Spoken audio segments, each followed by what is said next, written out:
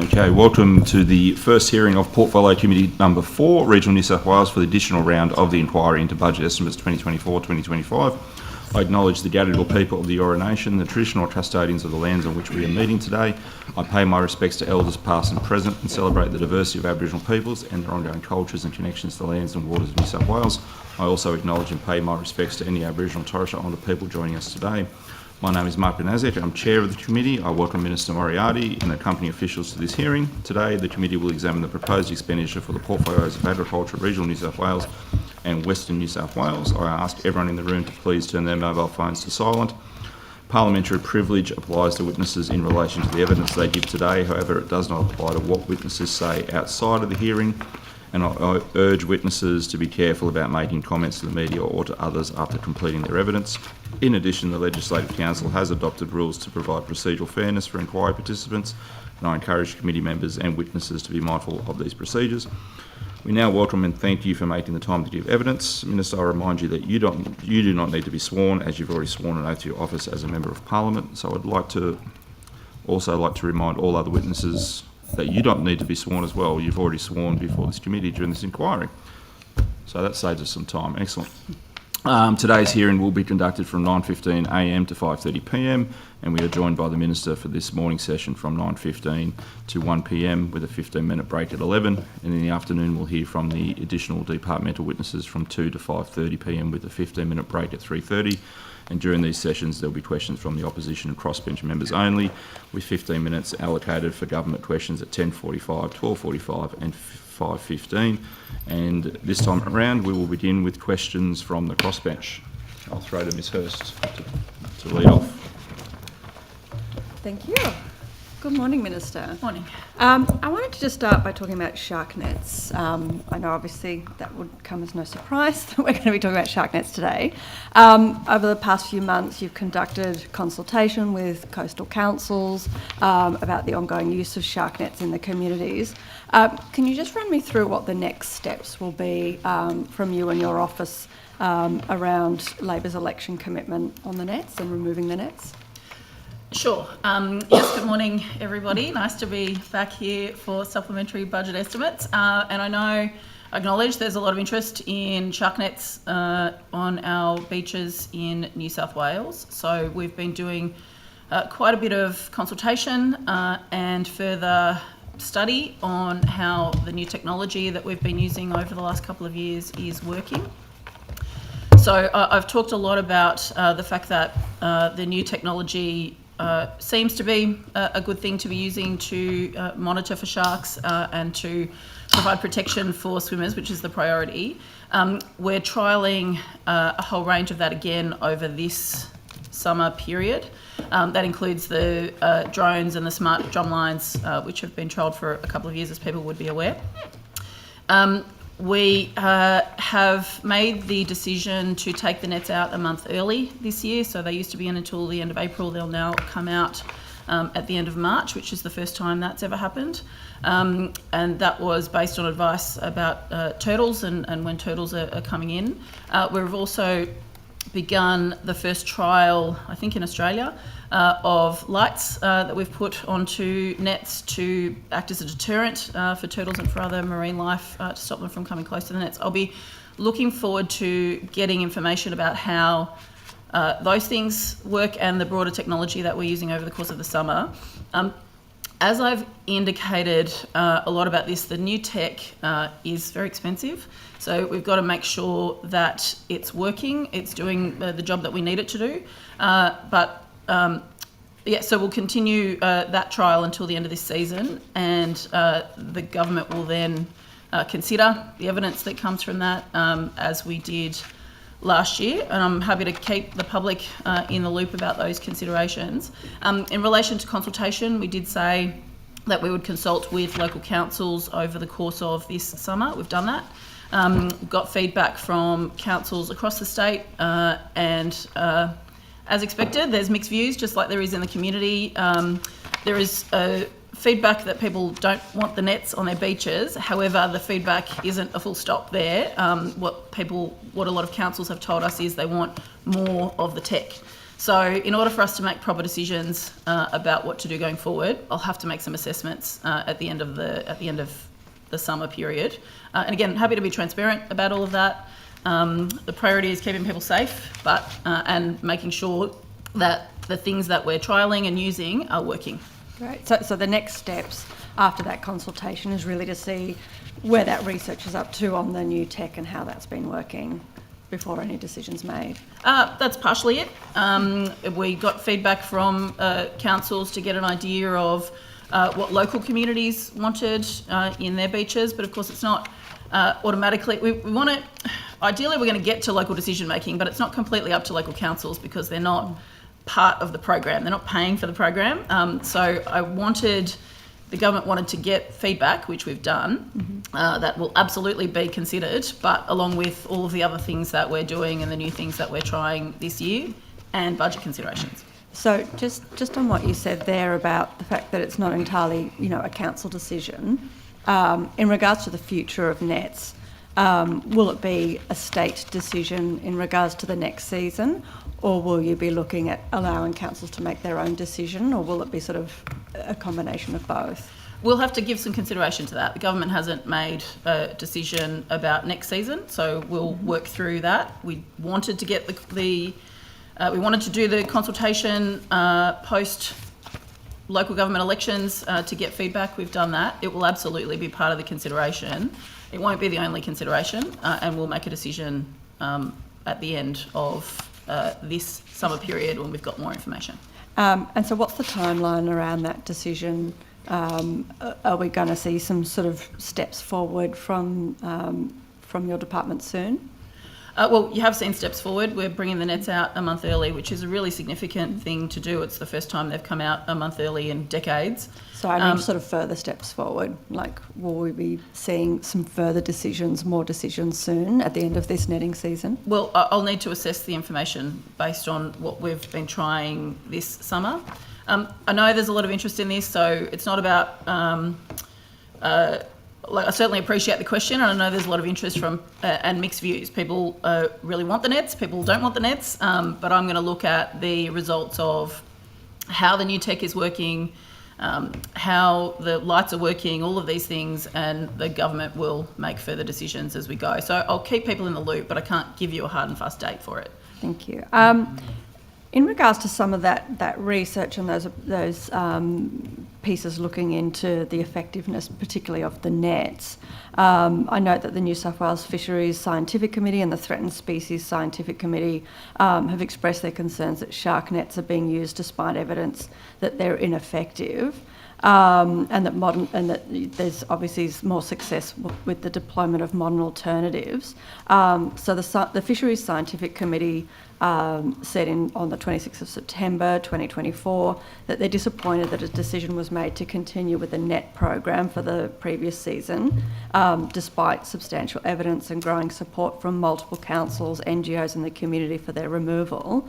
And now there's a range of effective and sophisticated technologies that actually minimise the impacts on threatened species and obviously also protect human life. How will that scientific advice be considered and taken into account in your decision around the continuation of nets in New South Wales? I'll consider that advice, like I'll consider all of the feedback that we've been getting, and the government will consider all of that feedback. I note the views of that committee. I note the views of people across the community about this. I take all of that very seriously.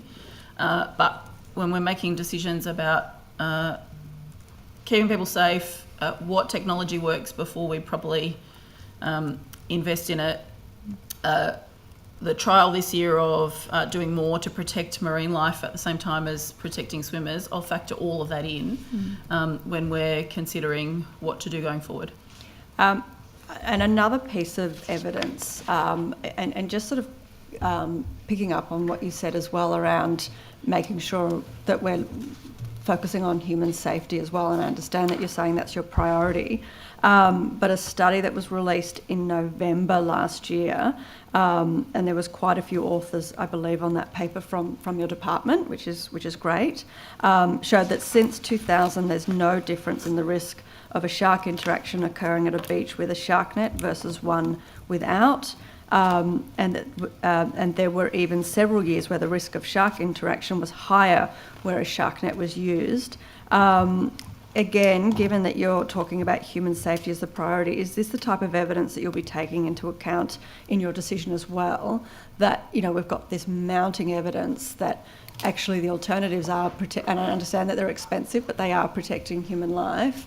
But there's a lot of mounting evidence that these nets are not protecting human life. Well, I mean, there's also arguably evidence that they are, because they have protected people at beaches for decades. So I will factor all of these things in. It's why we're trialling all of this new technology. Sorry, can I just interrupt? Because this is a study that was released last year. As I said, there's several authors on this study from your department, and they've assessed the use of nets since the year 2000 and have found that there is no difference, and in fact sometimes shark interactions were higher when a shark net was used. So where's this other alternative research that you talk about, and why are we hearing from the department that there's no evidence since 2000 that they've been effective at that, when you're suggesting there's evidence that suggests the opposite? Well, the nets have been in for decades. I understand they've been in for decades, but the research is saying that they're not effective. As I said, there's a lot of views on this. I respect that there are a lot of views on it. The government's so I'm not talking priority about views. I understand there's community views. I'm going to answer the question. I just want to appreciate talk there's a about lot of the interest in research. it. And there are a lot of views on this, and they've been in for decades, and they have provided a service.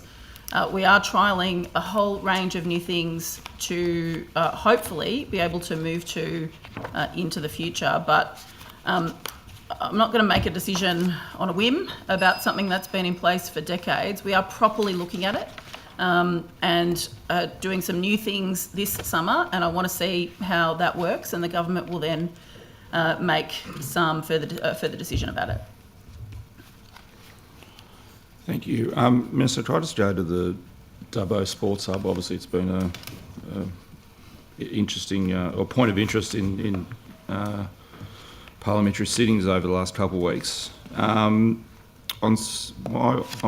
knowledge is on September 26, 2024, PCYC submitted a 78-page business case for the alternative location, which is 7 minutes from the original site, confirming the project could proceed within the existing budget. And that proposal was supported by the New South Wales Office of Sport. Why did you reject that variation when it seems the Office of Sport had supported it? Sure, happy to answer questions about this. It has been a topic of conversation in the Parliament, and I have answered questions about the fact that the advice that I received was that this wasn't a variation request. I know people think that it was a variation request, but I think from memory there's been, well, maybe 3 or 4 variation requests. I'll check the details on that. But this has been a project that has supposedly been in the works for nearly 7 years, and there's still no location. There still wasn't a proper plan in place to deliver it. Every 6 months for 7 years, there seems to have been more money allocated to it from the previous government, but still no plan and no delivery of the project. I'd prefer it if there was a sports hub in Dubbo built by the previous government as they promised some years ago, but they didn't deliver it. What I received was a request for essentially a new project, and got advice that it wasn't a variation to the previous project, it was an application for a new project. And that's okay. People are entitled to make applications for projects around New South Wales, but they have to be considered in the proper way. And in this case, any new proposition here will have to be considered through the government's processes. I didn't want to stop you there, but who did you receive that advice from, that this wasn't a variation but was a new project? Was that someone from within your department, my or someone department? that was overseeing the tenders? Yes, my department. There was also. And when was that advice received? Just so we can get some dates around. around It this? will be at some point last year. Someone might be able to tell me the exact date, or I can take the dates on notice. But I'm thinking it was around October last year. But I'm happy to provide more specific. I'm aware of a document that suggests that the project was rejected around the 30th of October with the suggestion, go find an alternative site that would be within budget. And I believe, Mr. Bolton, you signed off on that document. So does that bring the date back, a bit more into focus as to when it might have been? Are you aware of a document? Are you asking me or James? Okay. Well, yeah. you first, October and then is maybe James can comment as to that document that I'm referring to. Well, what's in my memory is around about October last year, so that sounds about right. That's when this was being considered, when a variation request came through, but I received advice that it was a new project. And again, that's okay. The PCYC, we work closely with them. I did some work with them last week with some funding for a football program with Brad Fittler. So we work closely with the PCYC. They're entitled to make an application for this project or any other project. But the advice that I got was that this was a proposal for a new project.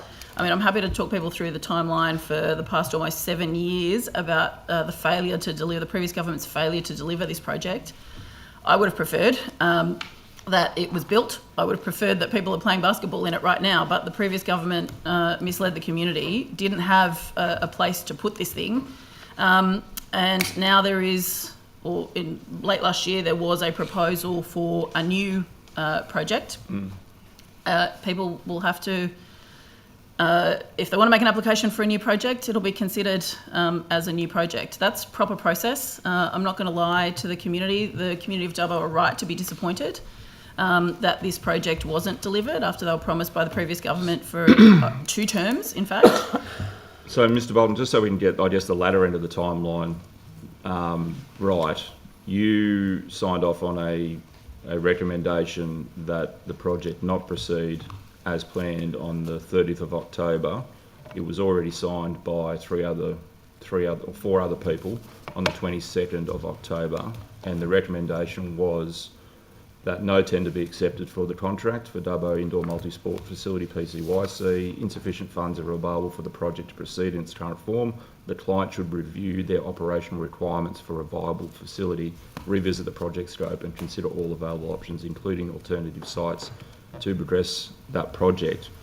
Now, that sort of doesn't marry up with the timeline that they submitted a variation request on September, and then you've now rejected a proposal in October after that, saying that they should go look at an alternative site. So I just asked you, were you considering the variation at that point with that document that you signed, or were you considering the pre-existing project? And then what advice did you then provide to the Minister about the notion of an alternative site? There's a couple of things being considered here. One is the tenders through the function of Public Works providing advice. So that's separate to the matter, and the recommendation that's gone to the Minister around the request from the Office of Sport to consider a new proposal, which occurred in late October. But the request came to the department in late October or October sort of timeframes. We'll get specific dates on notice. But you'd already signed off saying in October, go find an alternative site, which is a separate matter to the recommendation to the Minister. So the consideration to the Minister's around the funding arrangement, and then that consideration was put on the Minister's desk or went to the Minister's office in late November from memory. But you say it's separate, but it's the same project and it's all connected. Like, did you tell the Minister that there was this separate process in Public Works where you'd already made a decision that they should go look at an alternative site? I'm trying to understand, like, what was in front of the Minister when she made this decision to, I guess, reject the current proposal in its form? Like, was she aware of the Public Works tender document? Had you made aware of that? the Minister was aware of the information around the cost increases to the proposal and the submissions that were received for the tender, and our position to not proceed on that site. Minister, were you aware of this tender document that had already gone out to PCYC, or assuming had been decided on the 30th of October, where they said go look at an alternative site when they had already submitted an alternative site? I was aware in general terms about the tender process for trying to make this project work. I was also aware that the likely cost blowouts for any variation or any new version of this 7 years in was likely to equal $70 million. This thing started at $4 million. Perhaps if it had been built at the beginning when it was originally promised for $4 million, we wouldn't have this situation. So what do the people of Dubbo, what does PCYC and the people of Dubbo need to do to get this back on track? Well, my understanding is that PCYC put a flag in the sand and they've actually made an offer to purchase the site or have purchased the alternative site. What else do you need from them to make sure that this money stays in Dubbo and goes towards those sporting facilities? Forget the Charles Sturt site. That's obviously dead in the water. What do we need to do to make sure Dubbo actually gets that sport facility? From your end, what do you need from the PCYC in Dubbo? It's a new proposal at this point. So what I'm aware of is post the decision. So when we said this is something that, based on its history and the new information from last year and it being a new project, can't continue as it did for 6.5 years at that point. There wasn't $70 million to allocate to a new proposal. The decision was made. I don't know this to be true, but I understand that some months later, in January, the PCYC made a private decision to purchase a private business. That's a matter for the PCYC. Do you plan to hold off on spending or reallocating that money so they can put a new proposal forward, or have you plans for reallocating that money somewhere else within Dubbo? Well, it's not as straightforward as that. This money isn't on hold for this project. The decision's been made.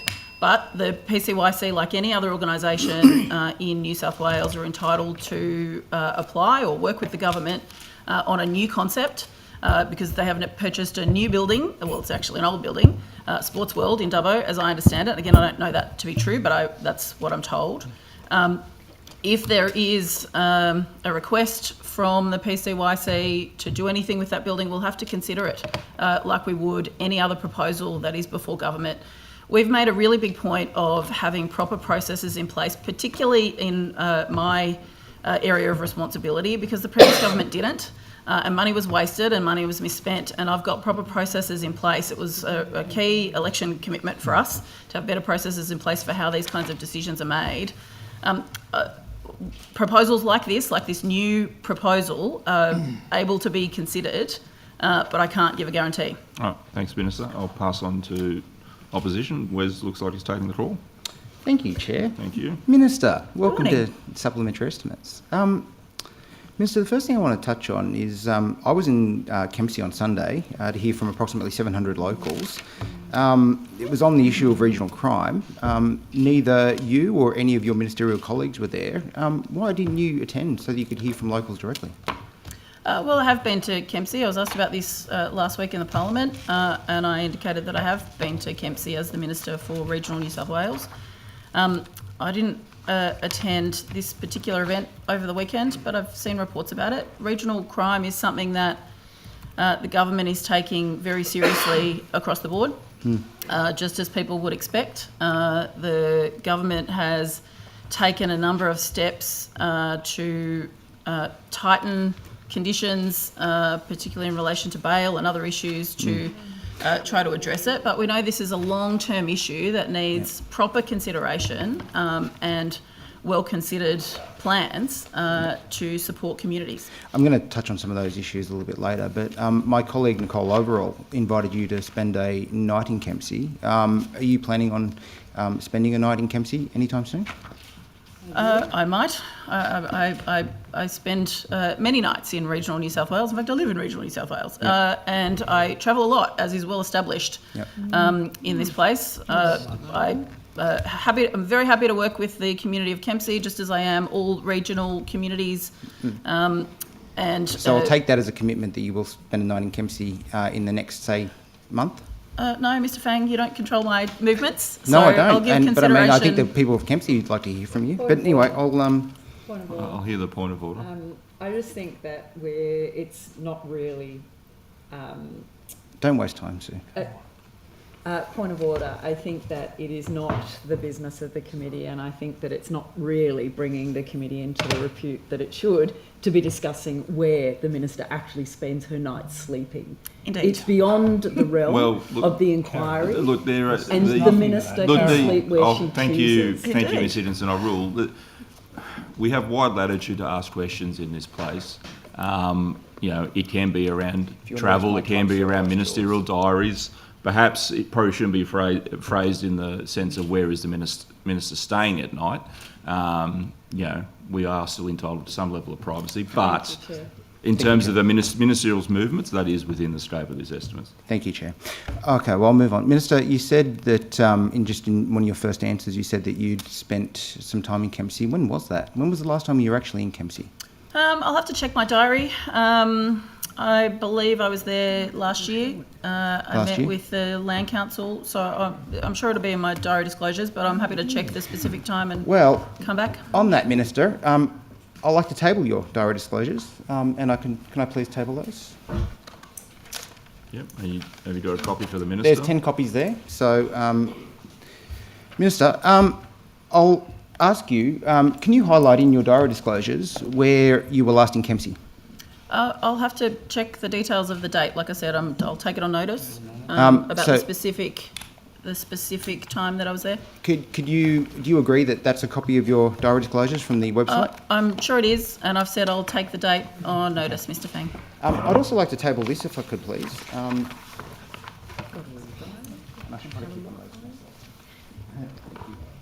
Could we give one of those to the minister first, please?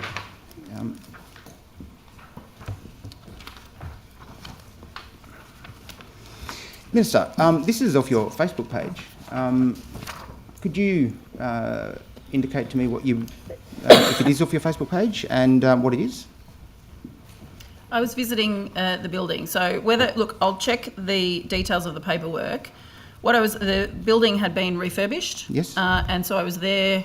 I wouldn't, in fact, if we're technically looking at the details, it wasn't for a meeting, which is what gets disclosed. But again, it's on my page here. I'm open about my visits. Minister, this was a building that was refurbished. I'm going to pull you up there, Minister. I'd like to be able to answer the questions. Minister, you I'm indicated trying to be open me, and transparent. Minister. I'm not going to get cut off Minister, mid-sentence for you the whole indicated hearing. to me that I should check your diary disclosures to see when you were last in Kempsey. Sure. That was the answer you gave me. Sure. Now, Minister, I've provided you your diary disclosures.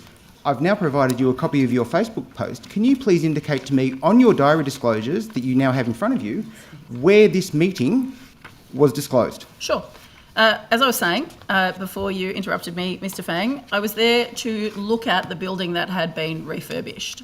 If you want to get into what's technically classified as a meeting for disclosures, that's fine. I have been transparent about it because it's, as you pointed out, on my social media.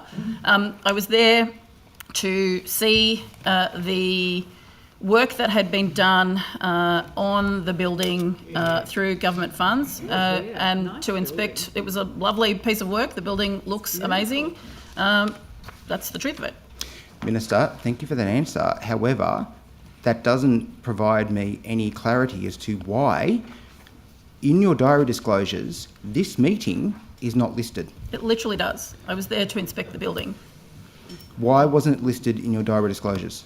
Because they're about meetings, and again, we can have a technical discussion about all of this, which I don't think I don't think serves you need to have a the technical interest- discussion with me. You need to have a technical discussion with the Mr. Fang. Premier's department as to why your I'm diary here to disclosures are answer not up to date. questions. I'll hear the point of order, Mr Donnelly. General West Fang is well skilled in budget estimates hearings and the way they I'm just a operate. humble bloke from Wagga.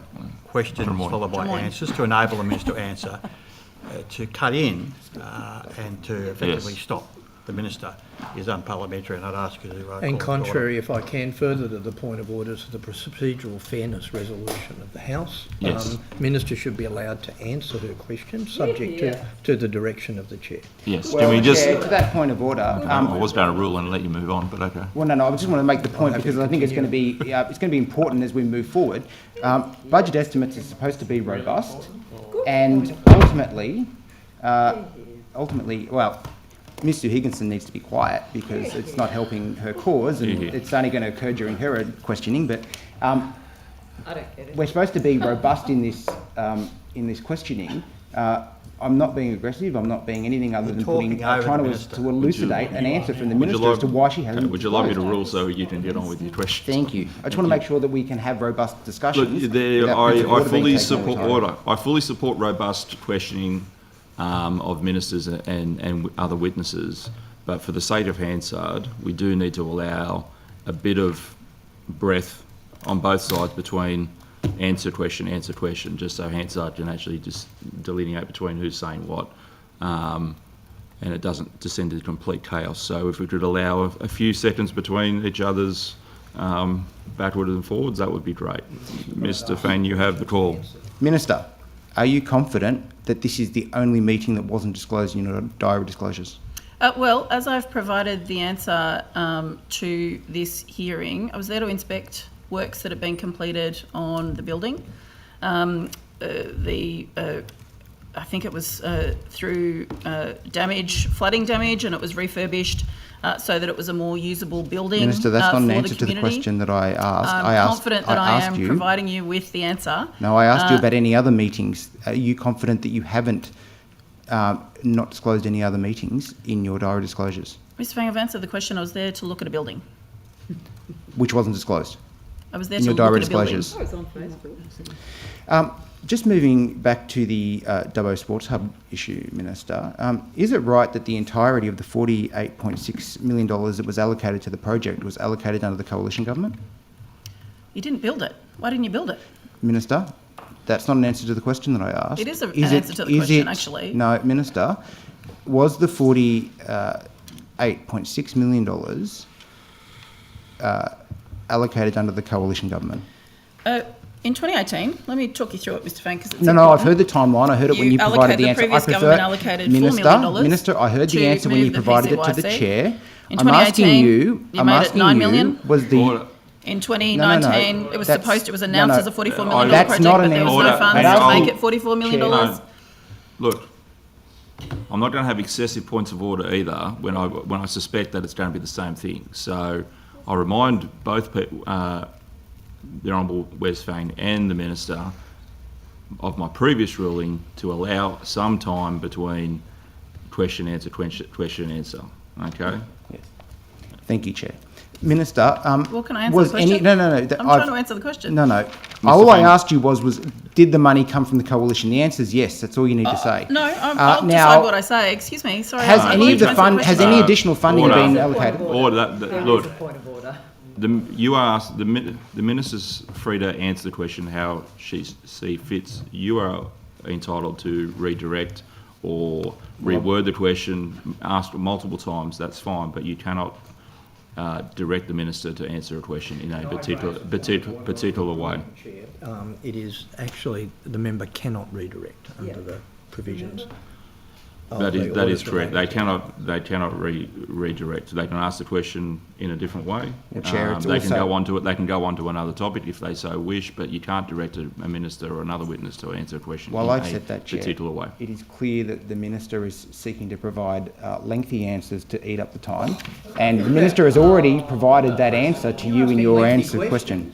So This is embarrassing. I'm Dreadful. going to continue my Thank you, question. Minister. Thank you, Well, I Mr. haven't Fang. concluded my answer, so can I finish the Can answer? you just finish your answer, and then Mr. Fang, can you ask the next question? Yes. Sure. So $4 million was allocated in July 2018. Nothing happened. In September 2018, an additional $9.3 million So this is 2 governments ago. This was you guys 2 terms ago. $9 million, 9.3 in fact, I'm now was gonna allocated in redirect September because 18, and the a project of commentaries $44.5 million now was announced, redirect. but there wasn't Thank $44 you. million. It was $9 Minister, million. can you confirm that none of the In funding May was allocated 2019, since Order. Labor work was came into expected to government? start. It Mr. didn't. Fang, In November You can't redo it. 2019, Well, I'm gonna- the former government announced an additional $10 million of drought stimulus money. because the Drought minister's now stimulus just money. eating up Nothing time, happened. And if this continues, Well, no, you've like, asked me a it's question. pointless for budget I want to be estimates, Chair. transparent. answering the question. She's answering the It's question. pointless for budget estimates. No, it's literally transparency about all No, of it's this. not, because So, you've already provided 10 this million answer to the- in November 2019, the previous government announced an additional $10 million, again, of drought stimulus money. Stimulus money is supposed to stimulate the economy following an event, but So, nothing Minister, how happened. much money did Labor provide in- to the project? Minister? Minister? Let me see what came Minister, next, how much because money did nothing Labor happened. provide? How much money did Labor provide to the project, In Minister? 2021, a development application, no, it's not money. Minister? Let me see, February Minister? 2023, Minister, an it's a additional simple question. 23 million. It's a simple question, Minister. How much money Mr. did Fang, Labor I'm provide trying to to the provide project? an answer to the question. No, you're actually wasting time now, and I'm people not. people can This see is this. really Anyone relevant. that's tuned into this will see that you're wasting time. I'm asking you a question. People are entitled to understand the history of this, Mr. I Fang. understand the It's important. history probably better than you do, Minister. Well, then why didn't you build it? Why didn't you build Minister, it? Why didn't I'm why didn't asking your you, how government much build money it? Why did didn't the local Labor member for provide Dubbo, who was the I'll minister hear at the the point of time? order from Mr. Donnelly. It's a train smash, and the problem is that You're so Hansard, right about that, Greg. Hansard, this is your questioning, it's a train smash. Hansard cannot possibly record the exchanges that are going on. So I ask you to reflect on that, Chair. I know you understand this is the issue, and bring your wisdom to help the Honourable Wes Fang guiding through this year.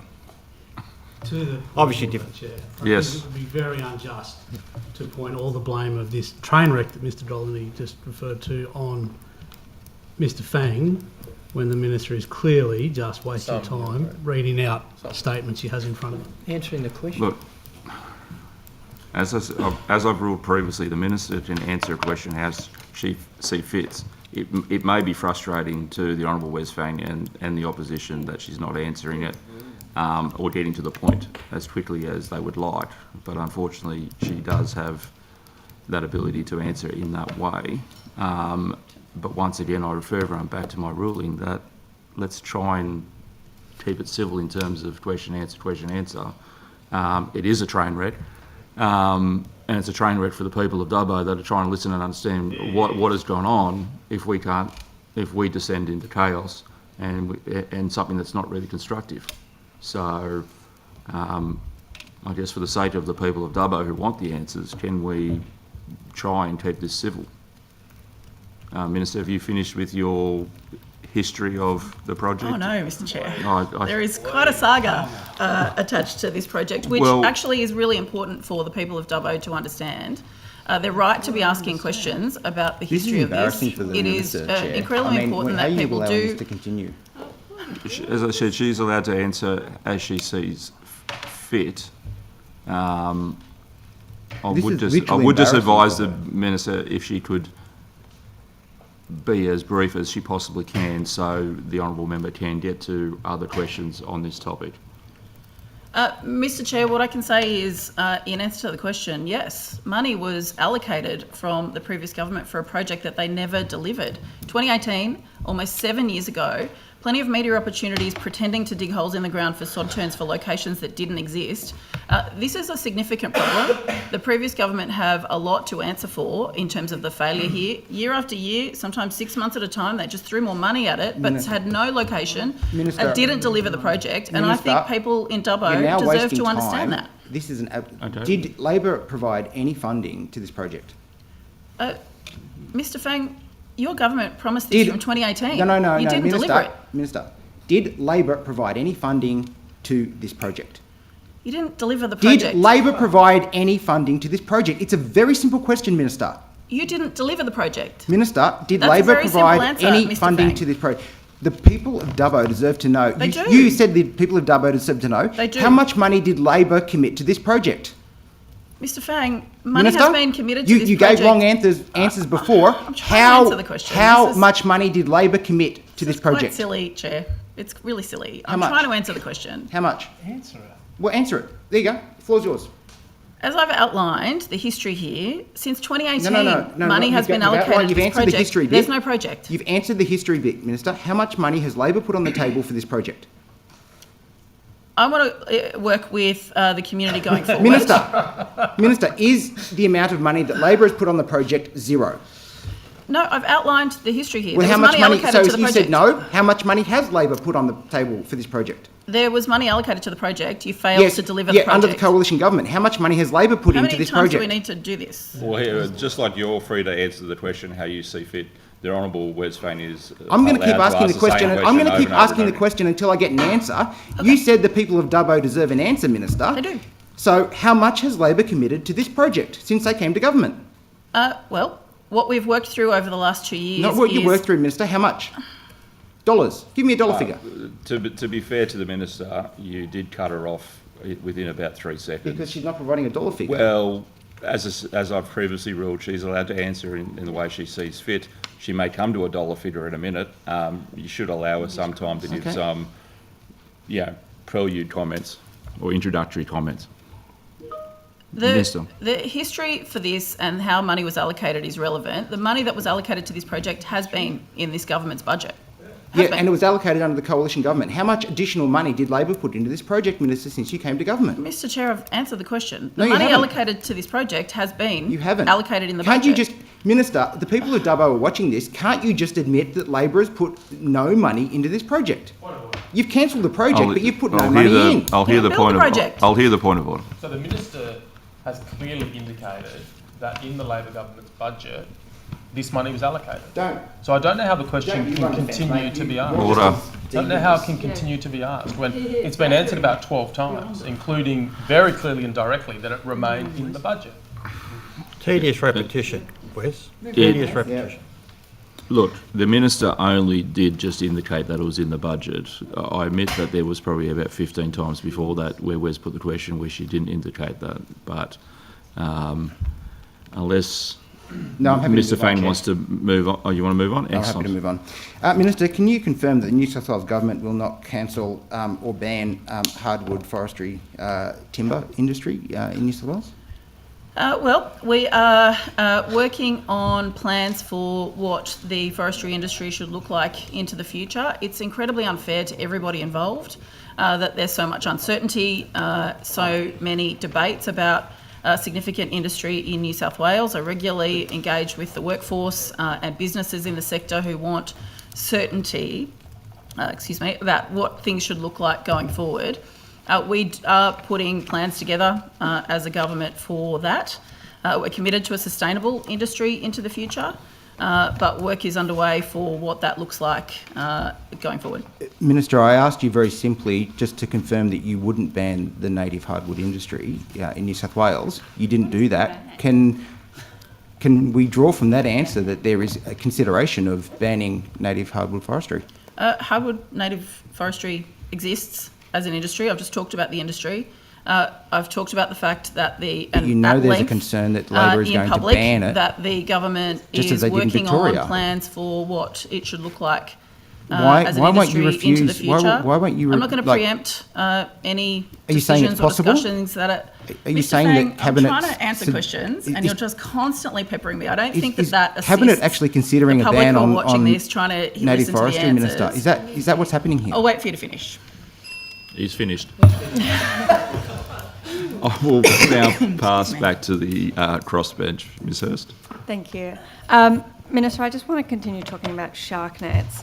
I understand that I agree with you that there are different community views, and I agree with you that these have been used for decades. But I guess my point was really about this scientific research and making sure that the latest scientific research that shows that shark nets are ineffective will hold significant weight in your decisions going forward in regards to further use of the nets. Will that evidence be taken into account in that decision making and a heavy weight put onto that scientific evidence? I understand the question, but I'm not going to put percentages on the weights of what I'm we'll not be asking for a considering. percentage. I understand I that. just mean I just want to understand that will make a significant consideration in the decisions? All of the things that we've talked about here and in the public domain will form part of the consideration of the government going forward. And have you been briefed on that latest research, particularly the study I mentioned in November 2024 about the shark nets not being effective? Well, I'm not sure about the specific piece of work that you're talking about. I might have, but I would have to check about the specific piece of work. But I regularly engage with the department on this. I regularly engage with the community on this. I regularly engage with a lot of people about this issue.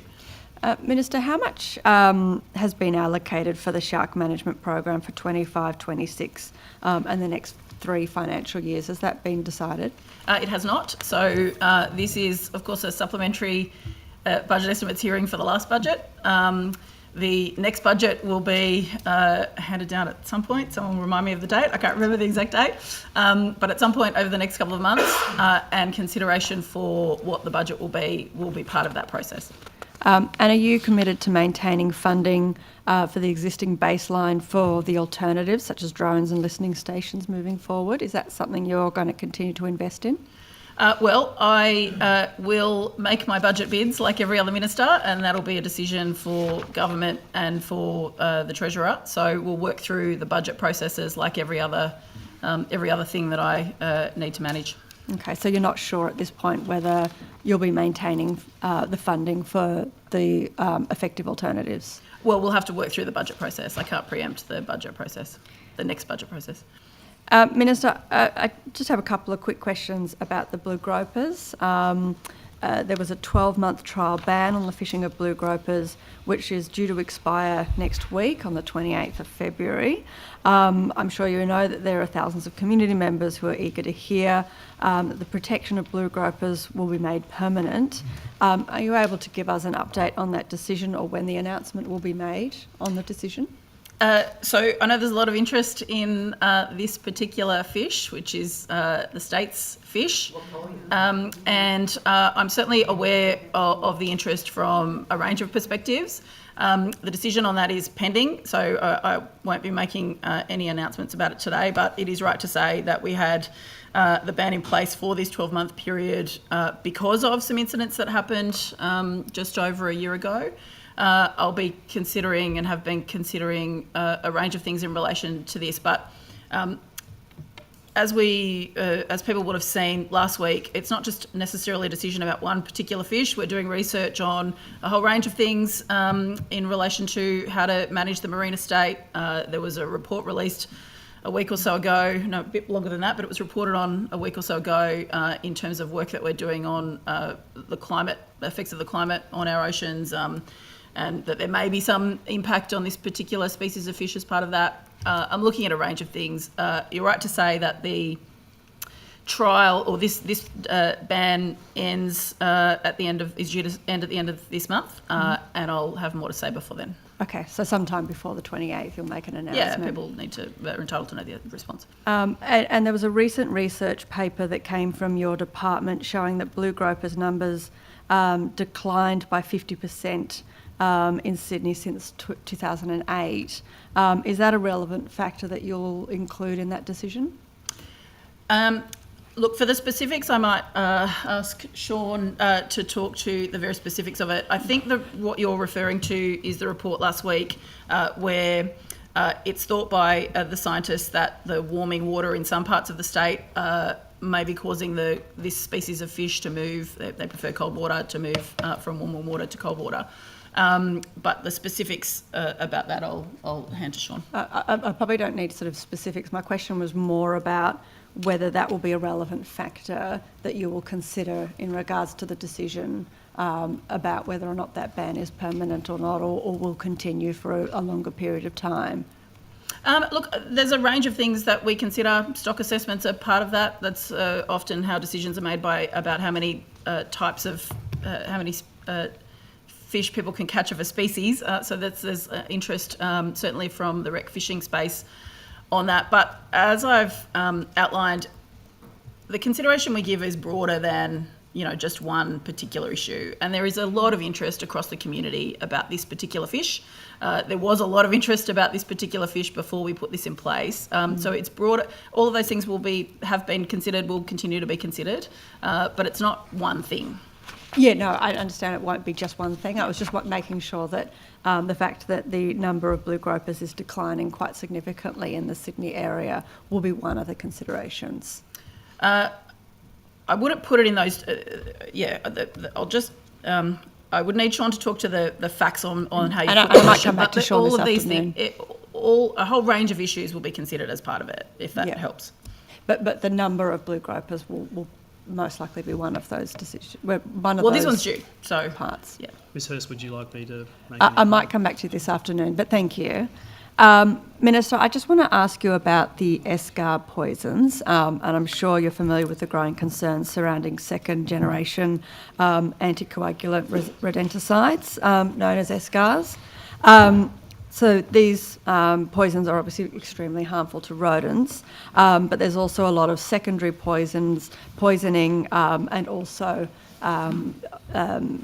inadvertently they kill other wildlife as well. And a recent study by Edith Cowan University has found 5 species of carnivorous mammals could be wiped out by these escar poisons. I know that there's an ongoing review by the APVMA, but at the same time there's a growing number of community petitions and scientists calling for the banning of these poisons much sooner than that review. Is that something that you're considering as part of the POCTA review, or is that something that your department is looking into in these early stages while the VMA review is still ongoing? A couple of things. I am certainly aware of the federal review that is occurring. I've talked about this before, I think, in the Parliament. I am awaiting the outcome of that. We have provided some feedback about the concerns that have been raised by people across the community. People have raised concerns with me in a range of different ways. I have passed those on, but I'm letting the experts do the review and provide the advice, and then we'll look at it from there. More broadly, in relation to POCTA, at this stage, no, but we'll see what the outcome of these reviews are. Of course, I take all of the concerns about these things very seriously, but where things can be used, they've got to be used following the right instructions and care and all of those very important things, but we'll await the outcome of the review. And does your department have any involvement in that review? Are you going to be making a submission or representation around New South Wales' position in that review? It's not for New South Wales necessarily to take a position. They are the body responsible for dealing with the review. I would also say, and someone can correct me if I'm wrong, but the way these poisons are dealt with is actually sits with the EPA rather than us. But obviously, these are things that are used across the sector, so it's relevant, but the relevant agency for New South Wales is the EPA. Yep. So across government, that's how these things are considered, but this is a matter for the federal body to to finalise the review on. Do you know if these escar poisons are being currently purchased or used by your department through, for example, LLS? And is there any data around that, including how much is being spent on these poisons? Let's ask LLS. I'd have ask to take Kate. that on notice. Yeah, I'd have to take that on notice. Thank I think you. the only one I would be aware of was the rodent baiting program on Lord Howe Island that was specifically targeted as part of a program there. Great, thank you. Yeah. Thank you, Minister. I might move on to just some budgetary issues, particularly Wollongbar laboratories in the Northern Rivers. Are you aware that in 2024 some $500,000 worth of internal project work was outsourced because they couldn't hire technical assistants? Sorry, Chair, I can't quite hear you. Sorry, the Wollongbar laboratories in Northern Rivers in 2024, I'm being corrected about my pronunciation. There was around $500,000 worth of internal project work that had to be outsourced because they couldn't hire technical assistants.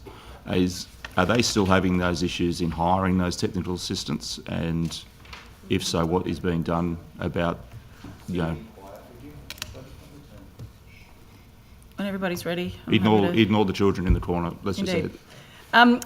Look, the specifics of that question, I will either have to take on notice or I'll ask the department who may know the specifics. What I can say is you would likely be aware, or people would be aware, that we're doing a whole review on how research is working in New South Wales through my department. That work is well underway.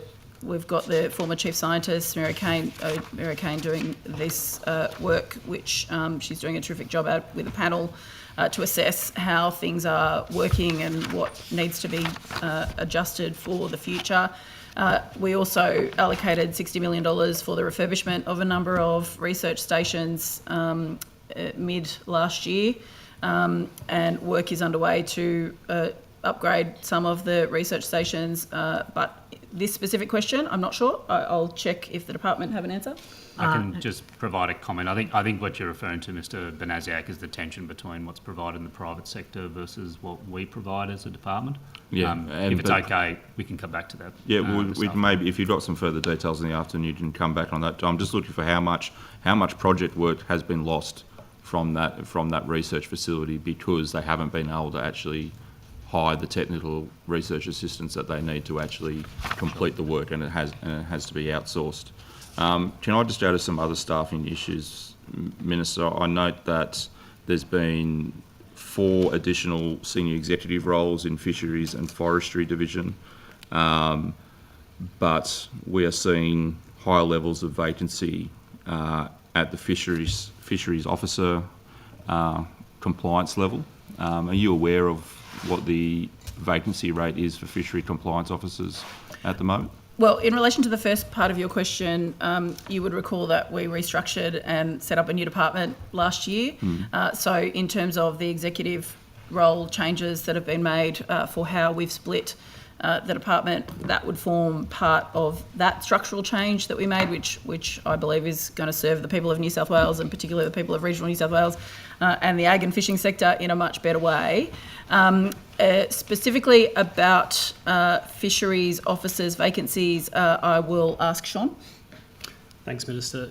Chair, my understanding is at the moment there are 10 vacancies in the fisheries officer ranks, and I think last time we were in this committee there were a number of vacancies which we filled, and there's an ongoing turnover in staff that we will always be managing in that workforce, and that's part of normal business. So that's something that we deal with on an annual basis. In terms of the executive structure, I can speak to that if that helps. Lord, I think Minister's covered that quite well.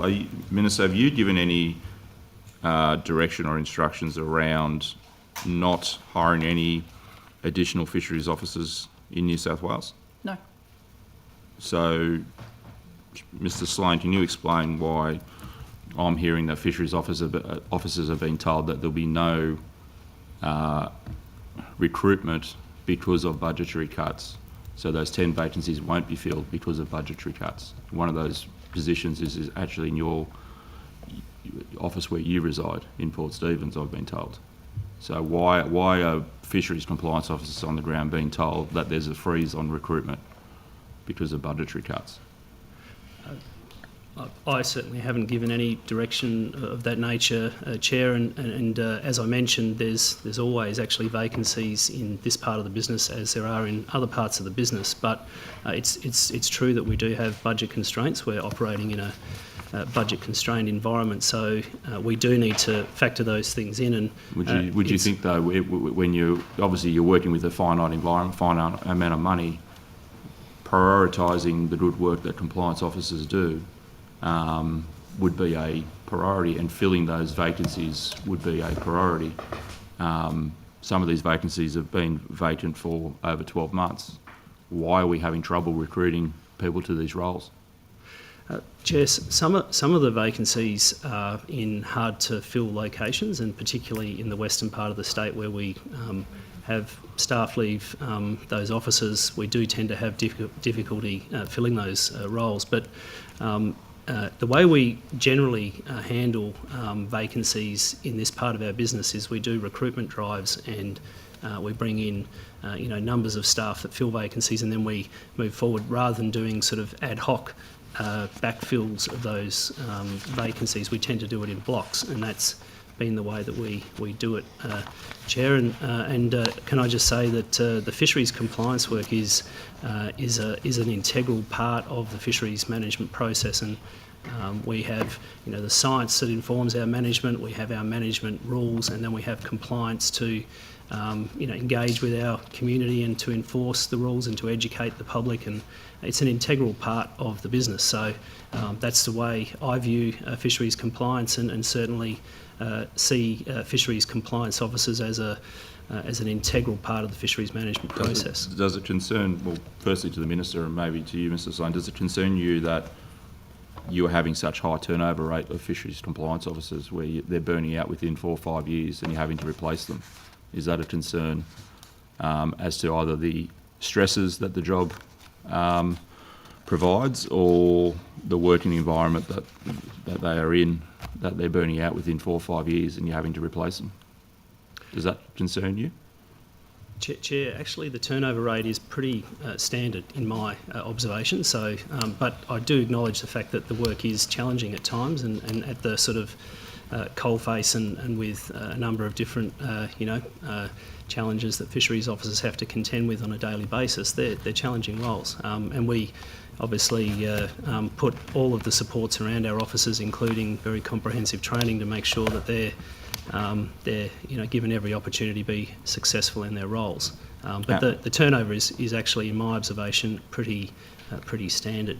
So just to go to resourcing of the compliance officers, does every compliance officer have a vehicle of their own that they can go out and utilise, or are they going two out? What's the protocol? No, they don't all have their own vehicle. There's a fleet of vehicles, and they pool those vehicles, and usually an office will have a vehicle. Are you able to, on notice, give a breakdown of the pool of those vehicles? Where are they located, so we can ascertain how many vehicles that are available to officers per area? Happy to take that on notice, Chair, and find that information. Thank you. Minister, can I just go to a specific issue around fisheries compliance? And we touched on this last estimates, and that's to do with illegal fishing, particularly, and sale of fish resources, particularly of abalone.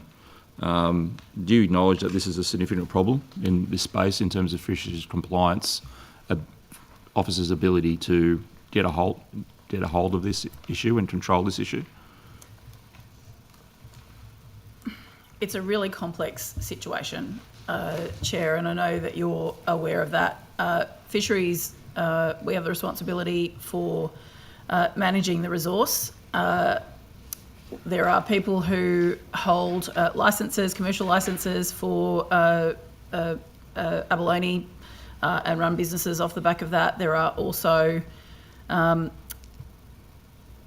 cultural issues in relation to, issues is not the right word, but there are native title claims in relation to the cultural significance of this particular species.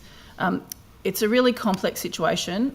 I am genuinely trying to find a way through, to find the solution for managing the stock, for making sure that licence holders are able to run their businesses, but also that Aboriginal people with a connection to country and to this particular species have the opportunities to be able to fulfil their needs in relation to this. So there isn't a straightforward answer, I'm afraid, and I know that you and others are aware of that. I have met with the industry a number of times. I'll continue to engage with them about potential solutions. Here I have met with Aboriginal leaders, particularly from the South Coast, about some potential solutions here. I'm going to continue to do that. Got a meeting coming up soon.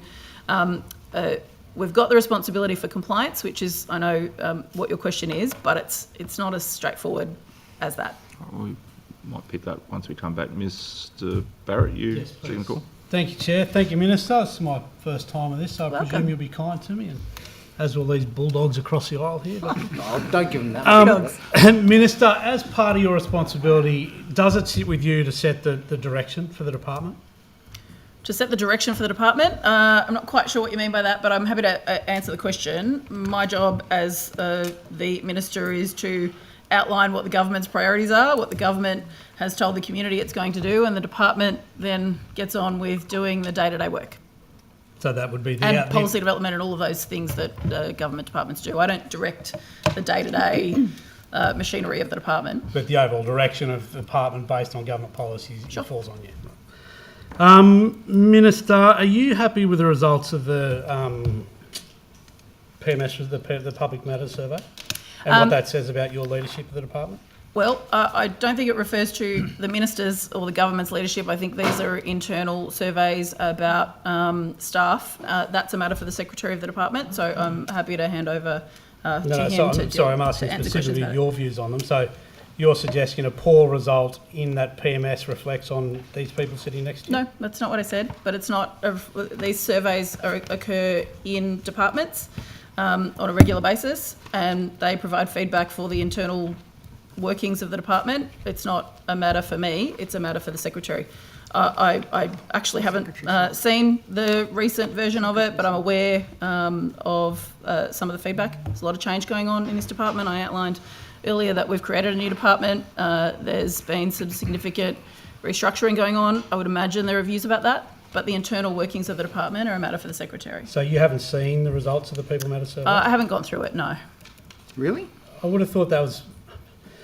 I mean, it's a couple of things that were particularly worrying to me, and I thought they would have been to you as well, also as a former staffer of DPI. You did work for the department, didn't you? I did. Yeah, after the election in 2019, you lost the election and you got a job in the department. No, that's not correct at all, Minister. If you want to swap spots, you can No, sit I'm here good. and ask questions and I'll sit there. I'm good. Minister, two of the things that came up were, I would recommend my organisation as a great place to work, and I'm proud to tell others that I work for my organisation. These stats have come off 9% and 8%. Minister, why don't people want to work for your department anymore? These are questions for the Secretary. I get asked at every estimates hearing. There's such a significant interest from the National Party in the internal staffing arrangements of the department. I'm sorry, I don't need to be heckled from the gallery, Mr. Chair, so that's just not going to happen. No. I respect, I really do want to say this for the record, as I regularly do. I respect everybody who works in our department. They do such incredible work. They are such valuable public servants who cover a diverse range of activities for the government and for the people of New South Wales. They've all got my full respect, but the internal workings, the internal staffing arrangements for the department are a matter for the Secretary and a matter for the department. So I'll hand over to the Secretary for that. Sorry, I was asking specifically for your views on this. And the reason we care about this is because we acknowledge how important a role it does play in primary industries, as you just suggested there. But some of the things in here are quite concerning when you look at the overall picture, and as you said, focusing on what the government is setting as far as the agenda. One of the concerns is that, if you look at the senior leadership, the comments on senior leadership, less than half the people in your organisation feel that executives provide clear direction for the future of the organisation. Could that reflect, Minister, on the fact that the senior executives themselves are not clear about the future of the organisation and have their own doubts? I'm going to ask the Secretary to answer these questions. Minister, the I'm asking internal your staffing views on arrangements are a matter for the department and for the Secretary of the department. I'm asking That's how this works. what you view of these results. And I'm saying the staffing arrangements are a matter for the department. So you don't have a view on how the department's performing? I've just outlined my view of how the department's performing. I think they're fantastic. I think the department, people across the department do incredibly important work every single day. I have respect for every person who works in the department for the people of New South Wales, whether it's research, whether it's policy advice. There's a range of roles, or the executive, the team sitting around me are terrific. They do fantastic work. There has been significant change over the course of the last couple of years because this government has restructured. We have set up a new department. There will be people who have views about change, and I respect that. But the government has set up a new department that I think is functioning well in the interests of the people of New South Wales. The internal mechanisms, the internal staffing arrangements, the internal work of the department is a matter for the department. It's not appropriate for me to interfere in that. Minister, what sort of percentage of the staff do you think it'd be fair to be on temporary contracts? Less than they used to be. The temporary contracts and the casual employment arrangements in the department, I would say, were not managed properly under the previous government. Minister, what People percentage sometimes. of the staff I'd like to do you finish the think answer. should be temporary I'd like to contracts? finish the answer, if that's okay. Yeah, if you're happy to answer the question that I've asked. I am answering the question and I'd like to finish the answer. I think it's important. Where there are arrangements for, sometimes there is a need for a temporary workforce to come through where there is a particular issue. I'll use the example of biosecurity. So if there's an issue where we need a surge, where we need extra hands on deck for a particular issue, then it's appropriate for people to be brought in to deal with that. Unfortunately, over a period of time, that's happened, but there's been no arrangements for that to be managed properly. Sometimes there's going to be a need for temporary workforce. Sometimes there's not, and these things get managed by the department. Minister, how many additional, you talk about the surge for biosecurity, how many additional staff are put on to deal with fire ants? Individual staffing arrangements are a matter for the department, so I'll ask Steve to answer the specific question. I don't allocate individual staff numbers or individual staff to roles. What I can say is that this government brought forward $95 million in funding.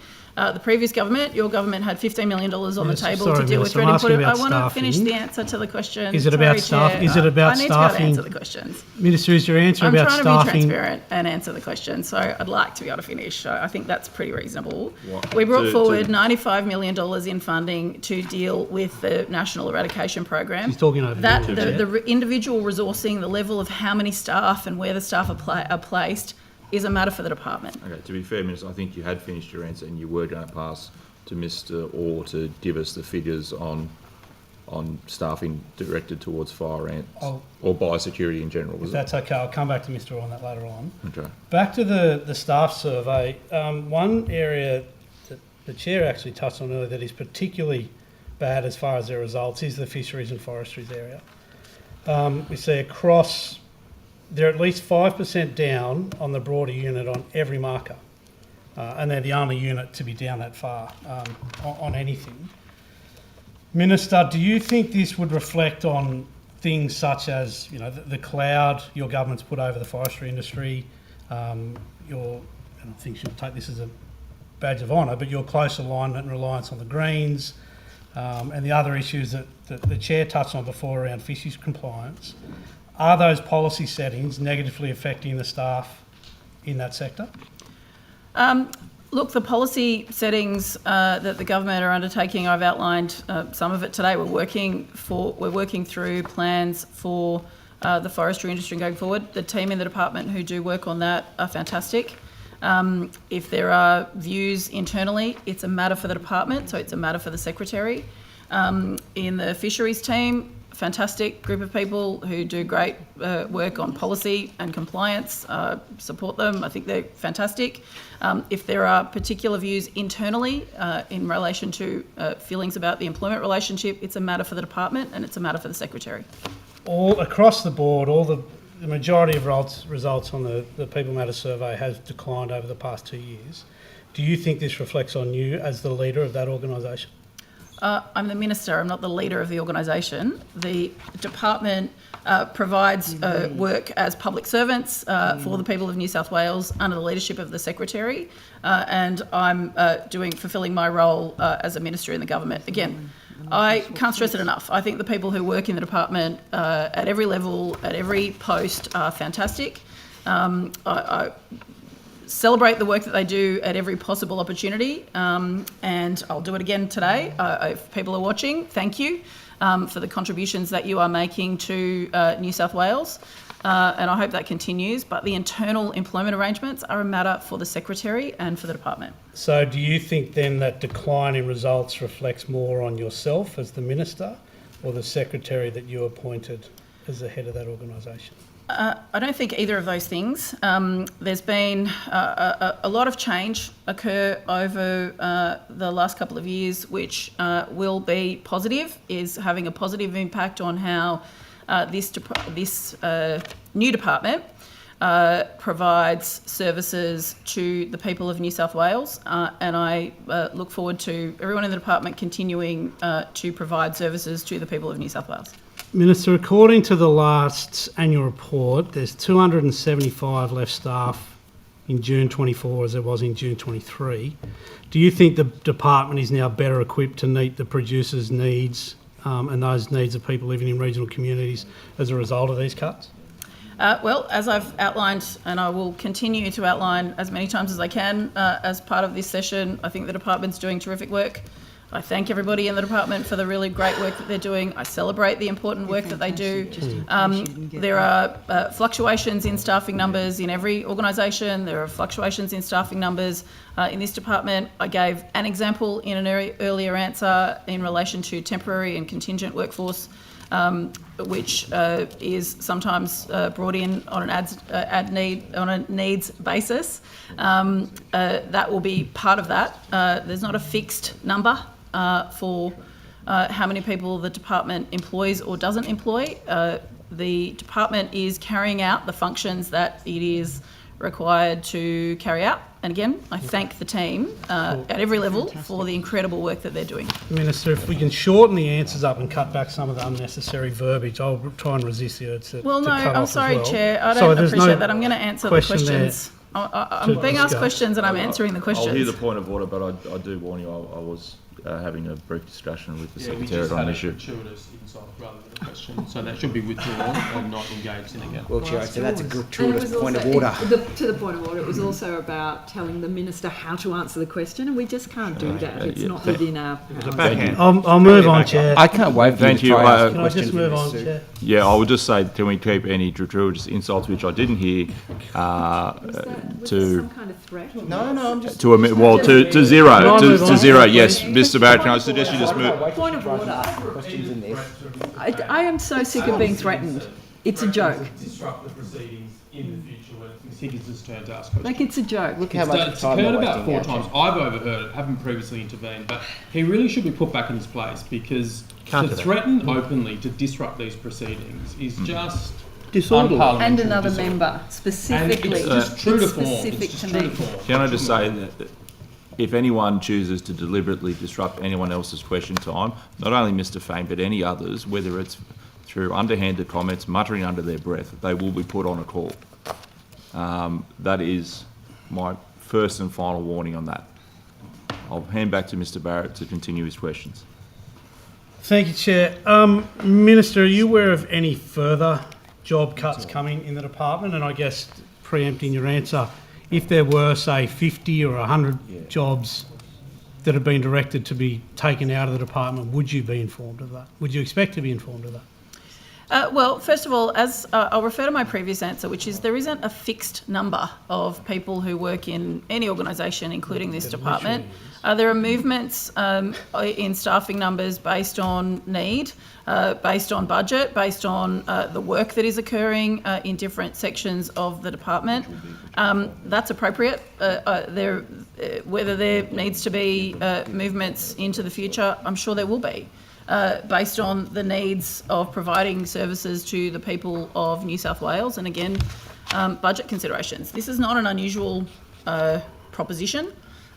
If there were to be movement in any section of the department at any kind of scale, yeah, I would be informed of that. But these are things that staffing numbers are based on the requirements for the department to provide services to the people of New South Wales. So then you're not aware of any sort of large scale, let's say 50 plus targeted job cuts over the next 6 to 12 months? Well, as I've outlined, it's not a fixed number in any department. There are fluctuations. There is a Well, fixed number of people working there, Minister. So, sorry, carry on. Keep. There isn't a fixed number of people working in any department. The staffing numbers will fluctuate over time. People can come and go as they choose. There are different arrangements put in place based on, I've given the example of biosecurity issues where we might need additional people involved. There might be other policy changes where numbers might change. Those things will be considered by the department in line with what the requirements are to deliver their remit for the people of New South Wales. Minister, you would have seen, obviously, in the annual report, you'd be familiar with the fact that redundancy payments have shot up 700%. They've gone from 1 million to 7 million. You'd be aware of the more than doubling of long service leave payments from about 9 million to just shy of 20 million. So you talked about our biosecurity threats, we've got market threats, yet some of our most experienced and dedicated people are leaving the department. I'm not begrudging anyone taking long service leave, particularly after the stresses they've been through over the last couple of years. But are you concerned about who is leaving the department? And more importantly, what are you going to do to replace this knowledge and experience exodus? There's a number of things to say in relation to that. I don't know the specifics of the long service leave payments that have been made over the course of the last year. I'm sure it is reported. There's a couple of things. Again, there are movements in the department, but we took a particular commitment to the election of reducing senior executives across government. We have a role to play in this department to do that. Where the public service, in our view, has been too top-heavy and we took that to the election. That's a commitment that we made. We formed a government, and so we're getting on with the job of delivering on what we said we would do. So there has been a reduction in the senior executive level in the department. That's in line with what we told the community that we would do. More broadly, in terms of who's taken redundancy or not, I'm not in a position to provide specific answers on that because the details are a matter for the department.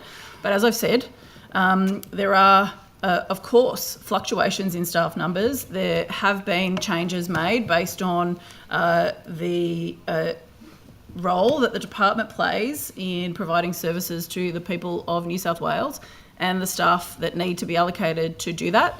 Particularly in relation to that more temporary workforce over the last couple of years, and that's appropriate.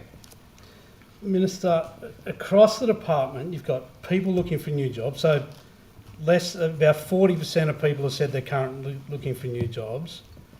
I think about the same have said that they're not going to be there in 5 years.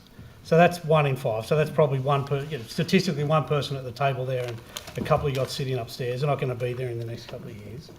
You got people saying they're not proud, more than ever, are not proud to work at the department. They don't want to tell people they work for the DPI.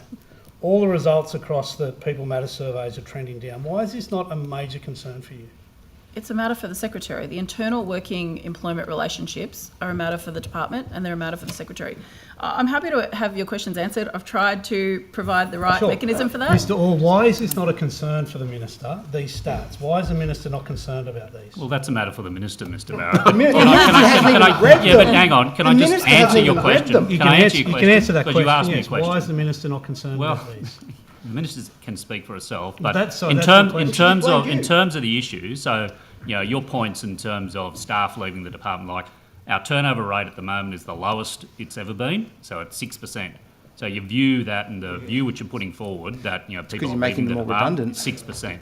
When we advertise a role within the department, 7 out of 10 times it goes to a person from within the department. And in your view about the number of people who are looking to move on, 80% of people are saying, 81% of people are saying that they're going to be here for longer than 2 to 5 years. And that is higher than what it was last time in terms of the PMS results. Now, I can talk to the PMS results if you want and go through the PMS results, keeping in mind that what we've been through, there's been a period of significant change. Our results, as they compare to the public sector are generally higher than the public sector. There were drops across the public sector, but our results are generally higher than the public sector in just about every measure. Including fisheries and forestry? Well, there will be swings and flows and changes across the department.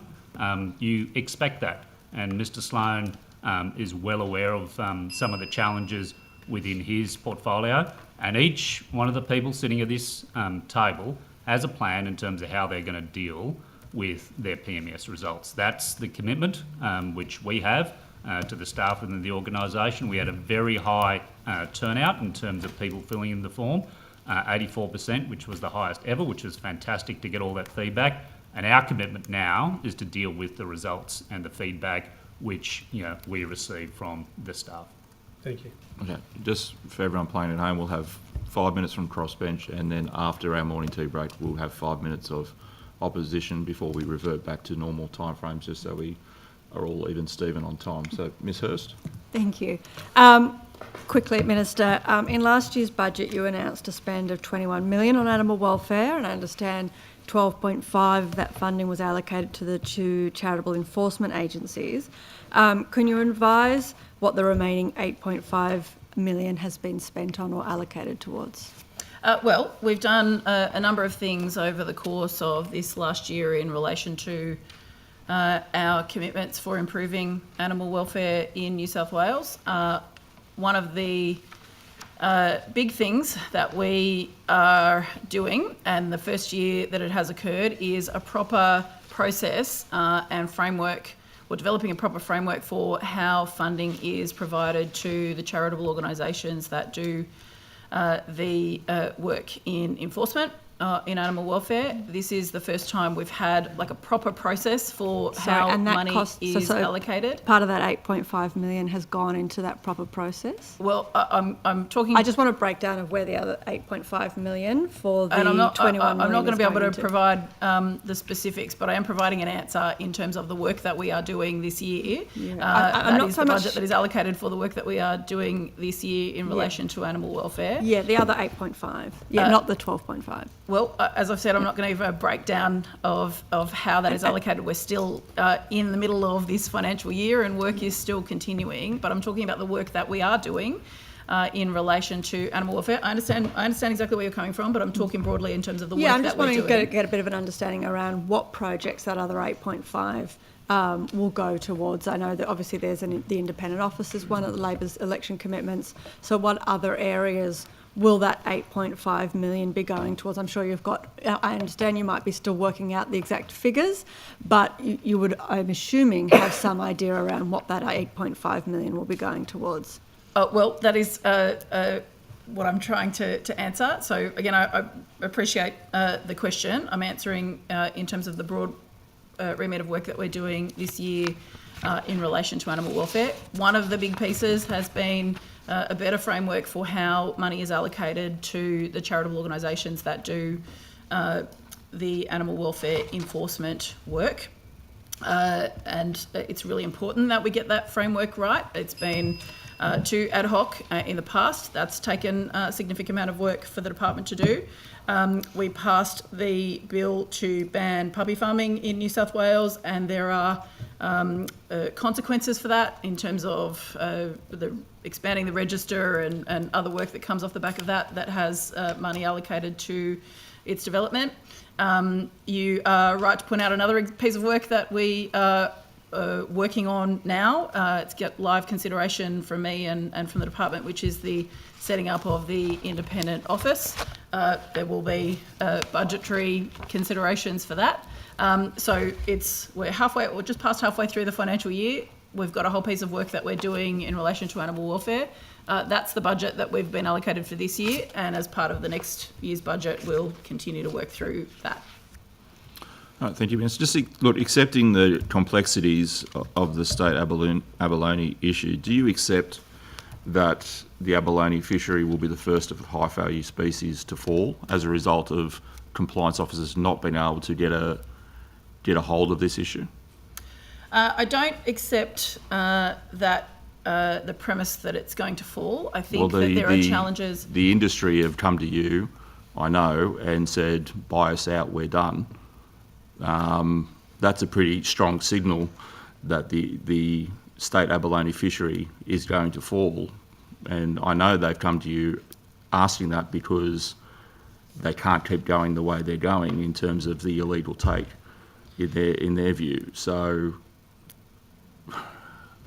you know, accepting the complexities, what are you actually doing to address the fact that the fisheries officers don't have the capacity to do their job in this space? Well, let me start with that end point first. They do have the capacity to do their job, but it is Well, they the don't, because complexity is relevant. 50 tonne of abalone are going out the back door, and your department's answer to that is just to include that 50 tonne of illegal take as part of the total allowable catch. Well, that's we not established that in right. estimates last time. Look, it isn't a straightforward answer. I am working with the industry. I've met with the industry a number of times. The department continued to work with the industry. I understand their concerns and their frustrations about the complexity of the situation and working through solutions here.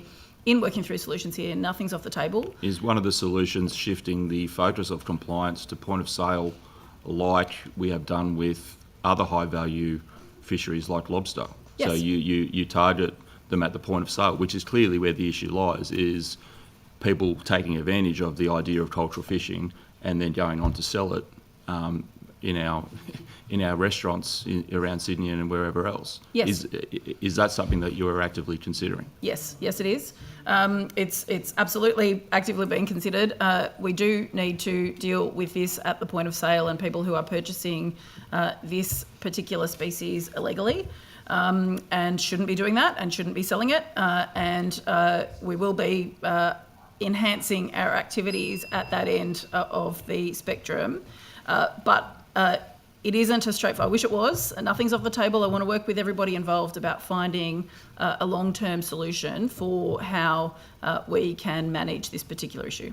Okay, well, that takes us to 10:45, so I'll just look to the government for their 15 minutes of questions. We're totally satisfied with all the answers.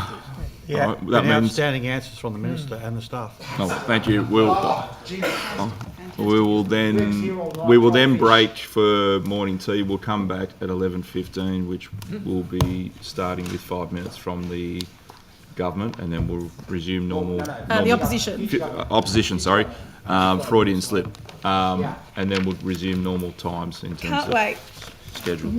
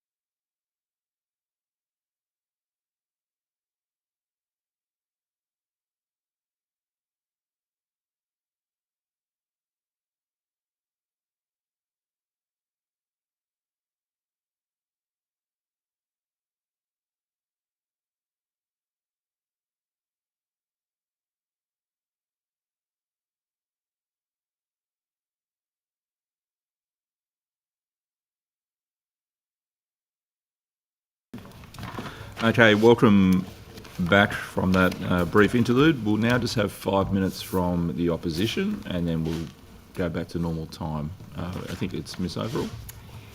Thank you, Chair. Morning, Minister. Morning. I don't want to labour the point, no pun intended, on the Dubbo Sports Hub project. However, can I just ask, when did you last meet with the PCYC?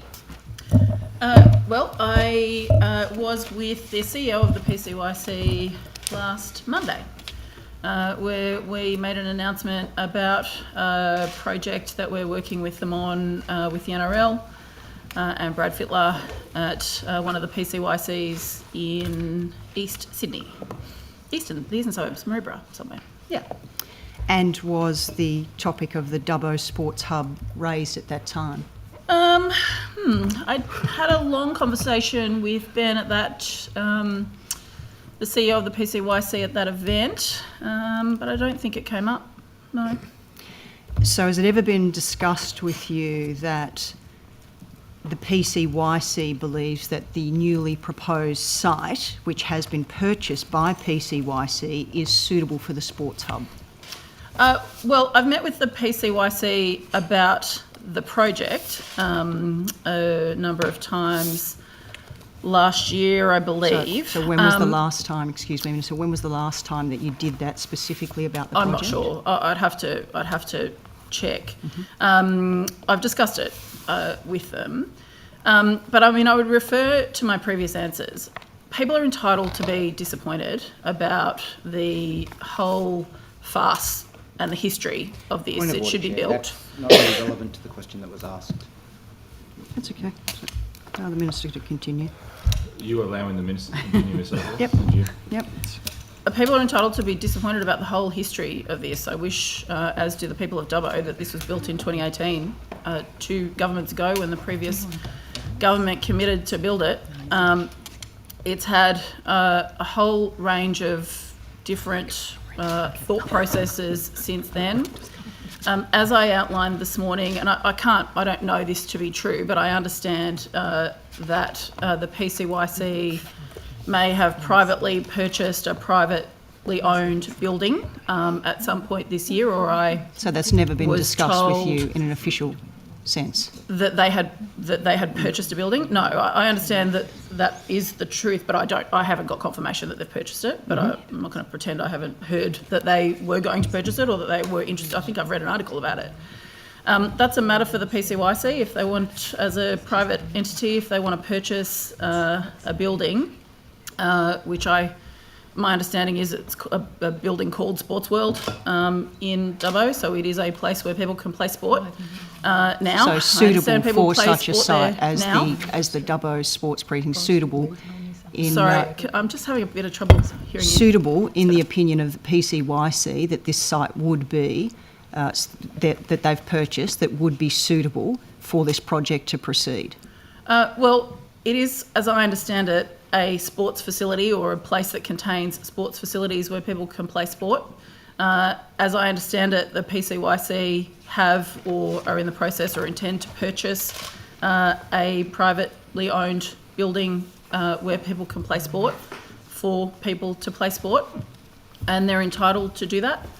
If they want to have conversations with the government or anybody about plans that they may have for that facility into the future, they're welcome to do that. Thanks very much, Minister. We'll move on just quickly.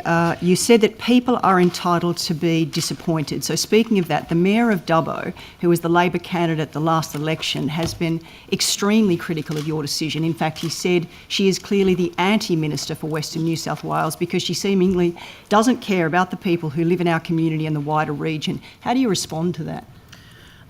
Look, anyone is entitled to campaign or raise whatever issues they want to raise. I think the way that those views have been expressed and the campaign that's been conducted is disappointing, but doesn't mean they're not entitled to do it. I would make the point, when I have outlined the history of this project publicly before, and I'll do it again now, No, that's the okay, because council- we've well, done no, that I a need to number. finish answering But my we've done that a question. number The of council were times now, involved, Minister. in this History is not project. relevant to We've the done that a question. And they number of were, times. Order. the We're main talking over the top proponent. of each other. Well, Chair, And I'd we- like to answer the question. I think it's important, and the community of Dubbo, and more broadly, are entitled to know. Well, I think the you have. history. I've I just think been you. asked. I think you have outlined that quite clearly. Well, no, and you did have. specifically, sorry, this is, I Well, just no, got asked point a of order question now. Point about of order, the Chair. mayor, and I want to talk about the involvement of the council. I think it's very important. I'll need the point of order from Mr. Point of Fang, but I'm order, conscious- Chair. The minister needs to be directly relevant to the question that was asked.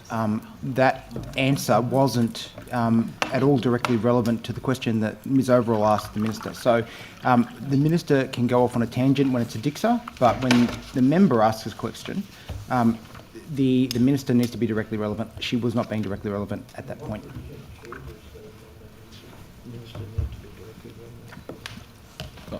I'll seek some advice on what specific provisions are around relevancy during the next round of questioning. I do note that the bell has gone, so I don't want to take up the crossbench time in deliberating that. So I will come back to the committee on that. Ms. Citizen, are you Well, seeking sorry, the I'd call? like to finish answering the question. Well, the time has. The time has. Well, I'm allowed to finish answering questions even when the bell rings. We've been doing that all morning. And it's important to be able to finish answering the question, which is that the council were the proponent that was supposed to deliver this project, and they didn't. And in fact, I'm happy to table a letter from the council that was provided in 2020 confirming that they withdrew from the project. So I think that everyone in the community is entitled to be disappointed about the history of this. They're entitled to hear the full story about the history of this, and we all need to move forward in terms of what considerations may or may not be given by government for anything that may or may not be able to be delivered into the future. So I'm happy to table it. Well, thank you, Ms. I think you've now given us a clear outline of the history. Hopefully we don't have to have it repeated again. Ms. Higginson? Thank you, Chair. I'll repeat it if I want to. Minister, I just would like to know what measures that you have undertaken to ensure that the Forestry Corporation's biomaterial reports accurately reflect actual logging yields and areas harvested across the public forest estate as required under conditions 6.4 of the CFIOA. We've covered this in recent debates in the Parliament, and I understand the interest in the error that was in this particular report from Forestry Corporation. Sorry. I'll give the Sorry, same... Minister, can I just Chair. interrupt, Minister, if it's okay? Can I just Oh, interrupt? no, there is a point of order, and I have been taking points of order from all. I was intently listening to this. I was intently listening to the answer that the minister was giving then, and the minister was no more than maybe 5 or 6 seconds into her answer before Ms. Sue Higginson started to interrupt the minister. Now, Ms. Sue Higginson took a point of order on me earlier around interrupting the minister when she was trying to provide an answer. I think it's incumbent upon Ms. Sue Higginson to then do the reverse and allow the minister to provide a suitable answer in the time frame that the minister seeks to do so to the answer to the question that was asked by Ms. Sue Higginson in response to the budget estimate process. Now, Yeah, now to the point of minister, order, can we stop the clock, please? This is No, there's no appalling. provision to stop the This clock. is But appalling. would you want to comment on the point of order Yeah, before to I the rule? point of order, I was not interrupting, I was merely assisting. I was offering a level Well- of assistance to help the minister answer I my don't think the question. minister felt helped. I was not referring to one report, I was referring to 3 reports. Well, I was maybe the trying to minister was getting there. assist You have to give the her time to minister. answer. I know. Thank you. Can I just say that, interjecting is disorderly, even if someone feels like they're assisting. There is some leeway. There is some leeway there. I was seeking guidance on trying to give you a ruling on the previous matter, so I didn't actually hear the actual interjection. So can you just please continue to be mindful of that, though? Minister, in relation to the question, I'm referring to the 3 years of biomaterial reports that were inaccurate that Forestry Corporation has admitted to.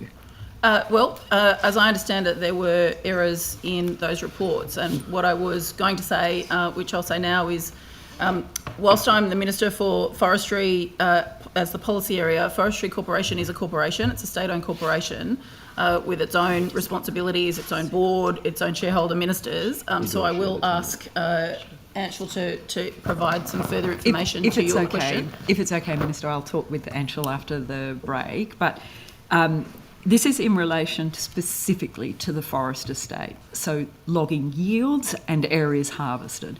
So can I ask, what have you done to ensure that biomaterial reports, and it's okay if you haven't, if you're saying you don't think you have a role in relation to that reporting requirement, fine. But what have you done, anything or nothing, in relation to making sure those reports are accurate and will be accurate in the future? Well, I'm happy to answer the question, and I have done in the Parliament before now.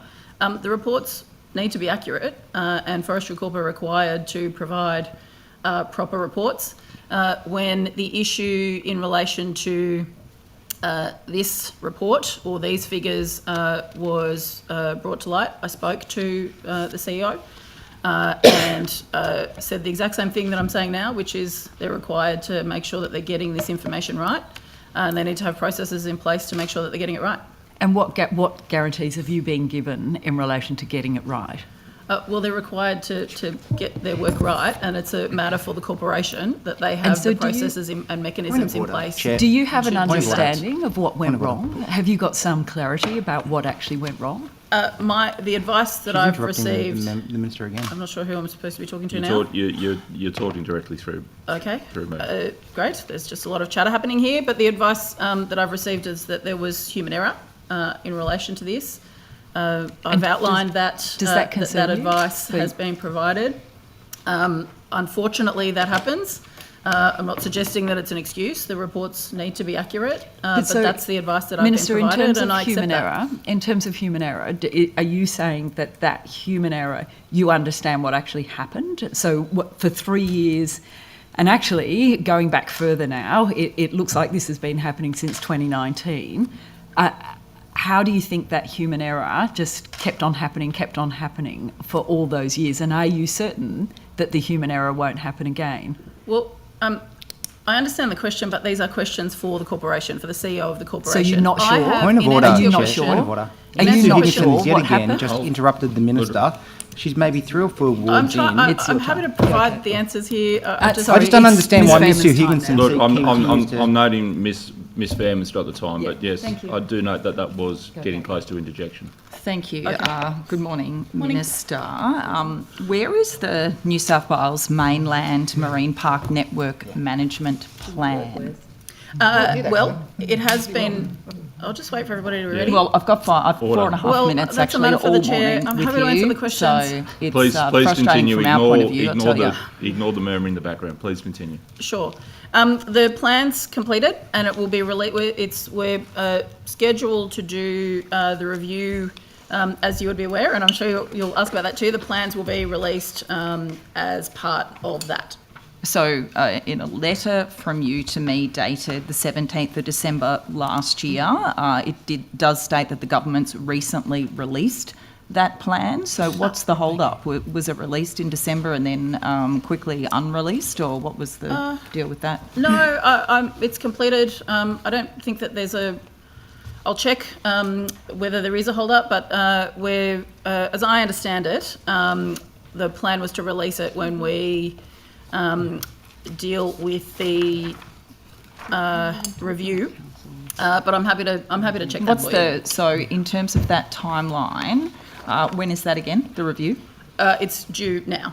Will that include any proposals for increased marine parks, increased additional aquatic reserves, increased marine sanctuaries?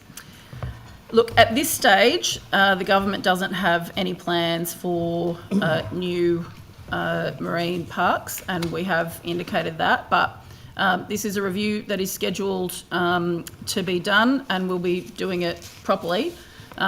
It should be launched soon, and okay, thank you. There aren't any plans for new ones, so I'll be honest about that. Okay, so Minister, last week in question time I asked you about the blue groper, and when you replied, you mentioned that research that talks about climate change and the impact on blue groper. You sounded genuinely concerned.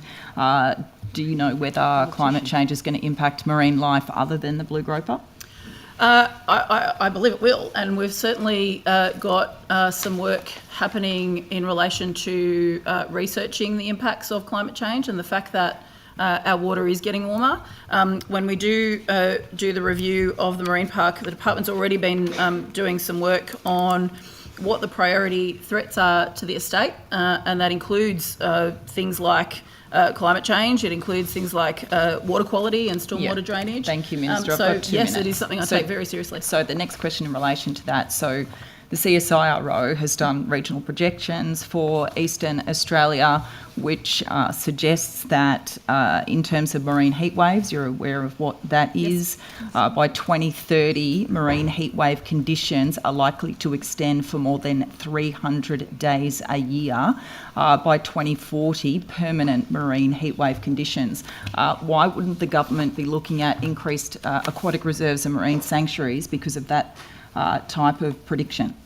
It's certainly concerning that is the prediction, and I'm happy to get Sean to provide some more detail on the work that we're doing, but it is important that we do research I can go to Mr. Sloan in the afternoon. Yeah, I understand that. I take this very seriously.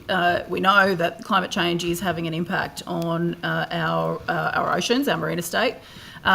The review will factor in how we can better protect them and what needs to be done. I've just outlined a couple of things when you that we say know the need to be dealt with. review, because this was from 2021 to 2031, this draft plan. Not much has happened since you've come into government 2 years ago in this area. This CSIRO thing has been out for a couple of years now. Marine heat waves are happening now. What is stopping you and your government from putting in place greater protection for our marine environment based on the threat of climate change? Well, I'm acknowledging that climate change, we know that it's a threat to our waterways, our oceans. Where action needs to be taken, we'll give proper consideration to that, just as people would expect. There's work Can we being expect done. something to happen this year in terms of anything around greater protection? Well, the review will be underway soon in terms of our marine estate. I understand exactly where you're coming from in terms of, like, your original question is, why won't we consider establishing more marine parks? The truth is, I don't know that that's a solution to the situation that we've got, but it doesn't mean we've said that it's not something we're considering as part of this. It doesn't mean these things don't need to be considered as part of a longer term solution. We know that there's an issue here. It's a long-standing issue, and we're doing work on how we need to better manage the marine estate. Okay, thank you. Before I go to my question, I'll just rule on the matter regarding direct relevance. Mr. Primrose asked where this clause specifically lies. I draw members' attention to the Budget Estimates Guide 2024-2025, Chapter 4, Questions to Witnesses.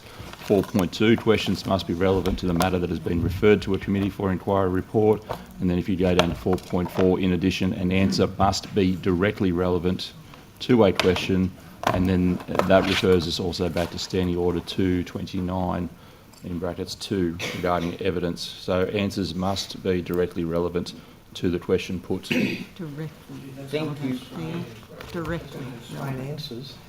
Well, that's the standing. That's the exact point. That's the standing. That's the exact point. That's the standing order as it stands, obviously. So it's something for the chair of committee to maybe look at, perhaps. Ministers. Or On the procedural. point of order, so that means that a minister is able to say that in terms of the general background knowledge, etc., that's required, in terms now of being directly relevant, it's essentially almost a yes/no answer. Not necessarily. Well, that's general relevance. I'm saying, but you're ruled that it has to be directly Well, relevant. that's. Okay. I'm going by the standing orders, Peter. So, you know, obviously, as chairs, we're going to have to make a judgment call on that in some regards. So I'll do my best to make sure that that call is fair and balanced, as always.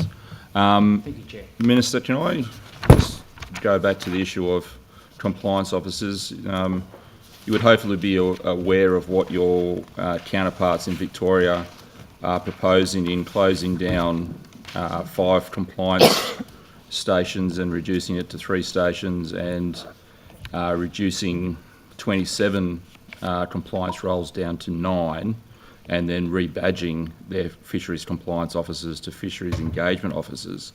Can you confirm that your office and you are not considering any such proposal to rebadge compliance officers to engagement officers and reduce compliance officers across New South Wales? In relation to the first part of the question, I'm loosely aware from reports about what the Victorian government are proposing. I won't even pretend that I'm across the detail of whatever restructuring they're proposing for fisheries. I've seen some media headlines, but that's the extent of my knowledge. I know they've done a review and they're looking at changes like the ones that you've outlined, but that's the extent of the information I understand about what's happening in Victoria.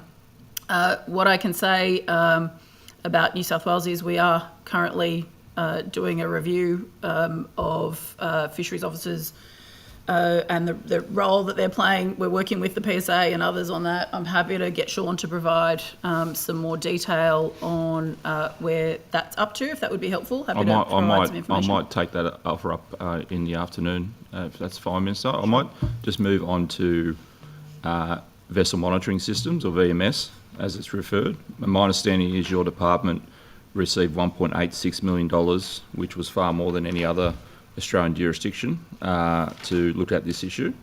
Are you able to confirm that the vessel monitoring system is actually being made mandatory by the Commonwealth? I have not received that advice. It may well be. Again, I'm happy to hand over to Sean to provide some specific information Mr. Sloan for seemed you. to indicate that he might have an answer, yeah? I can answer that, Chair. The Commonwealth is making the requirement of vessel monitoring systems for any vessels that interact with Commonwealth marine parks mandatory, and there was a nationwide grant scheme that the Commonwealth government released about 2 years ago that we participated in, and other jurisdictions did as well. And on the back of that, we are looking to support our offshore commercial fleet to adopt vessel monitoring systems in New South Wales, and that's something we've been trialling with the use of those funds over the past sort of 18 months. We're also looking at the adoption of vessel monitoring systems in our inshore fleet, but those vessels are smaller vessels and require just obviously a tailored approach, so we're looking at that as well. I have communicated with the commercial fleet to let them know that that's our intention by June 26 to have VMS adopted across the offshore fleet. And we've also been consulting with the Commercial Fisheries Advisory Council, which is where all of our commercial fishers, through an advisory process to the Minister, support our management of the commercial fishery, and they've been supportive of that adoption of VMS in the offshore fleet at this stage. Okay. Just picking up on your comments there, Mr. Sloan, about the trial. Minister, you're aware that there was already a fully functional and well-trialled and tested VMS system with Lord Howe Island. So I guess my question to you is, why are we taking that $1.96 million from the Commonwealth to run a trial when a successful trial has already been run? Why wouldn't we use that money to implement the system more broadly if we've already proven that it works? Fair enough question. I don't know. I didn't know about the trial at Lord Howe Island. I take advice from the department about whether there needed to be an expanded trial. That's what they're doing. I accept that's their advice, and that's the work that they're undertaking. And I look forward to further advice on it. Mr. Sloan, can you tell us why we need a further trial, given that the trial at Lord Howe Island was deemed successful? Yes, Chair. So, I mean, the short answer is technology evolves and moves on, and there's all sorts of different available technologies in this space available now. And so rather than just move to the more traditional methods, we're looking at all of the available methods. For example, there are now solar-powered vessel monitoring systems available, and we're looking at those. That's something that hasn't been looked at previously, so we're looking at those. And surely that wouldn't change the view of whether VMS should be used or not. You're now sort of just, I guess, splitting the difference between whether we go with a particular brand or certain tech. You know, if the trial works, you know, at Lord Howe Island with a particular brand of VMS, you know, if there's a better brand or, you know, more advanced tech, you know, the concept is still the same, why are we spending that much money trialling something that, you know, has already been proven? You know, we're just arguing about whether it's a particular brand that's better than the other one.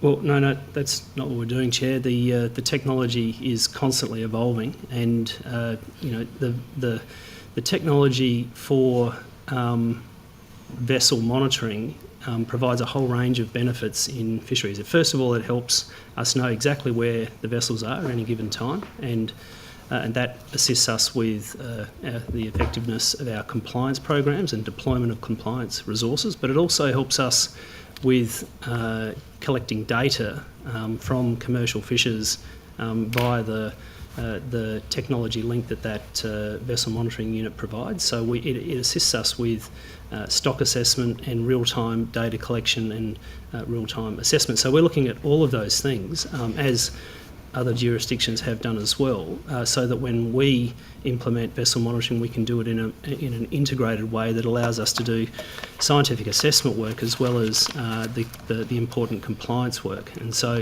there are a lot of different technologies available, Chair, and that's why we're making sure that when we adopt a new system, it's using the best and latest technology. So what have we learned from states such as Queensland, where they've had it in, you know, they've been using this for decades, VMS. So what have we learnt from Queensland? Surely Queensland would have ironed out most of the kinks and issues with the system, or the concept of VMS. What have we learnt from Queensland that we have directly implemented into New South Wales? Yeah, we're looking at all the jurisdictions, Chair. So Queensland, the Commonwealth has been using the more traditional VMS for quite some time. Northern Territory has been using it for quite some time. South Australia has used it. A number of jurisdictions use vessel monitoring systems, and as I have mentioned, the technologies are advancing all the time. But there's also a significant cost element here, and one thing that we're very mindful of is that commercial fishers ultimately will end up wearing some of the cost of the polling of the vessels, and so whatever system we adopt, we want to make sure that it's suitable to ensure us, our ability to monitor the position of the vessels, but doesn't impose, unnecessary costs on the commercial fleet. So we're looking at all of those issues as part of our trials, and that's why there's wider considerations. Is consideration being given for financial support for commercial fishermen to adopt this technology, given that the last BDO report we saw showed that most of the commercial sector is on the bare bones of their backside in terms of return on capital or return on owner's equity? Is there consideration of giving some sort of subsidy or financial support for the industry to actually adopt this technology? Chair, that's actually what that Commonwealth Government grant was for, to help us do this trial, but also help fund the fitment of those vessel monitoring units to the commercial fleet. So that's part of that grant that we've received from the Commonwealth Government. But the Commonwealth Government haven't paid for the ongoing management, administration and the polling costs, which end up being worn by individual fishers. So they're the sort of considerations that we've got to take account of as part of the trial. So perhaps on notice, can you come back with a bit of a dissection of how much of that 1.96 went to the fitting out of vessels for commercial fishermen, and how much went to the specific trial, like running of the trial? Some sort of breakdown of costs would be great. Happy to do that, Chair. And I can say that the vessels that have participated in the trial have had those units, the vessel monitoring units, fitted to the vessels with the money that was provided as part of that Commonwealth Government grant. Thank you. And just confirm that those vessels that have been fitted, they won't lose that equipment once the trial is over. They'll be able to keep that equipment on there. I need to sort of check that, Chair, just to see how that will roll through, but can take that on notice. Yeah, thank you. I'll pass to opposition. Mr. Barrett. Minister, will you rule out the view of this government will sell off any of the DPI research stations? We're doing a review, I think I talked about this loosely this morning, of research in New South Wales and how it's conducted. We want to make it fit for purpose for the future. I've got the former Chief Scientist, Mary O'Kane, doing that review. I'll be releasing the interim report that she has prepared soon, and then having a conversation with people across the sector about what we need to be doing as a government to support people in the ag sector now and into the future, compared to looking at what happened 50 years ago and what might have been suitable 50 years ago. We also, I announced with the Premier a $60 million package in the middle of last year to upgrade some of our key research facilities. That work is underway. I'll provide an update on that soon. So then, Minister, when does that then, those options you're looking at could include selling off some of these assets and capabilities? It's not a question of selling them off. It's the research stations, unless there are any exceptions to the rule, they all sit on Crown land. So it's not a question of being able to sell them. Okay. But we do need, we're looking at what's going to be fit for purpose from now and into the future. That's an appropriate thing to do. That's something that farmers want us to do, so that we can ensure our research program, which hasn't really been looked at for well over 12 years, to be fit for purpose for the sector. So closing them down is on the table? We're reviewing the research proposition. So I'm not looking specifically at what should exist and what shouldn't exist. We've got Dr. Mary O'Kane reviewing the research program, how it's conducted, and so do you all of these things will be open for discussion openly with the sector. Again, I'll release the interim report soon. Okay. And it'll be a public conversation. Soon, last year you told us the Ag Commission was going to be announced soon. That was 358 days No, later. she's in place. Did you not see the announcement? Alison Stone, she's terrific, actually. You should meet with her. Is soon 358 days, or is it a closer period than that? Because that's what you said last time. The Ag Commission was soon. This report's going to be released soon, so we can expect it sometime before March next year, or is it sooner than that? You can expect to see the interim report well and truly before March next year. Do you have the interim report? I do. Have you been briefed on the interim report? I'll be releasing the details of it soon, and you'll be able to consider it, and we'll be working with the sector on what some of the interim recommendations are. This is a whole piece of work that we have the former chief scientist looking at and a panel of experts looking at to provide some recommendations. I will be working with the sector on any recommendations so that we can all move forward together. Again, this is something that people across the sector want, to see how our research program can better fit the needs of the sector now and into the future. How long have you had the interim report for? I'm not sure. Sorry, I don't know. I can't tell you how many days. When you received the interim report? Sorry, I missed that. You can take on notice when you receive the interim report? Yeah, I'll take it on notice. Thank you. Minister, the release that you referred to before also had the Premier on it. Is this now sitting with the Premier, the future of these research and development capacities? We jointly, so I just indicated as part of the previous answer, the announcement that I made with the Premier was that we were going to conduct the review and that we had allocated $60 million for refreshing some of our key facilities around the state. So we jointly made that announcement together. I think it was back in August last year, and that work is well underway. The plan for how we deal with research, what recommendations come through, how I work directly with the sector will be a matter for me, and then it will be a matter for government. So will you guarantee as people would know would be appropriate? Will you guarantee there'll be no diminishing or offloading of DPI research development capacity or assets? I want to improve the research offering that we've got in New South Wales. I want to work with the sector to make sure that it's fit for purpose well into the future. This is all about positively, proactively reviewing what is in place to make sure that it is operating in the way that people need it to. There's no point having research being conducted if it's not serving a purpose for people across the ag sector. This is a positive thing. It hasn't been looked at for well over 12 years, maybe even longer. It's a good thing to be looking at how, there's a whole bunch of new technology that haven't been considered for that period of time. Minister, this is a positive. Minister, what are the most recent figures when it comes to the gross value of production in the New South Wales ag industry?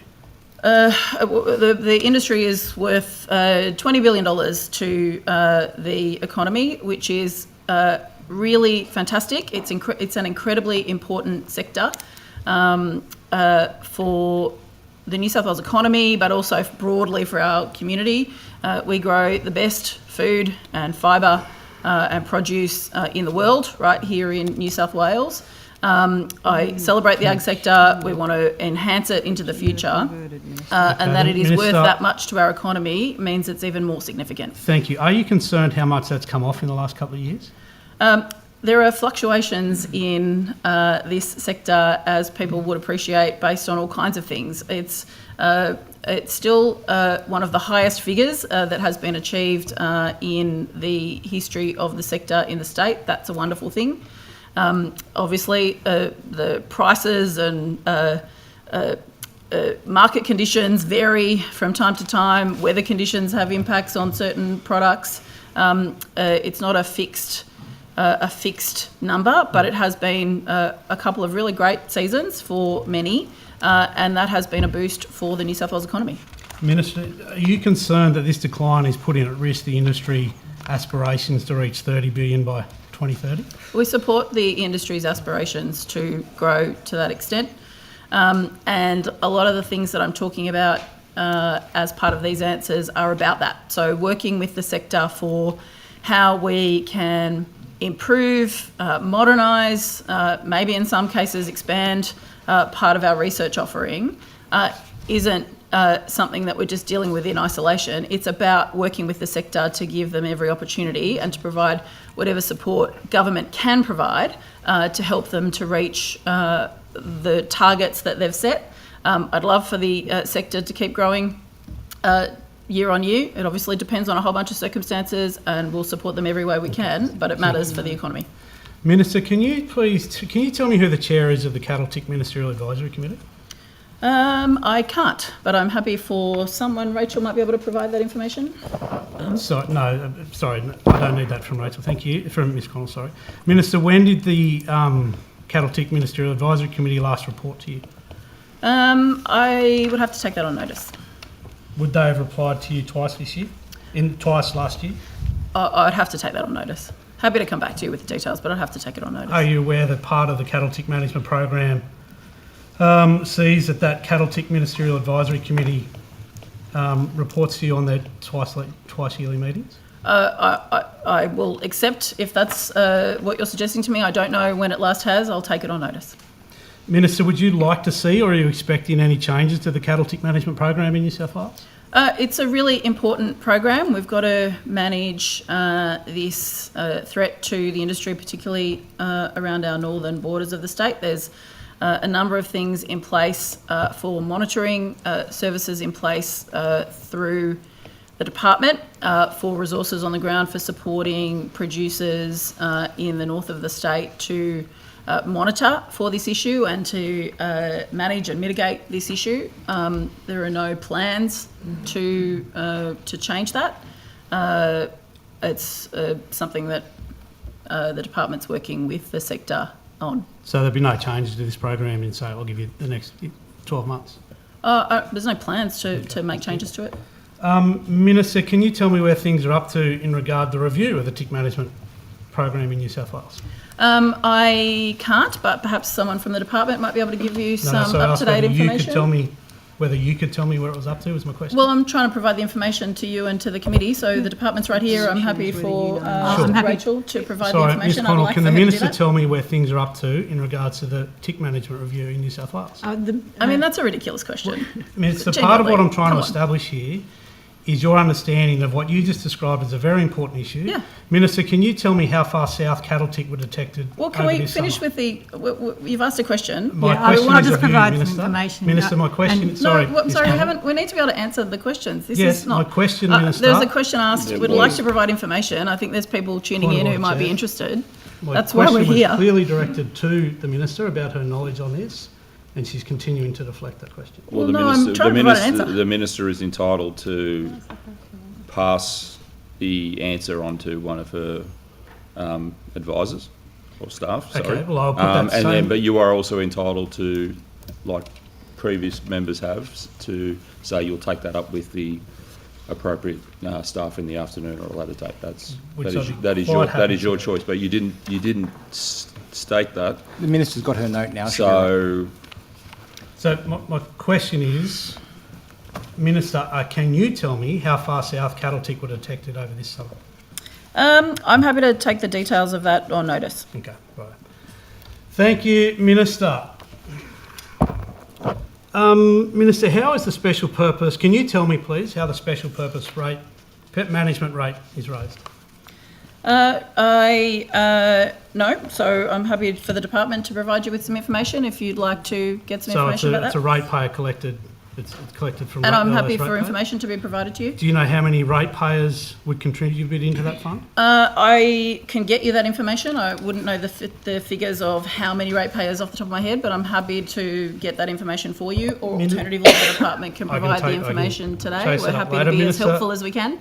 Given that it is ratepayer collected money, and unless anyone wants to disagree with that, is Laura Moore, that's correct? Mm-hmm. This is ratepayer collected money. How come when I asked a question on notice about what this money was spent on, you wouldn't tell me what this money's going towards? You'll need to be more specific. I'm sorry. I asked a question on notice, and my specific question was, what is the breakdown of how this money was spent, including programs that it funded in financial year 23-24? Why would that information not be available to me, representing the ratepayers that contribute into that fund? Again, you'll need to be more specific. If you're referring to a question on notice, I think we provided you some information yesterday about this. We're here in estimates today. If you want to get some further information about the breakdown, we're here now. Minister, can you tell me... Laura Ward is right here and I'm sure can provide some further information, but they're not, there's no tricks here. Happy to provide whatever information you'd like. Some of the specific details we might need to come back on. Why wouldn't that answer have been provided in the question on notice when I asked it? I can't recall the specifics of an answer that was provided, but we're here right now, so if you've got some questions that you'd like to ask, the department's right here. Yeah, I'm trying to understand your understanding of this this rate. Minister, so if this is collected from, let's say this is being allocated to cane toad use, because I can't actually find that information out from you. For the sake of argument, if it is used for cane toad control, and we do get an outbreak of locust, late outbreak of locust, do you expect that money would be redirected from the cane toad control program that it's earmarked for and directed back to locust where it was originally planned? I'm going to hand over to Kate to provide some specific information to assist you. Sure. Yeah. Thank you. So there is a reserve of funds that are retained inside the Pest Management Levy Fund to fund the locust control programs, and so they are protected funds. And so coming back to you, Minister, will you take on notice to provide me a breakdown of what that money was spent on in 23-24? I'm happy to take anything on notice. Okay, and you'll provide that? I just don't get why it would be a secret. You know, there's Well, that's not, we're here. 117,000... Ask your questions. I've asked my question, you can't answer it. I just don't get why... I've asked that question the question you've just asked me is, will I take it on notice? I've said, I'll take it on notice. You've also said it's not a secret. I've asked that question through a question on notice, and you haven't provided that information. If you could provide that on notice, that would be great. Sure. Thank you. Yeah. Minister, I just want to go back to the issue of regional crime for a second, if you don't mind. This morning, Deputy Commissioner Paul Pasanos was on Ben Fordham, and he refused to say that there are any improvements in the regional crime epidemic that we're currently seeing. Minister, if the Deputy Commissioner that's in charge of regional operations doesn't believe things are improving, why is the Minns government continuing with the same programs that they've just rolled out before? Well, a couple of things on that. I didn't hear the interview that the Deputy Commissioner gave on the radio this morning, but I did meet with him yesterday. I think that this is an important issue that is facing people in regional communities across the state, and it's something that the government is taking very seriously. So I did meet with the Deputy Commissioner yesterday to get some further information on operations that they're conducting, including Operation Mongoose, which is the one that's specifically dealing with some of these issues. I also met with the Police Minister yesterday to get some further updated information on where that work is up to. But as people would appreciate, That's only part of the way to deal with this long-term issue. We can't police our way out of complex long-term issues, but the police are doing an incredible job. They are doing a fantastic job dealing with the issues that they have to deal with. Some of these stories that we're hearing about incidents that have occurred in regional communities are very confronting, and it's awful what is happening to some members of the community, and the police are doing a fantastic job dealing with it. So, the Minister, government is also taking this seriously, and you would be aware we've made significant changes to bail laws and other things So to just on try that and issue deal then, with Minister, the short-term issue here. Yeah, dealing with that issue then, given that you've made significant changes, why didn't Deputy Commissioner Pasanos indicate that there's been an improvement? Well, Mr. Fang, this is not something that gets fixed overnight, and I think that it would be more appropriate and helpful if the National Party and the opposition could be more constructive about working with the community and with all of us to find Well, I was in solutions. Kempsey on the weekend, Minister, you weren't. I'll let you finish. Is that a question? Well, I was just making the point. was Minister, the point, do sorry? you support raising the age of criminal responsibility from 10 to 14? Yeah, that's a good idea. Mr. Fang, these are significant issues that the government is grappling with. I think it should be done in a more constructive way, and that's certainly what the community expects. Minister, that's not really an answer that's I'm not directly going to offer. relevant I'm not to the here to question. offer personal views. Well, no, These are issues that the government. You're the Minister for Regional New South Wales. Do you believe that the age of criminal responsibility should be raised from 10 to 14? I'm not offering opinions on random policy concepts. Well, what Minister, I'm saying to you, Mr. Minister, Fang, that's not a random policy concept. Minister, I'm asking, you're the Minister for Regional New South Wales. Do you believe that raising the age of criminal responsibility from 10 to 14 will increase or decrease the amount of regional crime that we are seeing? I'll hear the point of order from Mr Lawrence. Really struggling to understand how this could be relevant to the administration of the portfolio. It's The a Minister policy for Regional New question South Wales. for a different Right, portfolio. Rooster. She's not It's directly responsible- relevant. She's not responsible for the legislation, a different minister is. Further to the point of order, it's also seeking an opinion. And sorry to you, Mr Lawrence, but I think Mr Primrose gives a more compelling argument. There would be some argument to say that it is within the remit of the minister, but Mr Primrose is right. It is seeking a personal opinion. So yeah, I would ask that you either rephrase. I'll rephrase the question then, Minister. Move on to another topic. I'm happy to rephrase the question, Minister. As the Minister for Regional New South Wales, do you believe that raising the age of criminal responsibility from 10 to 14 will improve or make worse the epidemic of regional crime? And my answer to that question will be a continuation of the answers that I've given. This is something, these are issues that need to be dealt with by the government in a properly considered way. We've put more police on the ground, focused on recruiting more police, but as I have said, this is not an issue that people can police their way out of. It's a whole community issue that needs to be dealt with. People are entitled to feel safe in their homes.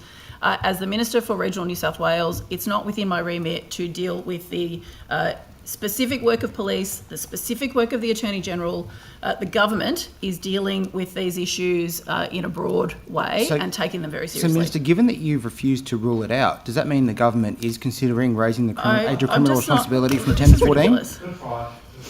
Minister, I'm sorry, it's not a joke. You'll have an opportunity to speak to people who have Minister, this specifically in their portfolio. Minister, it's not a joke. I'm not avoiding anything. It is not. I'm here to answer questions about the portfolio that I'm responsible for, and I am talking about the broader work that the government is doing on this issue at the moment. Minister, do you not see that doing a dolly, as some young offenders say, is perhaps some of the issues that we're seeing in rural and regional New South Wales?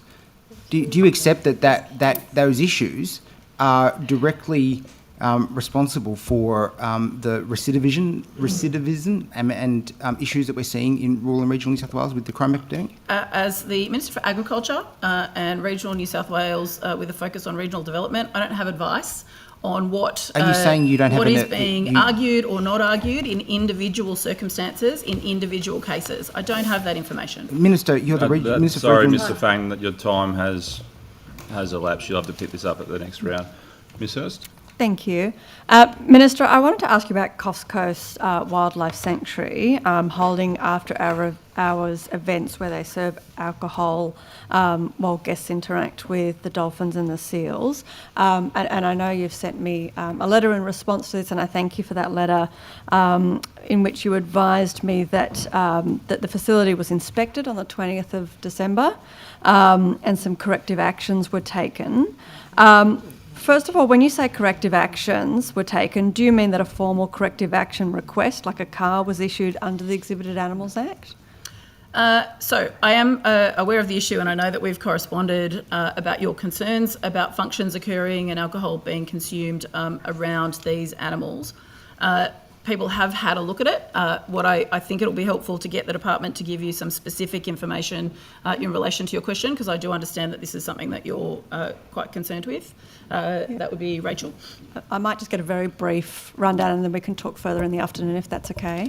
Yes, I'll come back to you on that one this afternoon. Okay, thank you. My concern is, Minister, in your letter you talked about the fact that, the beverages were...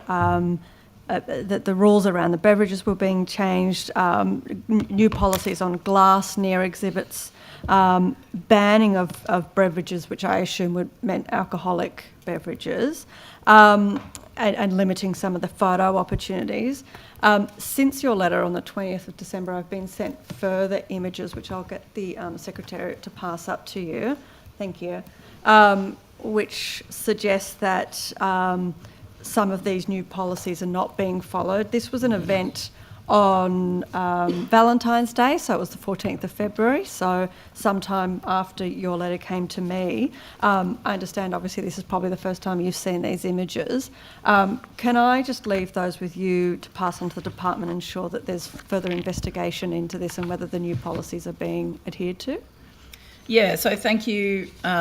Have given me some photos of what I take you at your word that this is the facility. I haven't been there, so I take you at your word that this is the facility and the dates that you have indicated. I'm happy to seek further advice and check the details for you, and I'm happy to come back directly to you and Fantastic. also on notice. Thank you. And just to clarify, these images are from the facility's Facebook page, posted in respect to that, just so that you've got that background information posted about their Valentine's Day event. Sure.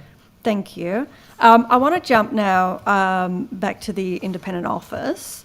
Do you have a timeline for when we might see some legislation before the Parliament? Are we expecting it sometime this year or next year?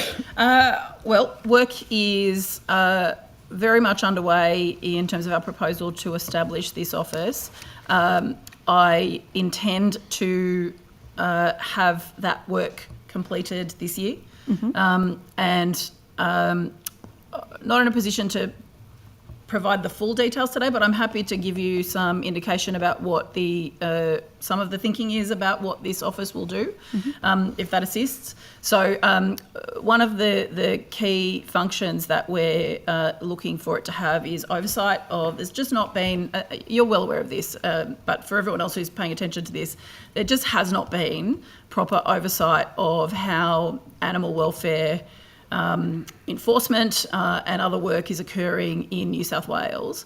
And that's a problem for a number of reasons. First of all, because when we're having proper policy discussions about how to better deal with it, when we're having conversations in government about how to resource the community's concerns and providing better protections for animals in New South Wales, it's difficult to be able to do that and make properly informed decisions without the right information.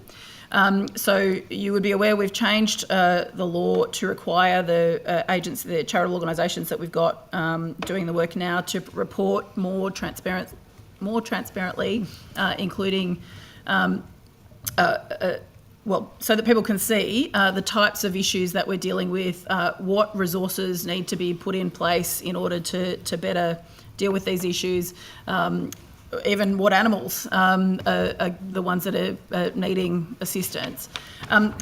So this part of the responsibility of this office will be better oversight of how that work is being conducted, and therefore better information for government to make policy and financial decisions, but also for you and people in the community to get a better understanding of the actual facts of what we're dealing with. Will the office also have a role in the POCTA review that's taking place? I know that's another Labor election commitment. I know you mentioned the other day that that review of POCTA will happen in this term of government. Yep. Is the current sort of rough timeline to set up the independent office first and then also get input from that office before the POCTA regulations come to the House for consideration? Look, that'll potentially be the case, and not trying to be tricky. I'm being as open as possible in terms of the thinking. Ideally, that's the order I'd like to do it in. We have made the commitment to review the POCTA Act. I do want to get that work underway. Well, we are doing work on it already, but I do want to open that up into the public domain as soon as possible. We do want to get feedback from people, but as I've indicated before in estimates and in other places, I don't intend, it's not the government's intention to start again with this, because I know people have been consulted. There's been a number of parliamentary inquiries into various issues. The election commitment that we made was to review it, but being mindful of all of these other reviews and feedback that's been provided over the last couple of years. So I don't want to cause any delays. I don't want to sort of reopen everything. We're taking all of the feedback that's been provided over the last few years to formulate what we'll put out as a position on it, and then seek feedback. And I do want to get that done sooner rather than later. I'm also really conscious that we did the regulation, the POCTA regulation, over the summer. It wasn't ideal to do it in that way, but it hadn't been dealt with by the previous government. I think we were 7 years, maybe more, since that regulation had been dealt with. I know that was a source of frustration for you and for others. And getting the Parliament to say to the government, all right, get it done, we did. But I certainly understand the feedback that came through from that. We knew it would happen. Short timetable, 6 months, the summer period. None of it was ideal, but I respect the will of the Parliament. And so we did get it done. When we took the feedback from people on board about that timetable, my response was, you'll have an opportunity through POCTA. So I don't want to reopen this whole thing to start from scratch, but I also, don't want to sort of There will be stymie. some sort of consultation process. We want proper feedback, but look, you're looking for a timeline, and it'll be sooner rather than later. Okay. And with the independent office legislation, will there be consultation or an exposure draft process around that? We haven't resolved that yet. So, like I said, I'm happy to provide you with as much information about the thinking at the moment, which is the oversight role. I think that is going to be important for having more transparency around what is happening in this space, what the charities are doing. That information being provided to the government and to the public for making those decisions. That's the work that we're looking at the moment. I'm happy to be transparent with the public, but I also know you've got a very specific interest in this, so I'm happy to engage with you directly about the thinking. Okay. So the consultation will probably be more around POCTA, the big public consultation. And just because I've only got a couple of minutes left, quickly about the veterinary shortage and some of the recommendations from the report. One of the key issues is the current lack of title protection for vet nurses and vet technicians who are entirely unregulated at the moment. Two questions. Is this something you remain committed to addressing as part of the review of the whole framework for the veterinary practices regulatory framework? And also, are you willing to meet with the regulation of veterinary nurses and technologists working party in this space? Sure. In answer to your last part first, I'm happy to meet with that organisation and anyone else who's involved in this field. Often at estimates, you ask me to meet with the groups, and I do afterwards, and it's useful information. This is an issue. So the shortage that we've got for vets is a significant issue. This is not a new issue, but it is something that we do need to deal with. The recommendations that came out of the inquiry are important. Some of them have to do with engaging with the federal government. We're doing that. We've also expanded the welcome experience to specifically focus on vets and providing support for vets to move into regional communities. It's a problem. And sorry, can I just jump? Just because there's only a few seconds Sure. left. With the review that was committed to in the response to the inquiry, do you expect that review will be completed within this term of government? Look, let me take the specific timeline on notice. The answer is not no, but I want to provide you with the most accurate timetable that I can. Okay. We know that this is an issue. Thank you. Thank you. Minister, can you confirm that the Fisheries Compliance Unit in your department has received a significant cut to their operational budget this current financial year? That will be a question for Sean. Pardon me, thanks, Chair. The budget for the whole fisheries group I'm looking specifically at the compliance unit. My understanding it's been cut from 4.8 to 2.3. So I'm wondering whether you can confirm that the operational budget has been cut by close to 50%.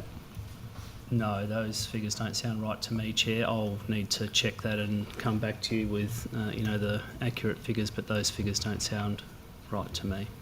Okay, so what figures are you acknowledging that there has been a cut to the operational budget of the compliance unit?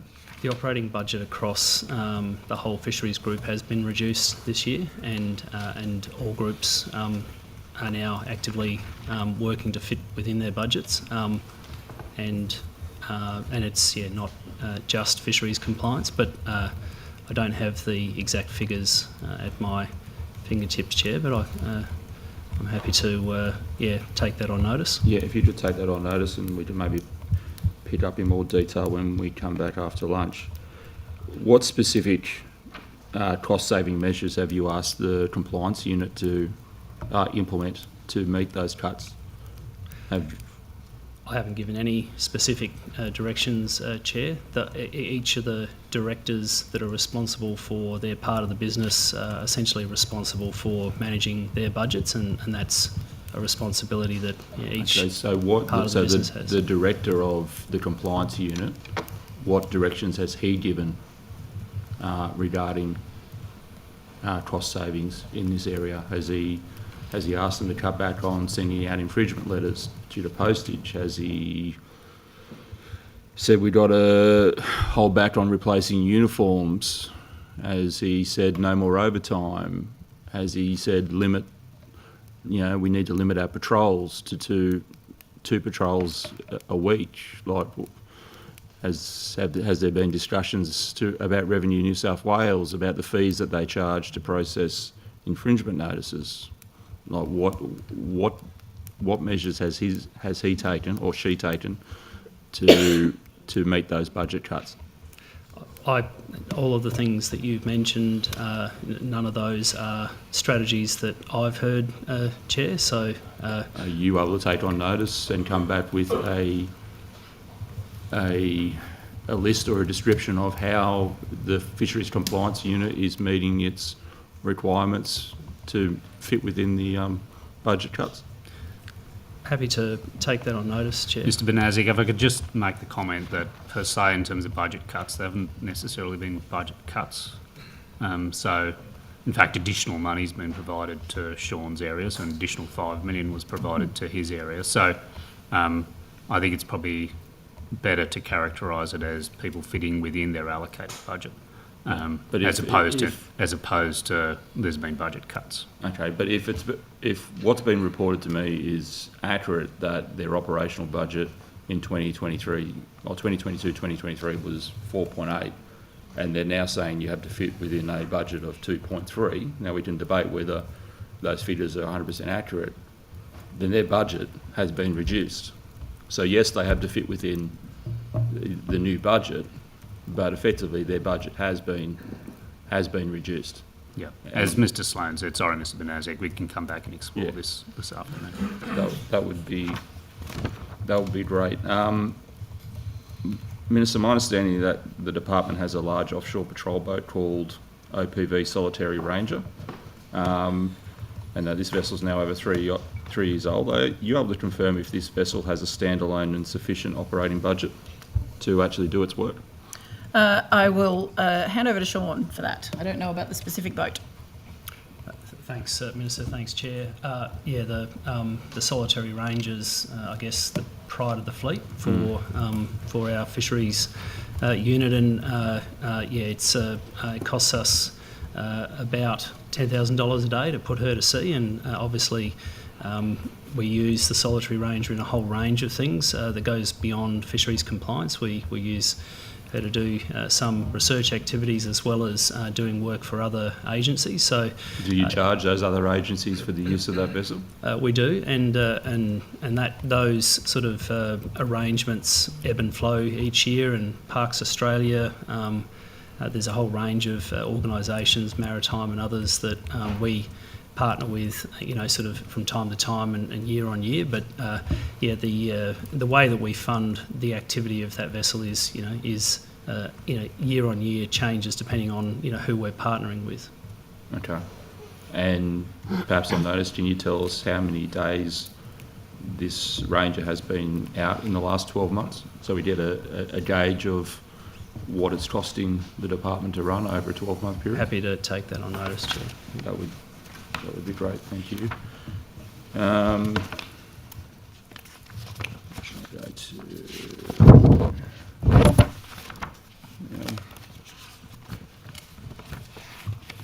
so can I just go to some issues around certain fisheries plans. Can you just tell me where we're at with the Trout Action Plan, the Murray Cod Action Plan, and the Recreational Fishing Action Plan? My engagement with the Council of Freshwater Anglers has indicated that they've worked extensively with your government on these plans, and yet those plans haven't been released by your department, and they're obviously wondering where they're at. Sure. Well, I've made a couple of announcements in the recent days about work that we are doing in this sector. As you would be aware, I'll start with the last one, the trout plan. We'll be releasing the details of that shortly. So there has been work and feedback provided through the committees on that, and so I'll provide the details of that soon. Happy to talk you through it. Well, just on that, how has that plan been informed by Federal Minister Tanya Plibersek's announcement the other day, where she's talking about reducing where trout will be stocked?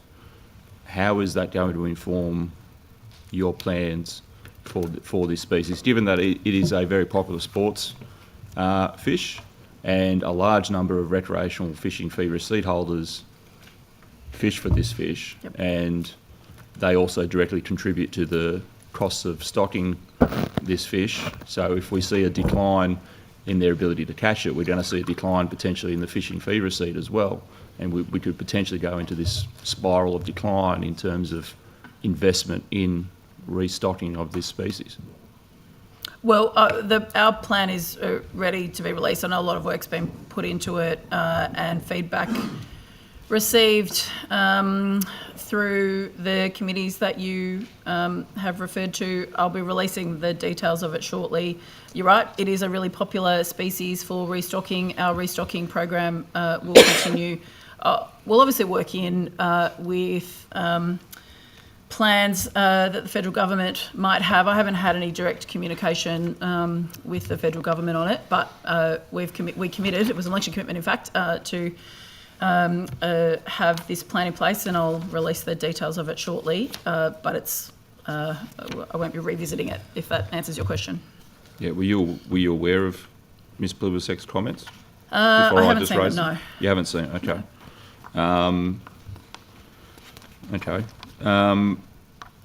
So that was the Trout Action Plan. The Murray Cod Action Plan, same. Same. Recreational Fishing Action Plan, same. Yeah, and we've got to work through.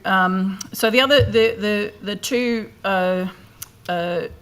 restocking those plans I'll release shortly. The broader work we'll have to work through budget processes as well. So, but I certainly appreciate people have put a lot of work into and a lot of thinking about how to improve recreational fishing across the state, and I want to support people to do that. Okay, just in the 30 seconds I've got, trying to get some clarity on yesterday's press release where you talked about a recreational fishing advisory council to oversee the trust fund. Appreciate that was sort of an election commitment. What is going to happen to the existing committees, and what's going to happen to RF New South Wales, who normally approved the trust fund expenditure, and then sent them up to you. Where do they fit in this new process you're outlining? Sure. So this was an election commitment. So we'll have the committee that exists now to deal with advice on policy, strategy, that kind of thing, which they're assisting with now. That will remain in place. There's currently a saltwater and freshwater councils that provide advice on spending. They will be gone, and there will be this new board in place to provide advice on governance and the spending of funds to me. So it'll be policy and strategy in the same way that people provide advice now, and then a new board that will provide governance and spend advice. I've said many times before, and it's a genuine view, we want to get more of these, more of a focus on getting these funds back to the grassroots, back to fishers, back to people who are paying the fees. And the work that these committees will be doing going forward will have a focus on assisting and providing advice in that regard. Okay, thank you. I'll pass to the opposition. Thank you, Chair. Minister, without going over again the entire history, because I think we've got that covered now, but on October 30, a document was signed off by Mr Bolton outlining that no tenders be accepted for the Dubbo multi-sport facility as insufficient funds were available. The recommendation outlines that the client should consider all available options, including alternate sites, to progress the project.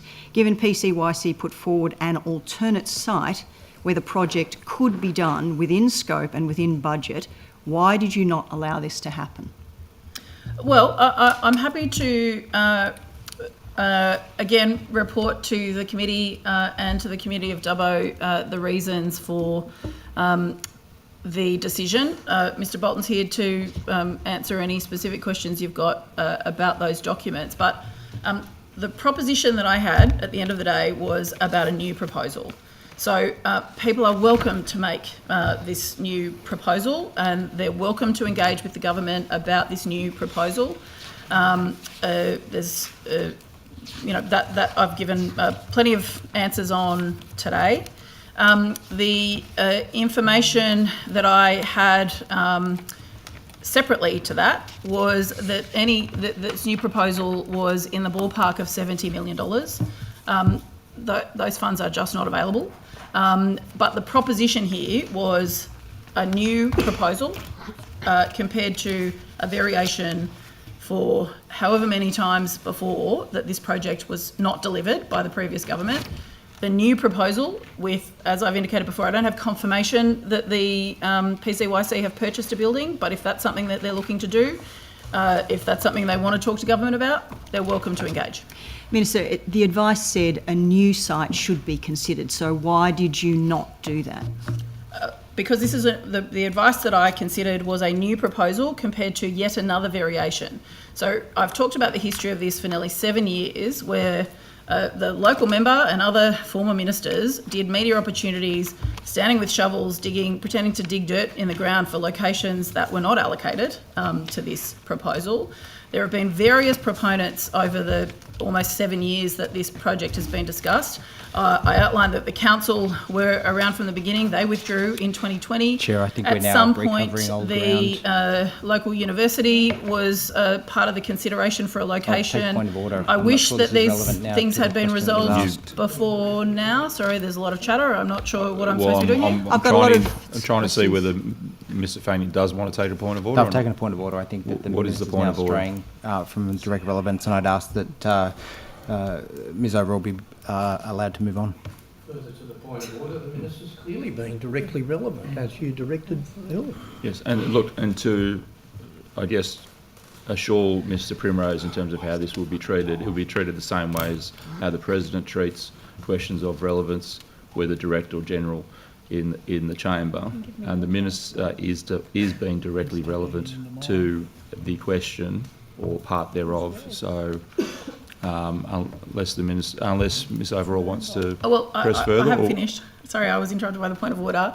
So it is important, like this is a question about location and a consideration for a new location and then a new location. This is part of the farcical history of this project, which is a disappointment to the community by the previous government. So the council were involved at the start, as I was saying. They withdrew in 2020 because these kinds of issues weren't resolved.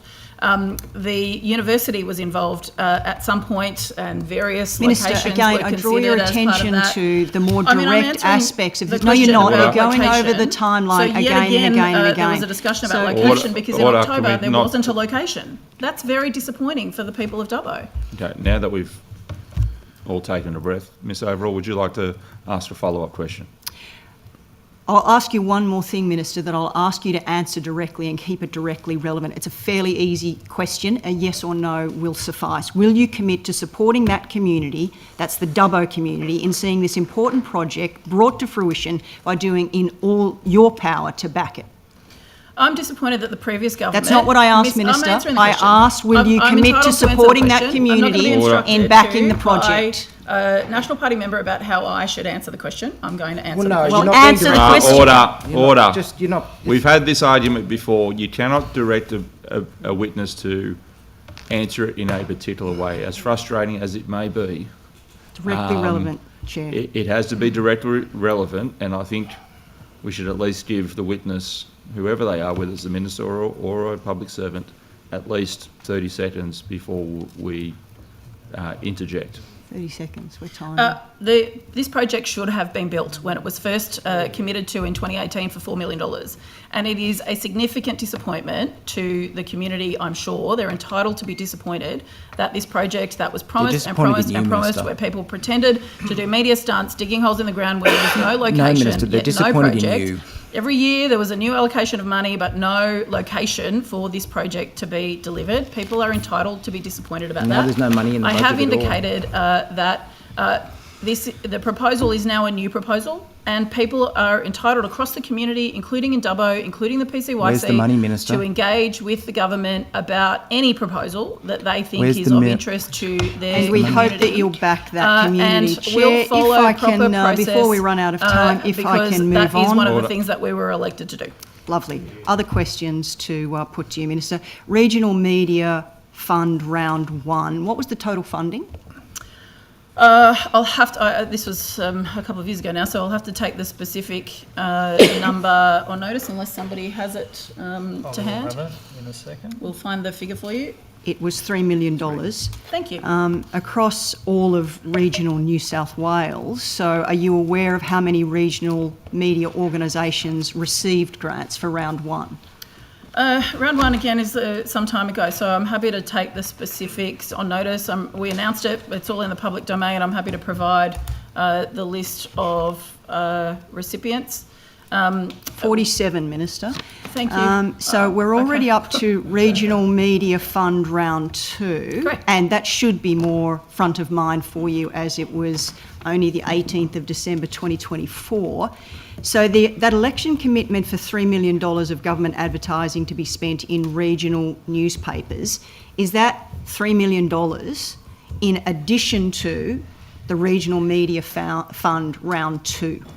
No, we haven't made an election commitment to increase advertising. In fact, we made an election commitment to reduce advertising in media across the board. But we have provided support to regional media outlets through a couple of rounds of this particular fund. The first round had a focus on helping outlets to expand their digital remit and improve their resources for being able to find new audiences.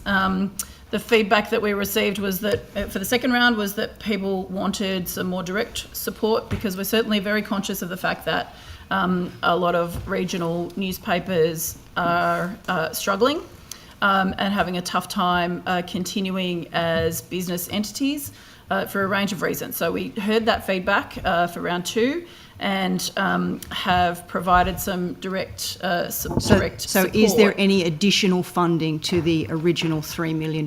Is round 2 an additional funding exercise, or you're still using up the rest of $3 million? No, they're two rounds. I can't remember the exact dollars. Somebody will come back to me with the there you go, $6 million. $6 million in the second round? No. Total? Yes. Thank you. But this has been announced, so it's in the public domain. I'm very happy to provide the specific details. We listened to the feedback specific details. we listened to the not interested in commentary from the sidelines, Mr. Fang.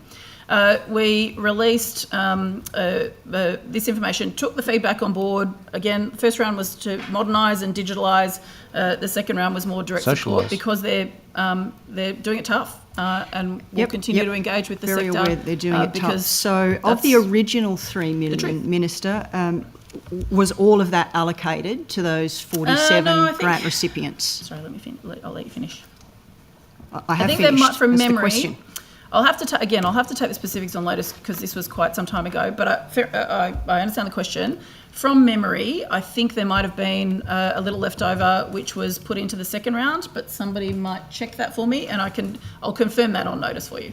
Okay, great. And if that's the case, perhaps you can just clarify as well, is that because of the numbers that did receive the grant or apply for the grants, which was 47? A bit of clarity around that would be great. Now, the grant amount for round 2, do you know what that is going to be or has been decided? We've announced it. I'll have to, the specific that's numbers. I've asked you what it is. $3 million. There you go. No, sorry. Let me clarify. The funding amount per eligible applicant, I should state. Oh, well, that... compared to round 1. I'll have to... They're different... They were different propositions. So people were applying for different things.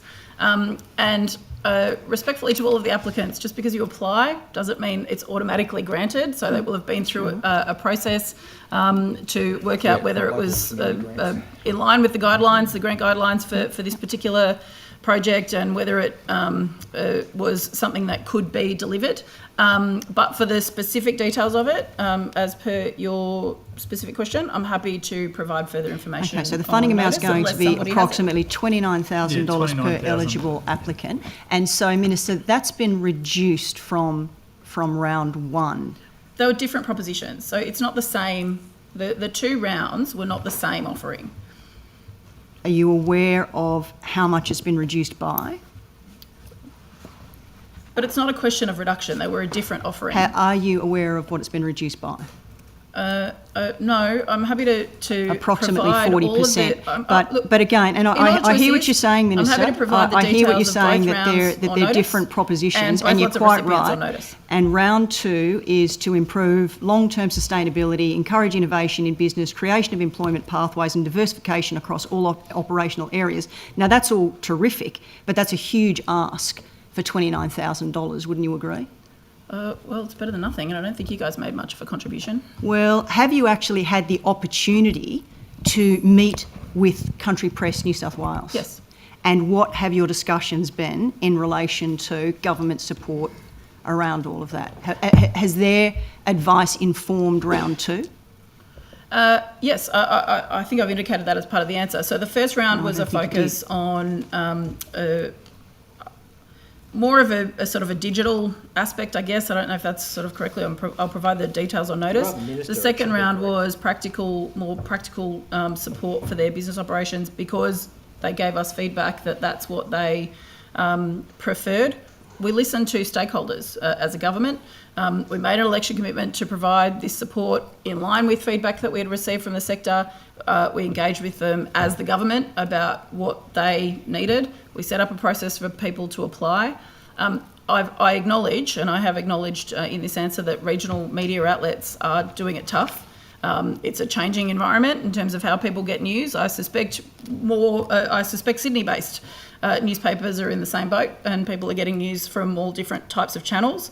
The government will continue to engage with the sector if it can provide further support in this space. The decision to restrict round 2 of the funding to regional newspapers only, was that also because of an election commitment? Well, all of this was an election commitment to provide these funds and to support. But why specifically regional newspapers? It was about regional media. The commitment Regional was about, media is more than regional newspapers, Minister. Sure. So I'm just asking about the decision to why the focus was regional newspapers specifically. Well, the government made the decision that regional newspapers needed a particular amount of support, and that's where the funds were allocated for people to apply. Okay, well, talking about, again, regional newspapers specifically, we're seeing advertisements for New South Wales government being booked in newspapers such as the Canberra Times, but not in regional newspapers over the border in nearby New South Wales. Can you explain why that's the situation? Well, as you are well aware, since we're both in Queanbeyan, people in Queanbeyan read the Canberra Times. And so the Canberra it Times is directly Canberra-based. relevant. Sure, but people in Queanbeyan read the paper. So, look, advertising is something that the government made a commitment to reduce across the board. Advertising, I can't remember the percentage off the top of my head, I'll take that on notice, but we made a commitment that we had to get that spend under control in the budget circumstances that we've got. I'm sure the decisions about placing ads in that newspaper would have been made in line with the New South Wales community that read that newspaper, but I haven't made that decision. I'm happy to seek further information That'd from be the people great, who do. because advertising in the Canberra Times isn't actually supporting New South Wales regional media. Look, I've got other questions, but I think, Scott, you've got But some advertising too. is to communicate with the community. You have throwaway line, and now the minister's seeking just to respond. I think it's appropriate We're moving that the on. minister be able to respond to the point that was just put to it. Which It's not commentary. Which I think she just Yeah. did, as you're calling a Happy to move on, Chair. point of order. I do note, yes, the throwaway lines aren't really helpful. And But let's- advertising is about informing the community, So- wherever the community is receiving information. Which is exactly how Thank you you. respond. Minister, in response to the Natural Resources Commission Invasive Species Management Review, you put out a release that said, in line with the report recommendations, you're investing $26 million in 2 pig control programs. Minister, are you aware which recommendations that those programs are in line with? And if you don't know, take it on notice, that's absolutely fine. Well, no, I'm going to answer this question, and it's important that I give some relevant context for this. Sorry, point of order. The relevance here is clearly the recommendations in the NRC report. I'm 3 words in. Provide the minister is relevant. Directly relevant. And I'm happy for your interpretation of that being directly relevant, then she should be able to proceed. She currently is at the moment, but I'll be listening. Thank you.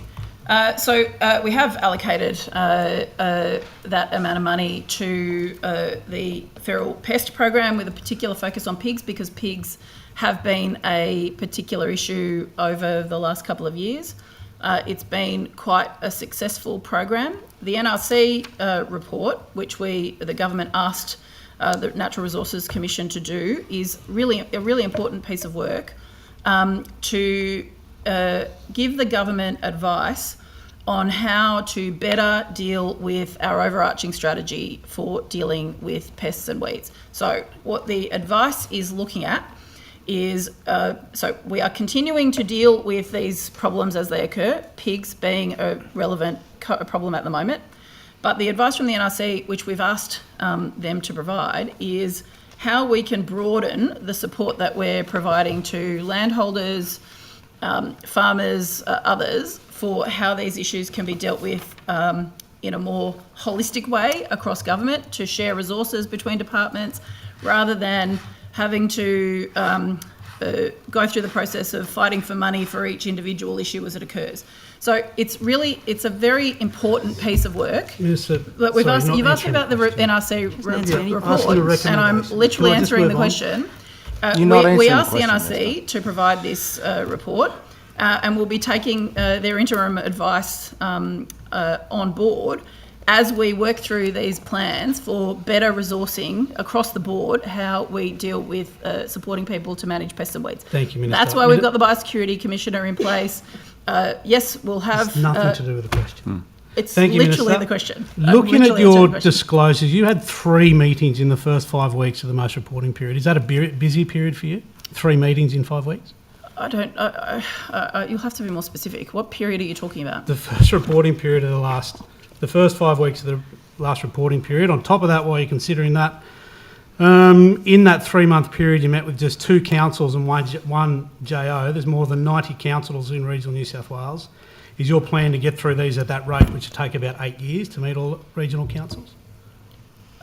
What is the question here? Am I meeting with councils? doing anything? I meet with councils. Minister, from the 18th, Sorry, from I'm the going to answer the 17th question. of October. Sorry, Chair, I'm going to answer the question. I'm expanding the question because you didn't understand it. Well, I think, answered. to be fair, Minister, I think you were seeking clarification on what the actual question was. I too was struggling because there was about 3 questions in it. Mr. Barrett, did you want to? Sure, happy to. So for the first 5 weeks of the last reporting period, you had 3 meetings. You've met with 2 councils in that period, and from the October 17th to November 7, you had no meetings at all.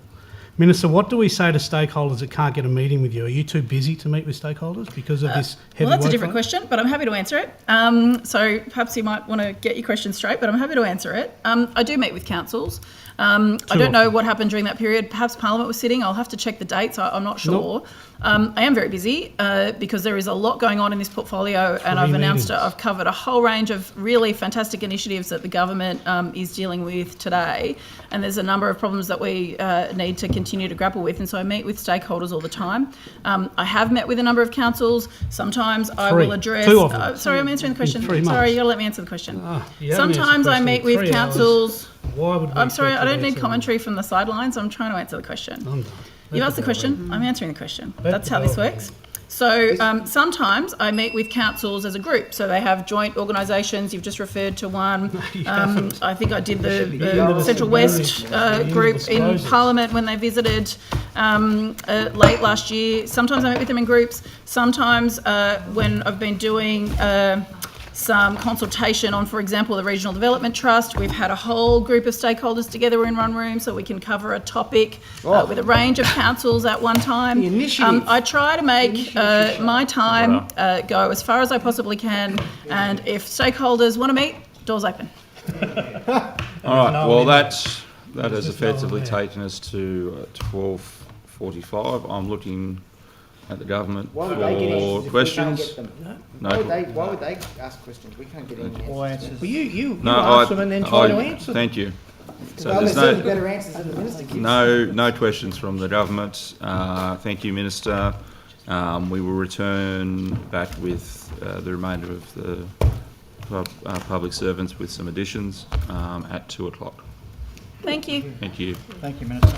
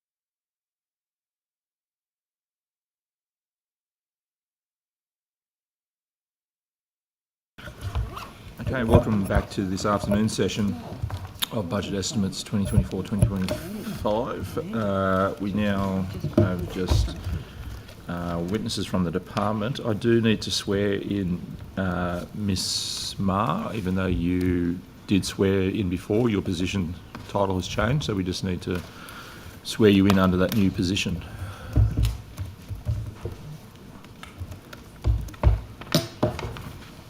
Thanks, Chair. Kate Ma, Deputy Secretary, Delivery and Engagement Group, Premier's Department. I solemnly, sincerely and truly declare and affirm that the evidence now about to be given by me shall be the truth, the whole truth and nothing but the truth. Thank you. And just acknowledging that we have Dr. Tracy appearing today via video conference. So any committee member wanting to identify questions directly to Dr. Tracy, can you do so? And Dr. Tracy, if you mute your microphone when not speaking and turn it back on when you're ready to speak. With those remarks finished, I will hand over to Ms. Hurst to start off with prospect questions. Thank you. And I think I'll probably I'll probably have some questions for Dr. Filmer if you're able to come forward. Thank you. I might throw back to some of the questions I was asking before about Coffs Coast Wildlife Sanctuary and whether or not we've got any advice now in regards to the corrective actions and whether they were formal corrective action requests under the exhibited animals regime. I haven't got any detail in terms of whether there was a formal PIN or what the action was, but they were certainly given instructions to not be doing what they'd been reported to be doing. And if there's any further concerns about that, that should be reported back to the department, and it will certainly be investigated again to make sure that they are complying with the procedures that were put in place after the first investigation. Thank you. And could I get on notice whether there was any actual official corrective action requests issued? Of course, yes, we can have that on notice. And also on notice how many cars were issued and whether they were also minor, major or critical in their category. Okay, yep, Thank no you. problems at all. And when we say that there was a ban on beverages, can I just get a bit of an understanding? Is that just in relation to seal interactions or dolphin interactions or across the whole facility in regards to alcoholic beverages? The centre can serve alcohol on the premise, so there's nothing stopping them from doing that, and there's alcohol serving legislation that controls that. But I think your concern is around the proximity to the actual animals. So again, I can take on notice to get the specific details about that.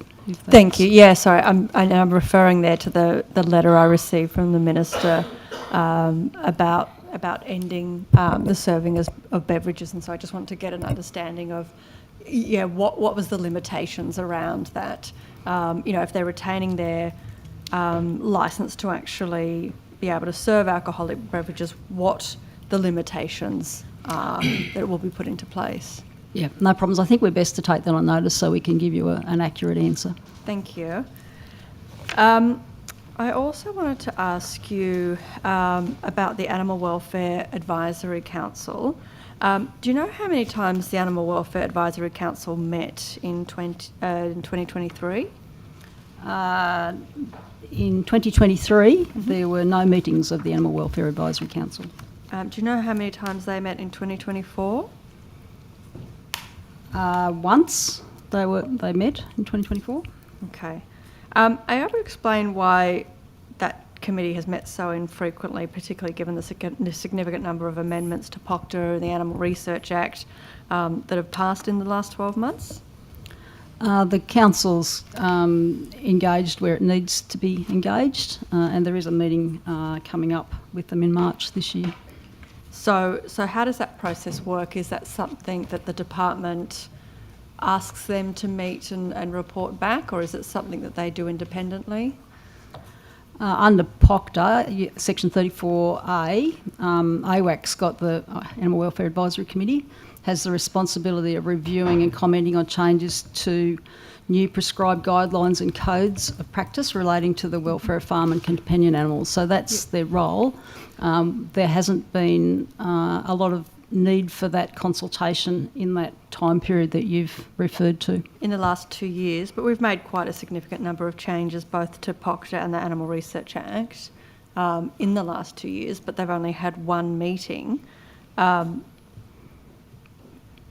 mean, I'm assuming that there would have been multiple other pieces of legislation that they could have been consulted on. I'm just trying to understand, you're saying that they weren't needed for anything more than one meeting, but I mean, there's been quite significant changes to the legislation. So they weren't consulted on any of those changes? They were consulted on part of the banning puppy farming work that we've undertaken that you're aware of.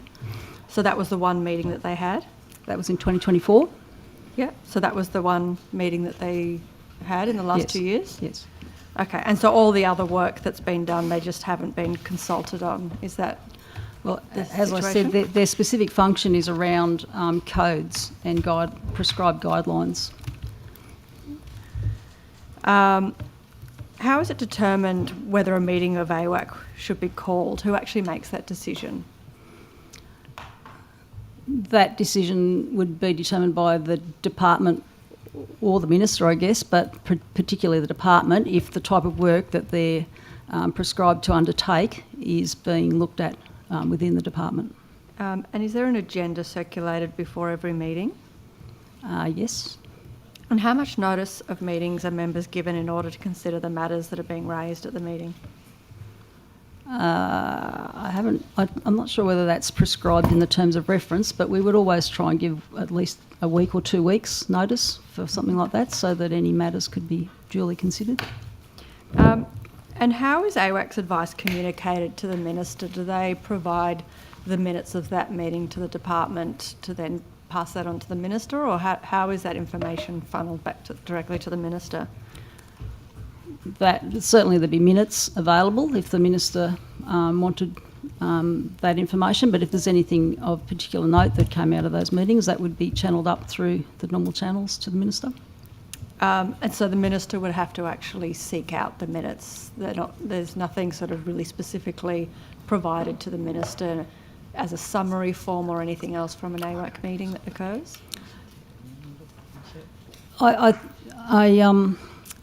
It depends. So I think what I probably should do is just check the terms of reference and just get the actual process for you on notice.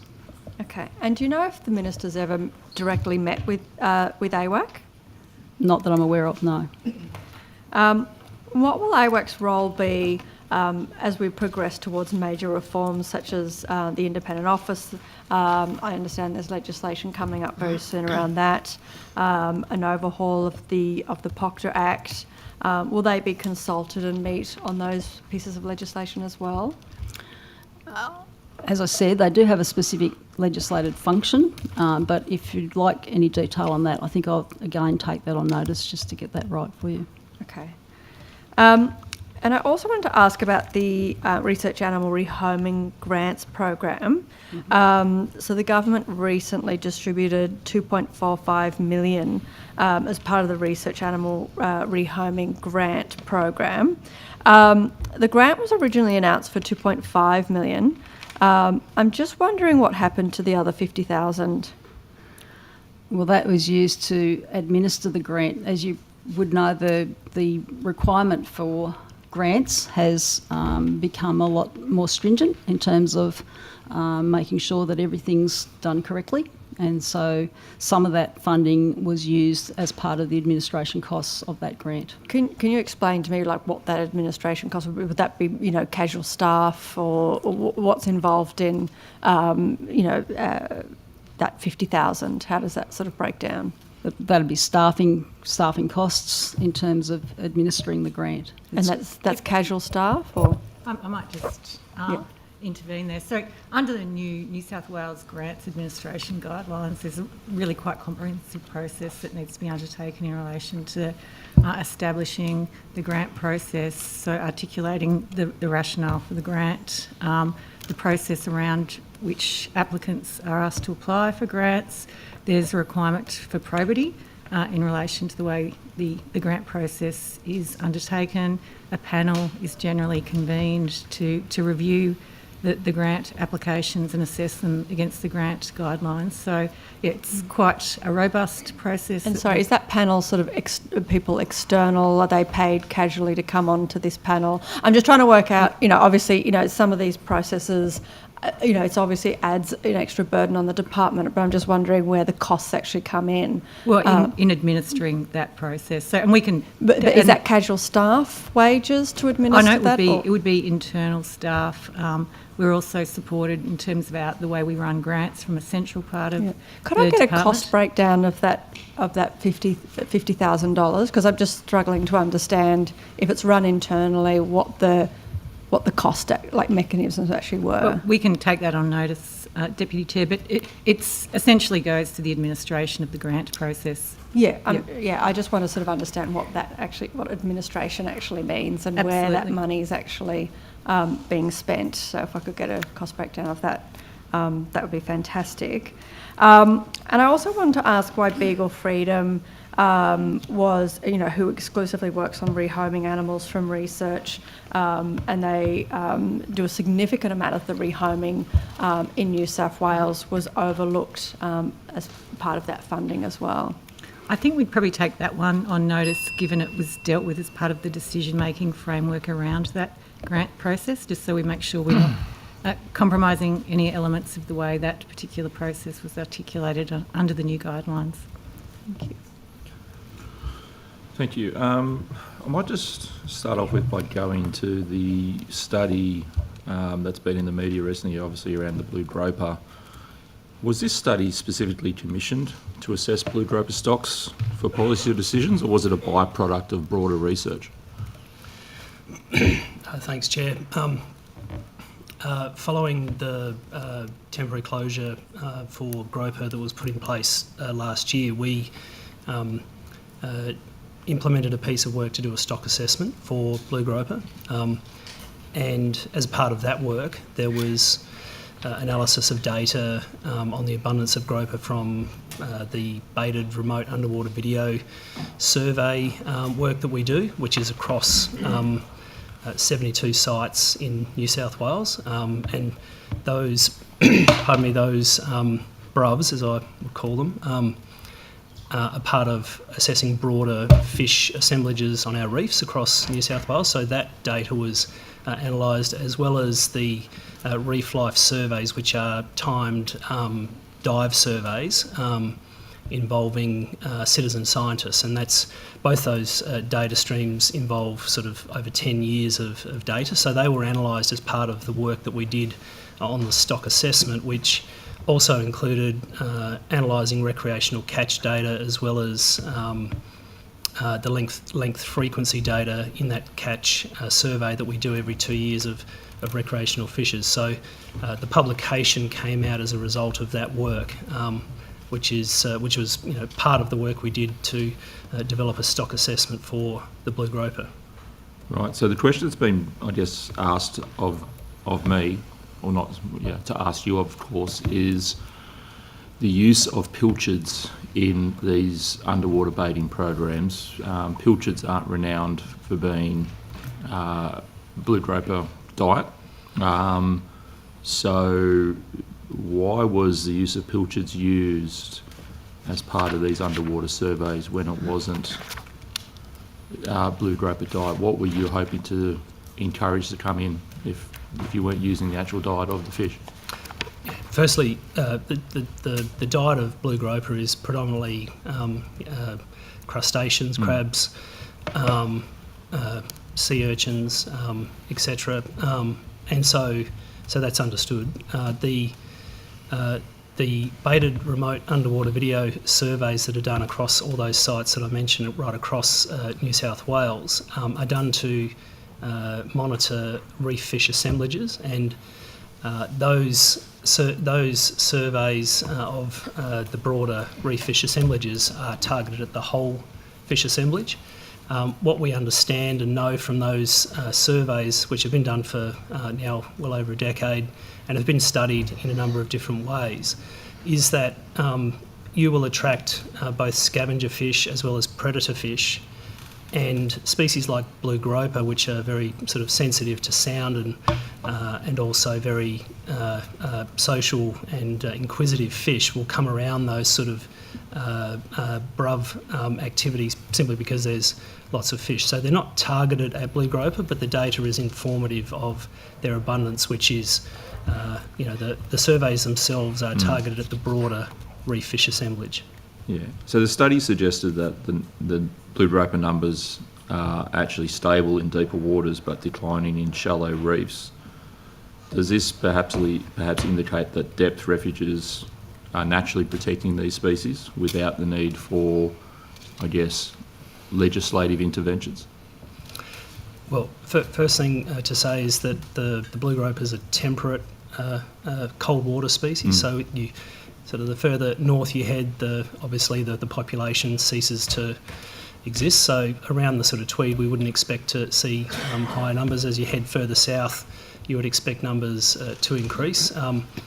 When you do a stock assessment of any species, you'd expect to see spatial variations from north to south, but also, in terms of depth. And what this study essentially pulled out was that at two locations, which was in the Manning bioregion and the Hawkesbury bioregion, in the shallower depths there were reduced numbers of blue groper over that period, that the data of those two data streams that I mentioned, the bruvs and the dive surveys, showed reduced numbers. But out in the deeper water, which we have those bruv surveys going on as well, it showed very stable numbers of groper, and very likely that the numbers of fish in the shallow waters in the same latitude where the deeper water is the same population of fish. So overall, our assessment is that the numbers are in a stable condition when you look statewide, and overall our assessment is that the fishery is in a sustainable position. But there are those considerations around how climate is affecting all of our fish stocks, but also in particular the blue groper because of its sensitivity to temperature and also because of its biological traits. And blue groper have a very complex population structure where all of the animals are born as females. As you know, Chair, once they get to a certain age, there'll be a male that emerges from that population, and that male becomes the dominant male. And they're the sort of classic blue groper that our community has sort of come to know and love, and they are very site-attached resident fish. And so there's these wider community and social considerations when we're looking to the options to manage blue groper. Yeah. Okay. So picking up on some of your comments, would expanding imaginary lines on a map necessarily address the issue of climatic conditions in the water and blue groper numbers? Would expanding this, our marine parks necessarily have a positive impact on blue groper numbers at all?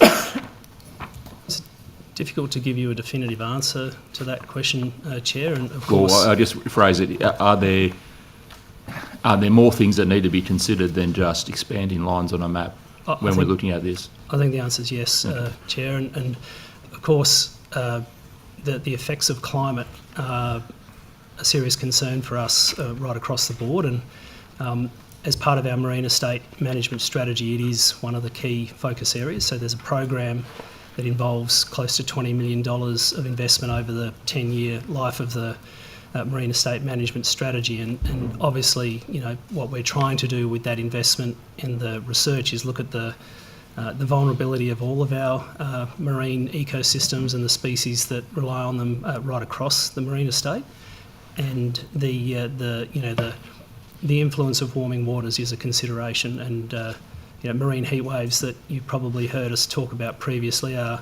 something that is becoming a phenomenon on the East Coast as well. Yeah, and just picking up on some environmental factors as part of this study, or has any consideration been given into this study in terms of between sort of 2018, 2022 on the East Coast, we sort of had back-to-back La Nina weather events we 2022 was Sydney's wettest year on record, and the impact that would have on fish stocks in terms of change in the salinity of our coastal water, and groper liking a different probably salinity levels of what was occurring on the east coast at that time, and them pushing further deep into those deeper refuges. Was any consideration given to some of those environmental factors as part of this research?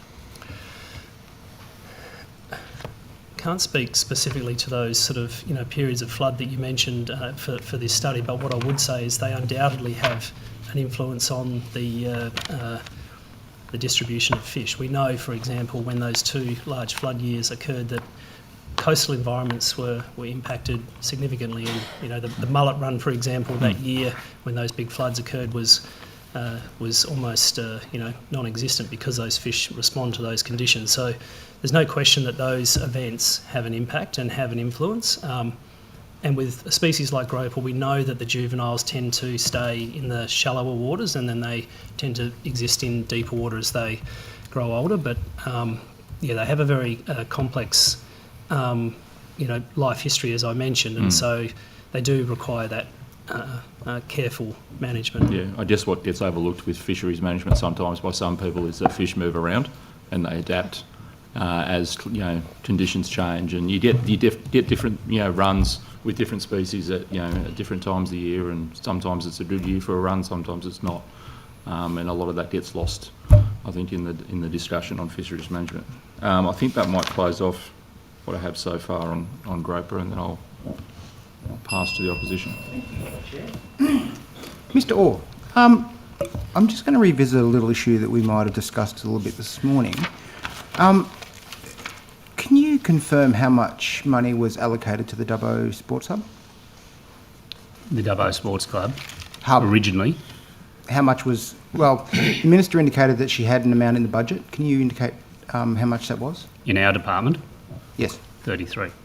33? Yeah. 33.3. 33.3. Okay. In our department. And how much additional funding was added after March 2023 to that program? I might ask Mr. Bolton to answer that question, Mr. Fang. None, Wes? None. Thank you. Thank you, Mr. Bolton. That was quite easy. Just in relation to the advice that was written around the variations, Mr. Bolton, did you sign a letter on 30 October 2024 around recommendations for the tender? On the 30th of October, I've considered a tender recommendation from Public Works. Yes. Okay. And I've got that in front of me, and it basically says that there's insufficient funds for the project to proceed in the current form, but then it goes on to say that the client should review their operational requirements for a viable facility, revisit the project scope, and consider all available options, including alternate sites, to progress the project. That was part of the letter that was signed by you, correct? Mr. Fang, I'd love to have that, whatever you're looking at, tabled so I can clarify the differences between that. Thank you. Well, actually, so it seems that the chair is able to provide you a physical copy, and we'll do that now. So just in relation to, I'll come back to the letter, and I'm just more keen to, I guess, have a broader sense of where we are in relation to the project as it stands at the moment. Was the Sports Minister advised about this, the project variations and the changes to what was on the table, and suggestion that we revisit the project potentially at another site? You'd need to direct that to the Sports Minister. And I will tomorrow, indeed. But did your department provide any advice to the Minister for Sports department about these matters? We've obviously been working with the Office of Sport, but we don't work directly with the Minister for Sport. No, I appreciate that, but did you provide that department any advice around the variation advice that was signed off? I'll ask Mr. Bolton to comment. Thank you. So, Mr. Fang, there's two things being discussed here, and what's just been tabled here is an attachment to a brief that was recommended to me from Public Works. Mm-hmm. So for clarity, Public Works was providing consultancy services for PCYC with the project. Yes. It's at a stage in the project, and I'm happy to walk through the timeline again, but at a stage during the delivery phase, tenders have gone out for the project. Mm-hmm. Public Works are supporting PCYC with that. And in my role as the Deputy Secretary, which includes Public Works' functions, I've received a recommendation, which this report you've got is an attachment to. And that recommendation to me is to not accept tenders and inform the client to not accept any tenders. So Understood. Closing out that process. Yes. Concurrently, we are considering a variation or new proposal, as the Minister has described several times today. Mm-hmm. We're considering a new proposal from the Office of Sport. Mm-hmm. So, I guess, given that you are considering a new proposal from the Office of Sport, there has been some communication between the Office of Regional and the Office of Sport about this project? Would that be... Yep. Was the Minister for Sport made aware of the cancellation of the project by the Minister for Regional prior to the announcement? Mr. Fang, we can't comment on what the Minister for Sport was aware of. Well, you can certainly comment as to whether you provided advice to the... You can certainly provide advice to the... No, I didn't even flinch then. You can certainly provide advice as to whether your department provided advice to the Minister's department about the cancellation of the project prior to the announcement. Did that occur? Which Minister? Mr. Orr. Please don't take up the habits of the Minister. I'm referring to the Minister for Sport and whether you provided... Mr. Fang, it's not our job to advise the Minister for Sport. That's a matter for the Office of Sport. No, I'm asking, did your department provide advice to the Minister for Sport, or the Department of Sport, prior to the cancellation of the project? There was discussions with the Office of Sport. Yes. What they then advised their Minister for, you'll need to talk to them about that. Okay, and I'm sure we will tomorrow. I'm just seeking some clarity as to how these things have occurred. So, from that perspective then, what discussions were had with PCYC prior to the announcement? Is that for me, Mr. Fang? Well, I mean, Mr. Orr seems to be providing... I'm happy to refer it to Mr. Bolton. Okay. Mr. Fang, well, if that makes it no, easier. Thank you, Mr. Bolton. Can you provide some advice as to what advice was provided to PCYC prior to the cancellation of the project by the Minister? So, quite a unique scenario, this funding arrangement. It is a tripartite agreement with Office of Sport as the lead for the agreement. So the key interface between the government and PCYC was through the Office of Sport, Mm-hmm. and we were a funding partner of the deed. Okay. So, effectively, the Office of Sport is coordinating? Is that a good way to say you've said it's a unique situation. Were they coordinating this project? No, PCYC is responsible for the project. Okay, so we've now got PCYC responsible for the project. We've got the Office of Sport playing a role in this. We know that Regional is now part funding this project, and one would expect that the Minister for Police, through her departments, would have some buy-in, given that it is PCYC. Is that a fair assumption to make? I mean, was there any discussions with the Minister for Police or her department around this decision prior to the cancellation? Not specifically. I mean, our dealings were with PCYC, as Mr. Bolton has alluded to. Again, Mr. Fang, you'll need to talk to the Minister for Police. Okay, and I'm sure we will do that as well. But you can see we're sort of getting a little bit round in circles here. Everyone's saying we need to talk to somebody else, and I mean, I'm just sort of wondering, ultimately it was the Minister for Regional that cancelled the project and pulled the funding. But I'm also trying to work out who was aware of what when, and there's not a lot of clarity coming out of this. Just in relation to the stakeholders themselves, have you had a chance to, or has anyone from your office been speaking with the Dubbo Netball Association, the Dubbo Basketball Association, any of the impacted sporting groups in relation to what the next stage is, or has that all been left to the PCYC? Mr. Fang, that's, like I said before, the key relationship is between the Office of Sport and PCYC, and that includes engagement with the relevant sporting. Okay, so even though they're the relevant department, it's actually the Minister for Regional that's controlling the funding, is that correct? Not necessarily. We were a contributor to the agreement, so had a funding contribution, but there was other parties that were funding providers in the arrangement as well. Okay. Were they advised prior to the cancellation, or were they made aware through a press release? Right, for clarity, Mr. Fang, so a consideration or a request was made for us to consider an alternative proposal or new proposal. Yep. For the project. Yes. And did that occur? And that is what our minister considered on a recommendation from the department. Okay. And the result of that was that the project was effectively cancelled. The result was we did not support a new proposal, right. A new project. So where has that money gone now? That money has been returned to the department. Right. What the people of Dubbo really want to know is what's going to replace, what's going to progress in place of the Dubbo Sports Hub at the moment.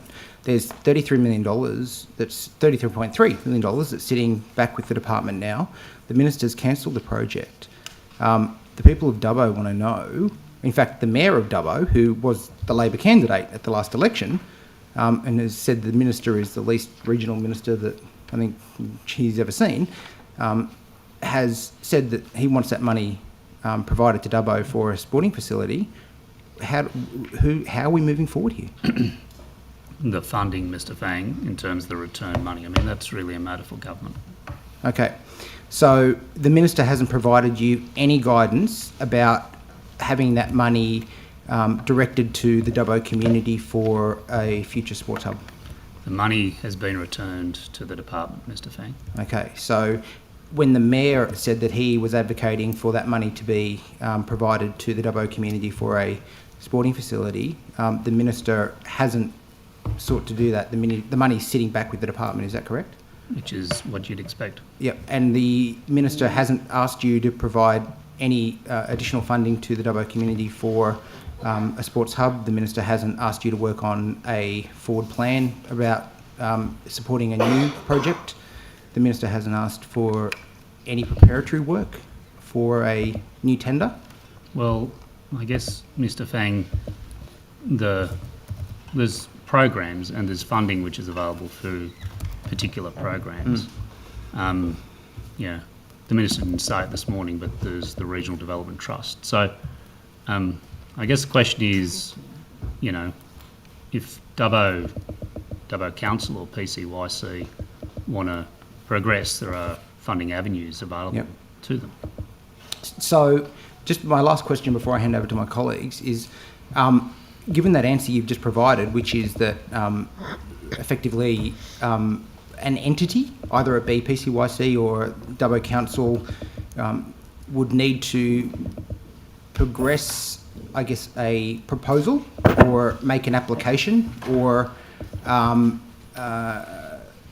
seek funding for a specified project. What would be the timeline then that you would expect from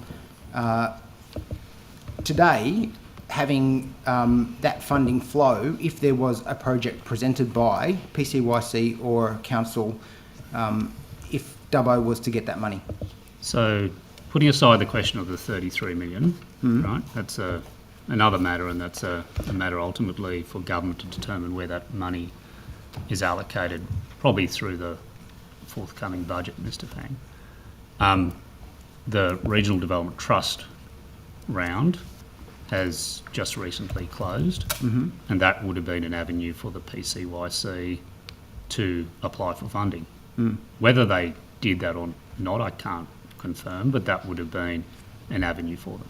Mr. Bolton, were they made aware that they should be applying through that round that's just recently closed? Was there communication from regional to PCYC and the council that this was the avenue for them to actually have funding to flow back into Dubbo?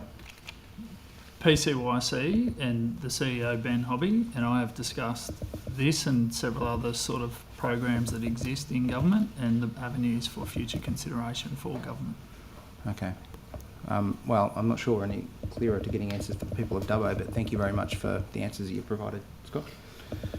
Thank you. I'd like to talk about the cattle tick management program. Who's that? I'm happy to Ms. Connell. answer your Thank you, Ms. question. Connell. Is there a dollar amount attached to that program? Sorry. Can you Is there a dollar amount attached to that program? So I think funding for this financial year is about $4.5 million. And has that been fairly stable for a while? So I think it's probably slightly more than previous years, but I'll take that on notice and confirm. Sure, thank you.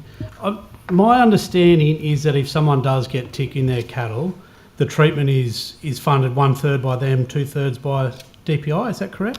No, 75% by the department, 25% by the property holder, if the property holder decides to take up the service that we provide. So And it's that's obviously part- not mandatory. Yeah, okay, right. And that's just part of the program as long as this program is in place. That's right. Can you tell me the makeup of the board, the advisory board? Which, are you talking about the Ministerial Council? Yes. Okay. So what I've managed to ascertain since you asked the question this morning is that that council probably ceased to exist at some point before 2021. So, we're not aware that it's operated in any recent period of time. So is there any producer feed in to the management program? So my staff have a regular forum with the key stakeholders in the area, and I think local land services also sit on that group. So it meets regularly to deal with the issues in terms of the program. So is there a dedicated tick management team then? There is. And they deal solely with tick management? So we have a team in our compliance division that is essentially specifically focused on tick management issues. Have the numbers in that team remained stable? And so it's been put to me that some of those team have been taken off or some of their energies redirected into fire ants. Can you assure that hasn't happened? I'd have to take that specifically on notice.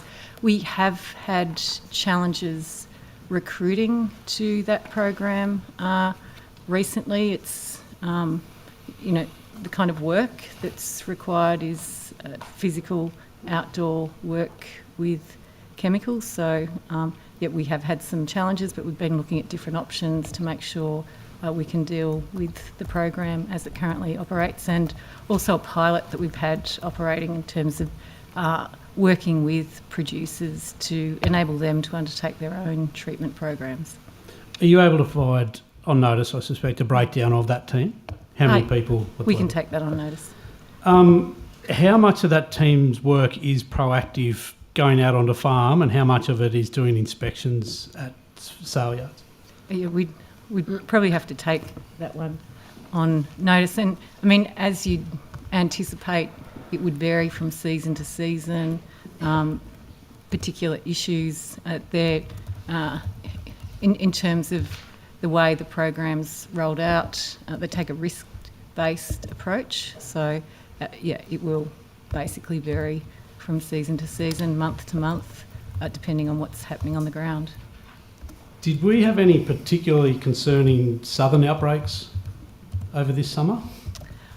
So you might be alluding or detections? to... so we've had a couple of detections in the Grafton region, and in terms of the focus of the program and the making sure we've got the effort assigned where it needs to be assigned, we've definitely shifted the focus to the Grafton region to deal. We've got a couple of bigger properties in that region, so that's something we've been getting onto quite quickly. Yeah, I'm deliberately trying to not create fear about cattle tick breaking out in some area, but yeah, no, I appreciate that. Where is the Treasury review up to of the tick management program? So I think you've been looking at our website. There was, I understand, I've seen on the website that a GHD review was commissioned about 3 or 4 years ago, but I'll take on notice where that's up to. That was before my time. Okay. I haven't been briefed on it while I've been in the department, but happy to find out whether I can give you details of what happened with that program. Okay, thank you very much. And noting there's only a little bit of time and save opening a whole new box, probably Mr. Sloan, the Dutton trout hatchery at Ebor. I understand, is that currently closed to the public? No, it's not. It's pardon me. It's not closed, Mr. Barrett. It's open, fully operational. It has had a tourist facility, which we've undertaken, guided tours of the facility over time, and we've had 1 or 2 staff leave, and we haven't continued those tours because of those vacancies. But the trout hatchery produces, I think, over 1 million trout every year, and we've continued to do that. So that can assure you that trout hatchery is still open and still fully operational. Is the intent to reopen the tourist aspect of that? Being a bit of a draw card? Hopefully into the future, Mr. Barrett, just sort of working through that with the local staff and with the broader team. But yes, that's an important facility, as it is up in the Snowy Mountains as well. So the intent is to reopen the tourism side of that? That would be the intent, okay. Yep. Thank you very much. Go on, get another one. You've got 5 seconds. Ms. Hurst? Thank you. Only 5 seconds. I've just got one more question in regards to the...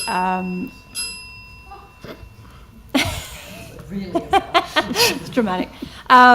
Just one more question in regards to the research animal rehoming grants. I just wanted to ask over what period of time the organisations will be spending that funding. Is it a 1-year grant, or do they have different sort of proposals that go up to 2-3 years?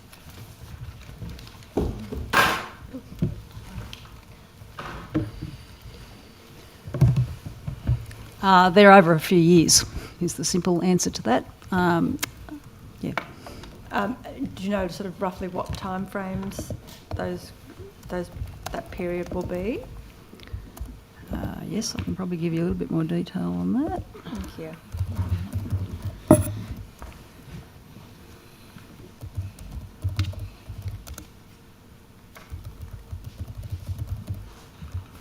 Actually, I haven't got the exact details of that here, but I can possibly get those on notice if that's helpful. Thank you. And Dr. Filmer, can you update me on the work the department is doing to adopt the full Australian poultry standards as they come through in New South Wales? I might hand that over to Rachel. Yeah, so in terms of, obviously we took the first step. The POCTA regulation was remade on the 31st of January, and we are also undertaking other work to consult industry on the rest of the standards and how they are implemented, and working particularly with the turkey industry. And I understand we've got a working group that's been convened, so it's something that we're also involved in a Commonwealth process to look at harmonisation nationally as well. Mm-hmm. And does that also, will there be work also on ducks and emus and geese? I know that they were also within the national poultry standards. I would have to take that one on notice. Okay, thank you. And I've just got a follow-up question around shark nets. Is that for you, Mr. Sloan?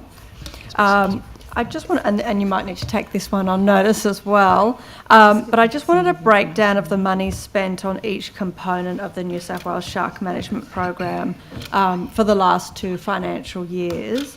So I'm looking for a specific breakdown on costs spent on drones, on listening stations, smart drone lines, shark nets, partnerships and community education.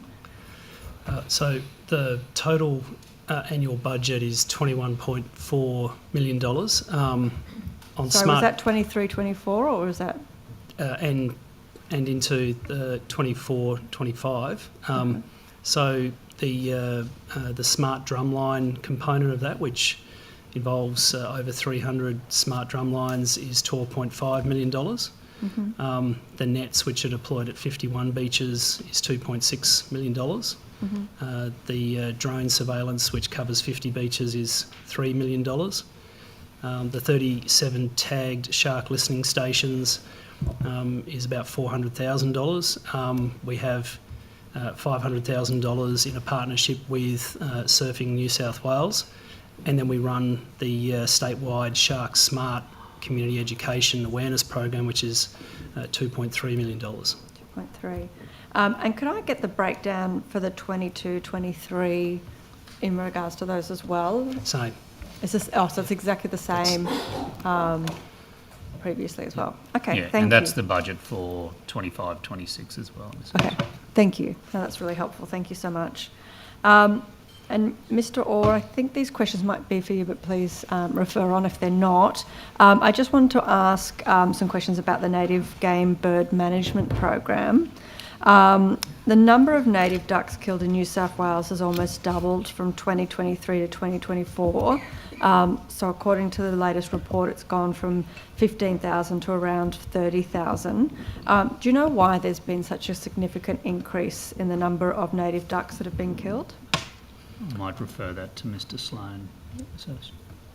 Yeah, so thank you for the question, Ms Hurst. I know on the back of those big flood years, the numbers of ducks did increase in terms of population numbers, and so it's likely that's the reason for the increases that you're referring to, but I actually will need to just take on notice the question and come back to you with an answer. Can you just please just repeat the question specifically? Yeah, so I was just talking about the native game bird management program. The number of native ducks killed in New South Wales doubled from 2023 to 2024, going from around 15,000 to around 30,000. And so I just wanted to ask for an explanation as to why there's been such a significant rise in the killing of native ducks. Yeah, I believe it was in response to the populations increasing, but I'll take it on notice, Ms Hurst. Thank you. Is the increase something the department has investigated to make sure that there's not a whole lot of illegal recreational hunting going on there? We do have a compliance program that we operate for our hunting sector, and so that program monitors the activity of hunters across the state. So if there was illegal activity occurring, we would pick that up, and I don't think there's any indication that that's the case, Ms Hurst, but yeah, I'll clarify those figures for you on the numbers. Yeah. Thank you.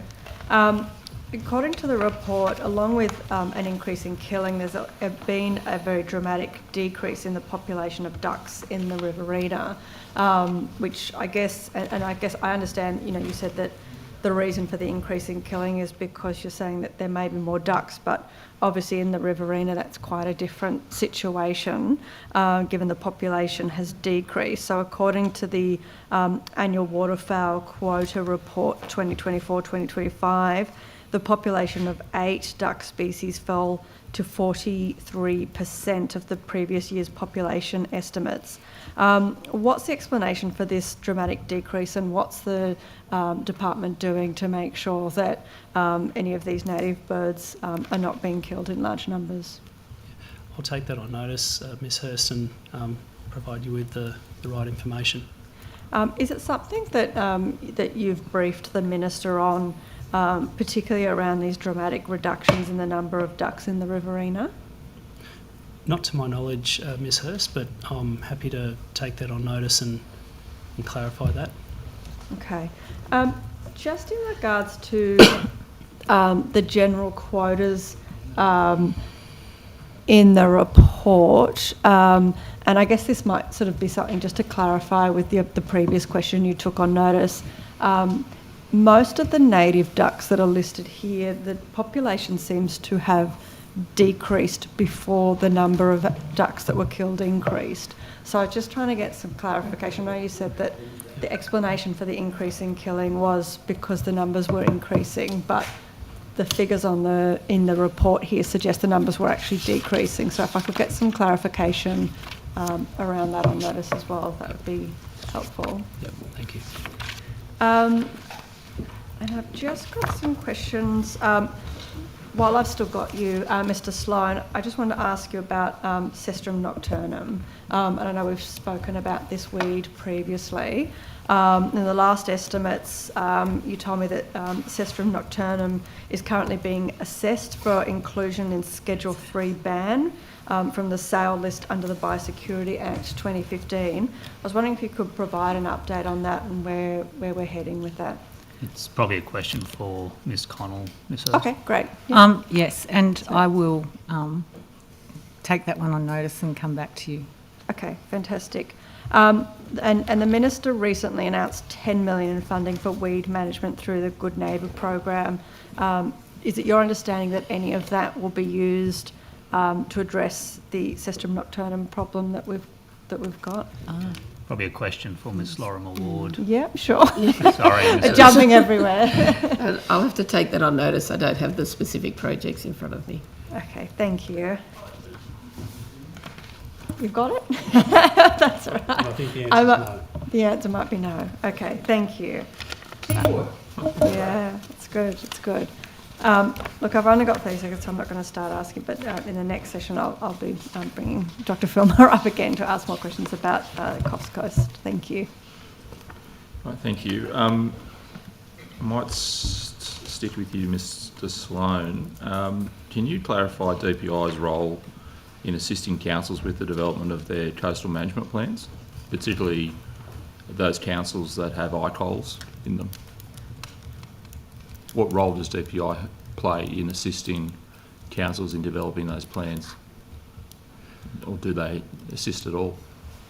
Yeah, I'll need to take it on notice, Chair, and find out what we do. I know we interact with local councils on those coastal plans through our marine estate management strategy and also in various ways. But I need to take that on notice and find out. And I think I've mentioned in previous sessions that we have got a piece of work going on around particularly the approval processes around how ICOLs are managed, which is how we interact with local councils. And I think we're looking at those sort of ICOL by ICOL.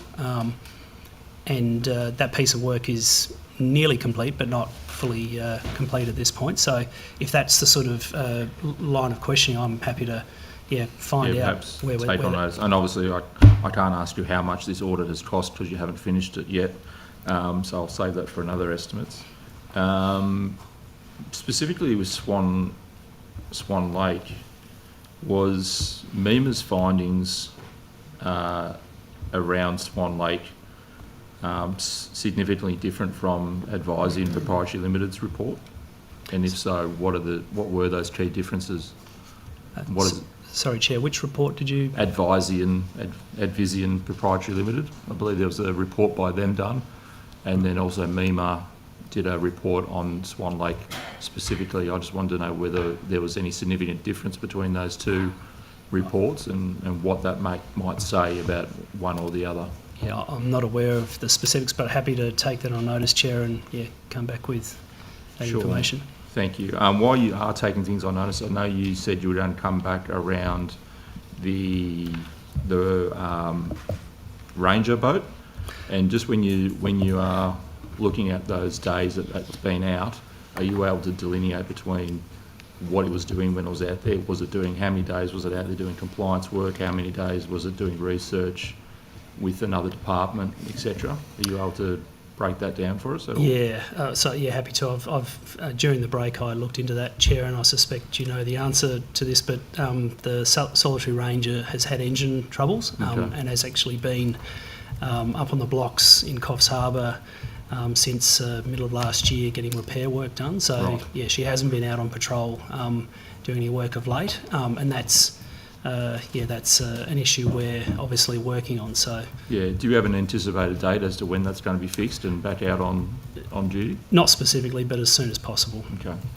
Can I just go to a fairly tricky and complicated matter? I'm aware that, and I've asked questions about Mr. Frank Connolly Jr. in the past on notice. I'm aware that he sent the department a cease and desist letter regarding activities happening on his country, known as Geringa. The response he received back from Mr. Turnell was, we note that the matter of the applicant on behalf of the South Coast people versus Attorney General of New South Wales is currently before the Federal Court of Australia in their native title claim. And the South Coast people asked the Federal Court to determine that they hold native title in the area that includes the waters of Jervis Bay, and therefore you are not going to comment on the issues raised in the letter. Does the department see Mr. Frank Connolly Jr. different or in a different light than the South Coast people? Because Mr. Connolly Jr. is very specific about how he sees himself within the broader Aboriginal community. He sees himself as the native owner, already recognised by court as the native owner, and he sees that the South Coast people, or those that have signed on to the South Coast people, have actually rescinded the rights that they had, that he is now the only one that does have. So does the department see him differently, or have you grouped Mr. Connolly Jr. as in with the South Coast people? I think, Mr. Benaziak, given those matters are before the courts, it's quite difficult for the department to provide a commentary on it. Even as to whether you consider him as part of the South Coast people, or you consider him as separate to that? Yeah.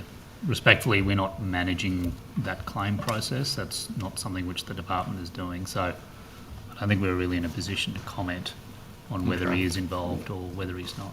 Well, he isn't involved, but it seems by this letter you've lumped him into that category. So I'm asking, I guess on behalf of him, do you see him as something different, or do you consider him to be part of the South Coast people? If you want to take that on notice and get advice as to whether you can provide any comment? That on notice, given the sensitive legal situation. Yeah, sure. Mr. Benaziak. Ms. Lorimer Watkin, now that you're in control of the list, can I ask you some questions? And feel free, Mr. Orr, to jump in, because some of this might stretch back to when you were... It's moonlight. No, just more broadly. Do you have any experience, Ms. Lorimer Ward, in pest animals or pest management at all? As in personal experience? Yeah, or professional experience? Or professional. I'm a landowner, which makes me a ratepayer within local land services. So as a landowner, I understand my pest and weed management responsibilities. Good.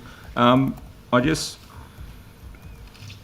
does any of your staff within LLS have membership or support for associations or clubs that have expressed anti-recreational hunting views? I'd have to take that on notice. That's not something I've asked our staff. Have you or any of your staff met with the Invasive Species Council representatives in the past year? I have, and I will make the assumption that, yes, a number of my staff have as well. Okay. And have you provided the Invasive Species Council with any funding or advice in those meetings? I haven't, no. Okay. Have any of your staff provided any written material or advice to the Invasive Species Council? Not that I'm aware of, but I'll take that on notice. Sure. How many of your pest animal strategies and plans and operations are actually based on sound science and research? And if they are, where can the science methodology and data be obtained for each of those? Okay. So what I'm looking for, I guess, is pest control operations, pre-operation surveys, operation results, post-operation surveys and results. Where can we as the general public find that in detail?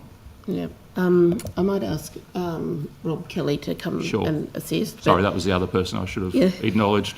But in terms of the overarching piece around the regional pest and weed management strategies, part of that is actually being able to make sure we have got surveillance methodologies outlined in those plans. These are continuous improvement steps that we are responding to from the NRC review to make sure that these steps are much more obvious as part of our planning. The other part that we have been introducing is actually an annual operations plan, which is which provides a lot more clarity about where those efforts are per year. Do you have anything to add there, Mr. Kelly? I can fire off the next one. I can add a couple of points to that. Everything that Ms. Laura Ward said is correct. I think as we mature in understanding our role in doing landscape scale coordinated pest control, we will build those into the annual operations plans. That was a recommendation out of the NRC review. Historically, it would be on a project by project basis. So there are projects that I'm aware of, for example, like the Western Riverina Pig project that had those details done, had detailed surveys done pre, post, during. And there are other projects that we're involved in now that do that. But to answer your question specifically, it's a project by project basis. Okay. And just to close, or to finish off this 30 seconds, does LLS subscribe to the notion or have a belief that recreational hunters are somehow competitors to the LLS in the pest management space, or do you see recreational hunters as a complementary or supplementary measure to the work that LLS does? Well, definitely all the conversations I've been privy to has been about an integrated approach, and where hunters, recreational and on private holdings, whether it's public or private holdings, should all be playing a role as part of that integrated approach to pest management. Okay. Thank you. That's pleasing to hear. I'll pass to Ms. Overall. Yes, thank you, Chair. And realising how quickly our time passes when we're having so much fun, I'll move briskly through a few things. If I might ask, coming back to the Regional Media Fund, how much was rolled over from round 1 to round 2? Miss Overall, approximately 750,000 was rolled over from round 1 to round 2. 750,000, and that. So that's not 3,750,000. So that has added to that total of 3 million. So it's not really 6 million for the 2 rounds. It's whatever that turns out to be, 6,250,000. No, it is 6 sorry, million. 5,250,000. 6 million for the 2 rounds total. Approximately 3.75 million for round 2, and 2.25. Great. Thank round you. 1. Asians are good at maths. Good. I was getting thank there, you. Mr. Fay. And I note that in the key information on the website, it says that the status is that it's not open for application, but it states that it is supposed to close on the 28th of February at 5 p.m. So is there a reason why it's not open for application? Has it been oversubscribed? No, I have Miss Harriet White here who might be able to assist here, but my interpretation of that would be it's a closed program, meaning it's closed for certain applicants to apply for that funding. Right.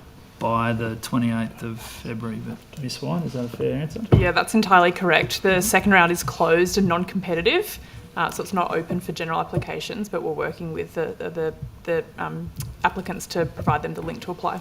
Great, thanks very much. Now, you've briefly mentioned that we didn't get the chance to talk with the Minister this morning about the Regional Development Trust Fund. So could I just confirm that after the March 2023 election, the former Regional Growth Fund, the amount remaining was $600 million? Yeah, we'll take on notice what was actually remaining within that fund, Ms. Overall. Okay, so are you aware of how much was allocated to the new Regional Development Trust Fund? 400 million. Sorry? 400 million. 400 is million. the current allocation Current into allocation. the trust fund. But was $350 million actually allocated at first and then that was topped up? Correct. Right. And the remaining 250 million? What remaining 250 million? Of the 600 million, I'm sorry.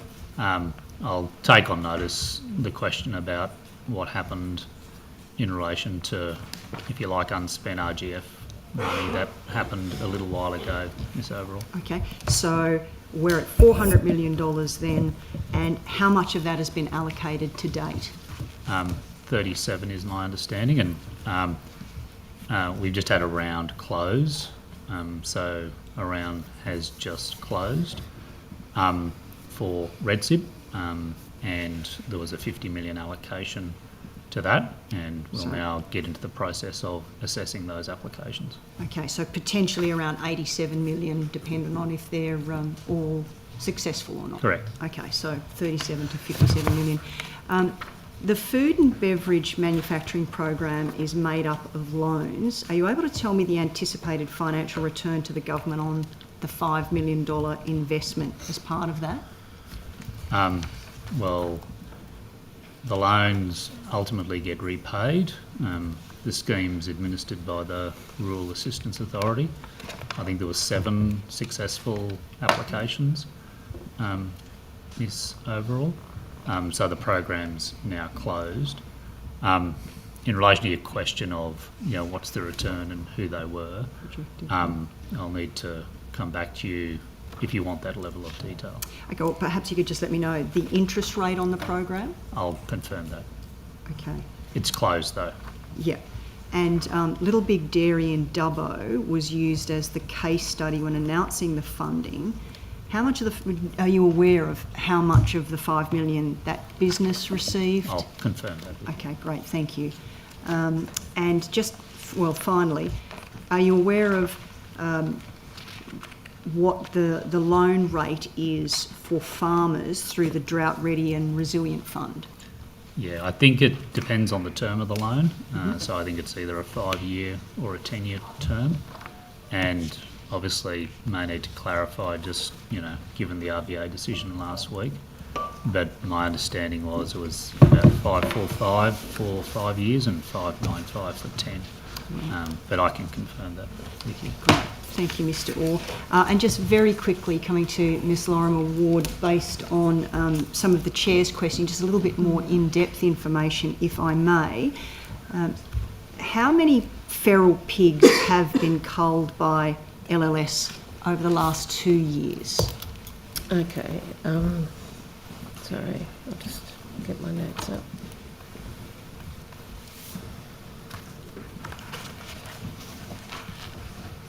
I'll have to come back to you.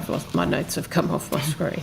It's okay. I've read a report, and this is why I'm just wanting to qualify if that's the case, that there's around 170,000 over the last 2 years. I mean, would that sound about correct?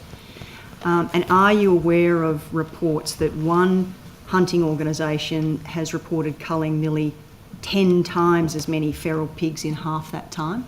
They're claiming almost 1.7 million pigs culled across New South Wales through 2024. Yes, I have heard that number. I thought it was over a 4 or 5 year period, though. The report, and again, I'm not suggesting that it's that absolutely to accurate, be over but it's suggesting here through 2024. So I think sort of really just touching on what the Chair has touched on as well, and noting that the Invasive Species Council has criticised poor feral pig management, chasing numbers over results. All of those things that you were talking about, the greater working together, collaboration, etc. Are we moving towards that model and resourcing that will ensure better management of what we know are skyrocketing numbers of feral pigs? We definitely are, and the move towards much more targeted, integrated programs of control is something that we are focused on, and it is about making sure we have a range of activities occurring at the same time. Where we find programs or campaigns go in with a single approach, so whether it's only baiting or only trapping, we don't have nearly the same success as if we go in with 2 or 3 methods at the same time. Our challenge continues to be making sure that we can optimise the number of landholders, whether they're public or private, that are in that region, because while you have a gap or what we refer to as any white spaces in our maps, that will always be an area that continues to allow breeding of an invasive species to occur. So our focus really is around those coordinated programs and trying to make sure we can get everyone part of that program. Terrific, great, thank you. Look at that, and it only took up 8 minutes. Over to you. Thank you. Can I put this question to, let's just say, rather than ask the question 4 or 5 times, Dep second above everyone, has there been discussions at any level advising or requesting teams in your areas to look for jobs that could be removed or made redundant?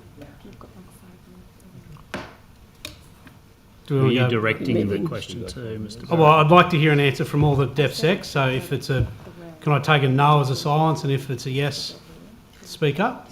So, I mean, so sorry, can you just repeat the question so we're clear, Mr. Barrett? Sure. You probably guessed the tone of it, but has there been any discussions at any level advising or requesting teams to look for jobs that could be removed or made redundant? Not, 2 or 3, you might have some people you need to get rid of, that's fine, but, more than that? So I can give some broad answers, and if you wish to sure ask individuals, that's a matter for you. So I think, the staff numbers in the department go up and down. When it was the Department of Regional New South Wales in 2020, I think the staff numbers were about 4,400. Now it's about 5,000. A couple of years ago it was about 5,500. So our staff numbers move around, and the main driver for the shift up and down in recent times at least has been our involvement in a range of disaster related issues, floods, fires and COVID. And in particular, that's related to, let's call it the flexible workforce. And by that, I mean casual, temp and contingent. And proportionately over time, the numbers of those staff have decreased. So the percentage, you're after a percentage before, percentage of temps at the moment within the department is about 20% in terms of temporary staff. Temporary staff come and go based on the nature of their contract and the nature of the work which they actually do. So that's just something which happens within the department. It's fair to say that the department has, some challenges in terms of its budget position. Those challenges are largely inherited because in certain parts there was an overspend issue, in other parts there was issues about putting people onto ongoing roles where we only had temporary funding. So we need to work through, those issues as a department.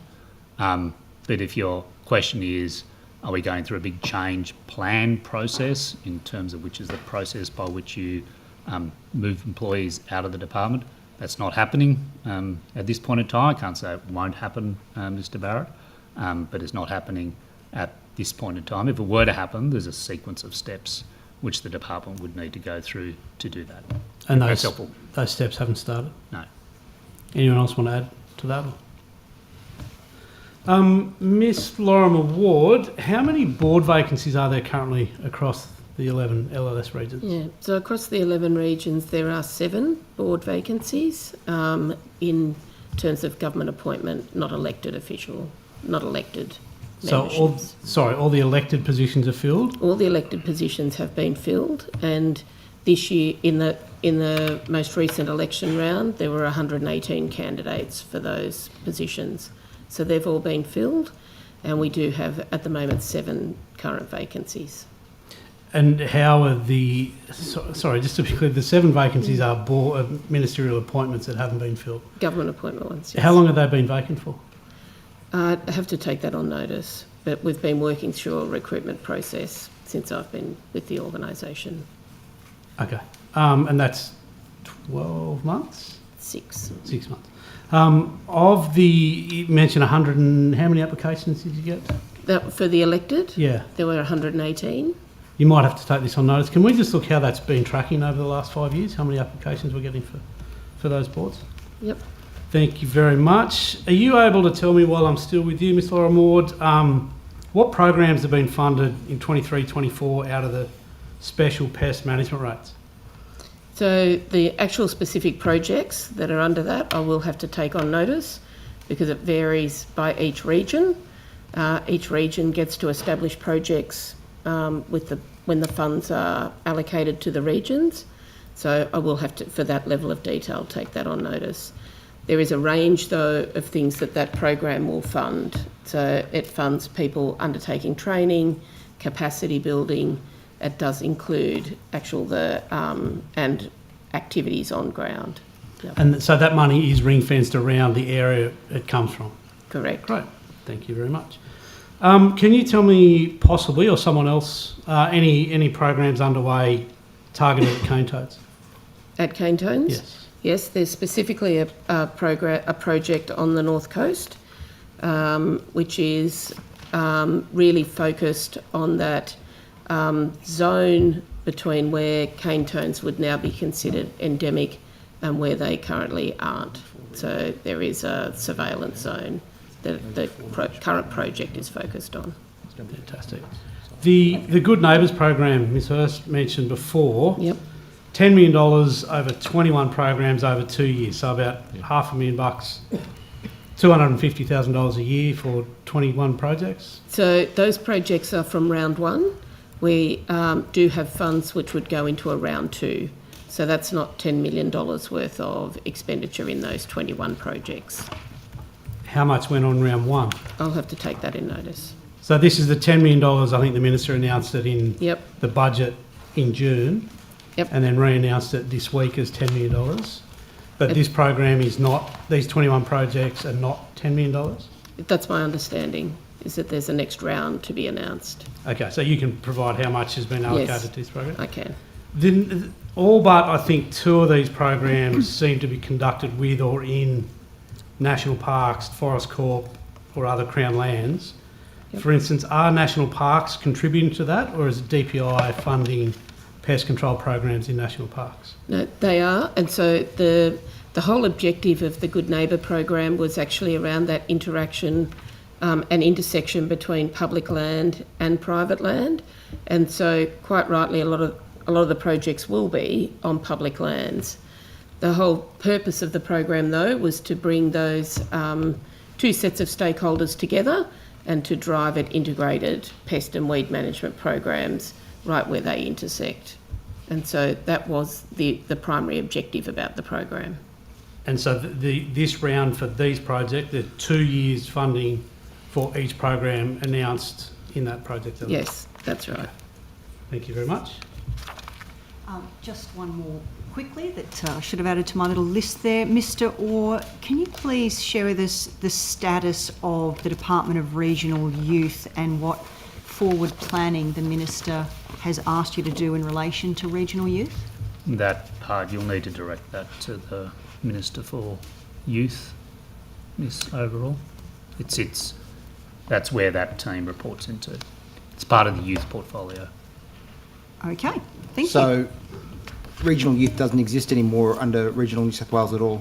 No, that's not what I said. The Minister who's responsible for that team within the department is the Minister for Youth. But where does the team sit? In the department. Of? This department. Right. And the Minister who's responsible is the Minister for Youth. And if you want information on what that team's doing, you'll need to direct it to the Minister for Youth. So I'm not trying to be difficult, but that's the portfolio. But how does that work? I guess the team sits in your department, but so do you report to the? Are you reporting to the Minister for Youth? No. On this matter? Point of order, Chair. I think that the answer is that you're just asking the other budget estimates, not this one. I think it's pretty clear. Sorry. I don't think that's a really valid point of order. I understand what you're trying to clarify Mr. Orr's response, but I think. Well, no, I'm talking to Ms. Higgins, but I think Mr. Fang has a valid point in terms of you're the head of the department. Do they report to you at all? I guess is what they are embedded. If I can just clarify. So within the department, we have 3 ministers. We have the Minister for Resources, we have the Minister for Agriculture, Regional and Western New South Wales, and the Minister for Youth. And you're asking me a question about the youth portfolio. in this forum, which is about Minister Moriarty's, and you'll need to direct it to So the Minister for Youth. can I then ask, are you appearing with Minister for Youth? No. So then we're at a quandary, aren't we? I've answered the question. There's nothing more I can say.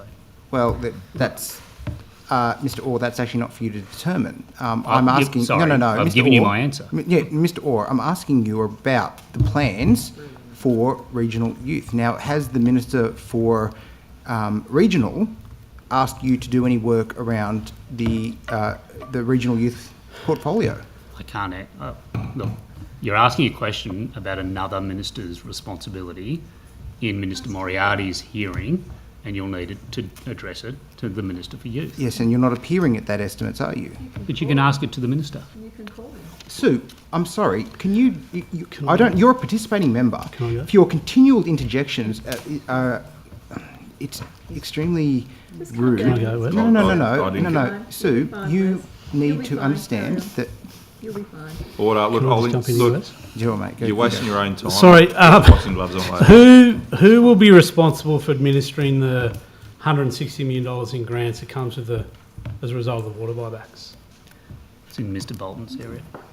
Mr. Bolton, what will so 16 million goes to your department as part of that? As part of the federal agreement with the department, correct? Yeah. Is that 60? Do you know? Is that 16 on top of the 160, or 60? It's on top of. I'm just getting some nods. Can you outline how are you going to spend $16 million? Sorry, how are you going to spend $16 million? Is that over a certain amount of time? Can you give me an idea of? Is that going to mean more staff? What's that going to mean for your department? Yes, it's going to involve the administration of it, which is the arrangement with the federal government. So the 16 million contributes to that. But additional staff, program specialists, the timeframes it takes us to deliver those programs, those sorts of things are considered in that arrangement with the federal government. So is it going to be all spent in 1 year, or will that prop up a couple of years of administration of this? That'll cover the delivery of that funding allocation and program. Over how many years? I think it's 4. Yeah, just take that one on notice. But Harriet White, who's sitting just behind me, That's I'm correct. not trying 4 to years. I'm happy for you to take that on notice. Mr. Barrett, that's just what the Commonwealth provides. Yeah, absolutely. That's the deal. Yeah. Yep. Thank you. 4 years. Thank you. Chair, just before we... Miss Hurst for 4 minutes, and then I'll close off, and then we'll go Well, I want to take a afternoon point of tea. order after she's... Great. My time started. I've just got some questions for LLS, so perhaps either Dr. Tracy, who's online, or Mr. Kelly. I've just got some questions about the 1080 program, and I wanted to know, and it might need to be taken on notice, how many litres of 1080 concentrate or how many pre-manufactured 1080 baits LLS has actually purchased in the last 2 years? I will have to take that on notice for the total amount. Thank you. I'd also like to know the cost of the amount of 1080 that was purchased in the last 2 years as well, if that's possible to get on notice as well. Yeah, we can get all that. Thank you. Do you know the brand or the manufacturer that that 1080 product is purchased from? No, not off the top. We can take that on notice, but it'll be in multiple because it'll be pre-mixed as well as prepared baits. So. Okay. And who in LLS is responsible for determining how much 1080 should actually be ordered? I mean, how is that decision actually made within LLS? In terms of the total bulk that's ordered, Mm-hmm. so each region that is involved in pest control programs that use 1080 products, they will go through their program each year and they'll look at the stock that they have in inventory, how much they've got. They'll have a predetermined amount for the amount of baits that they're going to prepare, and then they will order the 1080 based on that. Okay, thank you.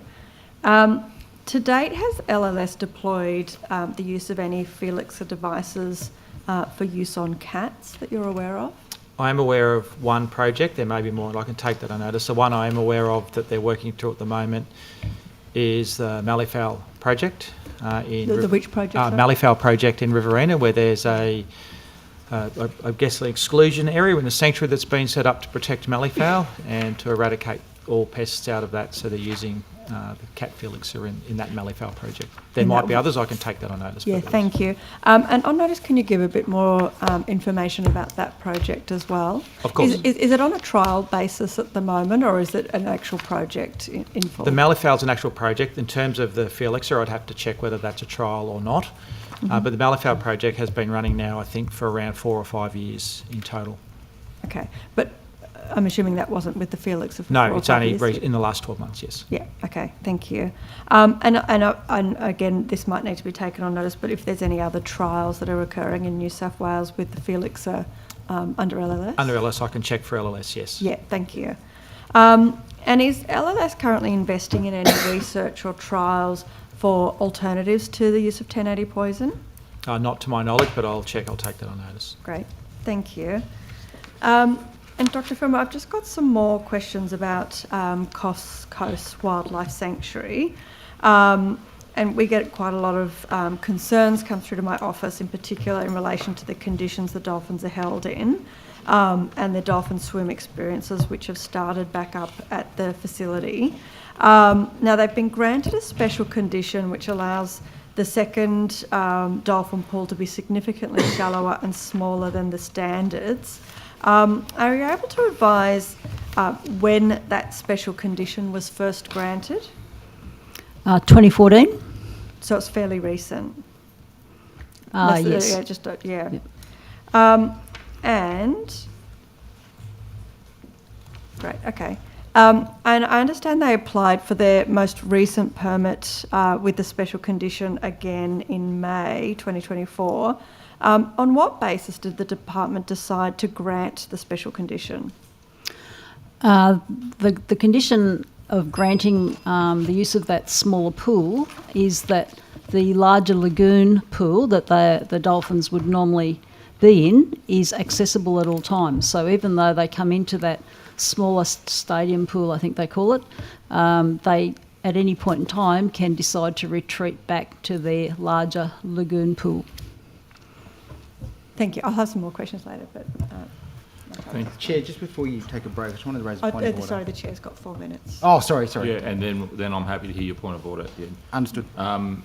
Just going back to what we were talking about, Ms. Lorimer Ward, around a more collaborative approach to pest management.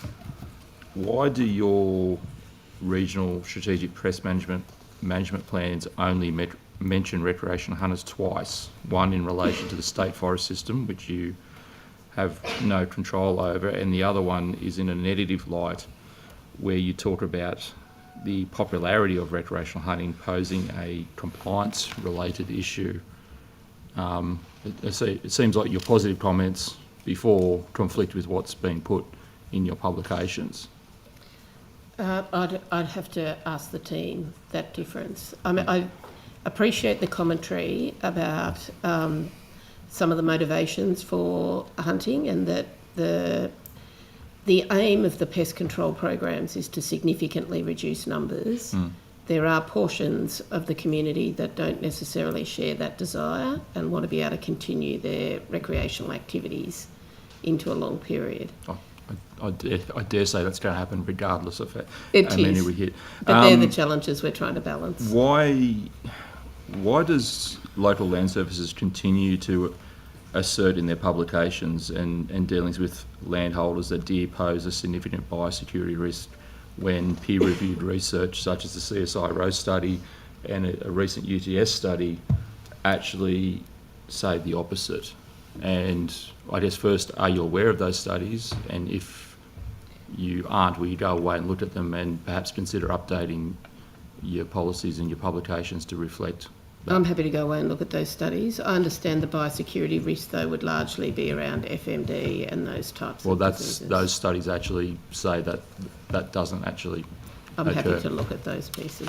Thank you. Mr. Slane, quickly, can I just go to some questions I've looking for answers on behalf of the Southwest Rocks anglers. Can you explain to, I guess, me and to them why haul netting and gill netting is still permitted in the Macleay River, but it's banned in neighbouring river systems like the Hastings and the Bellinger and Killeen?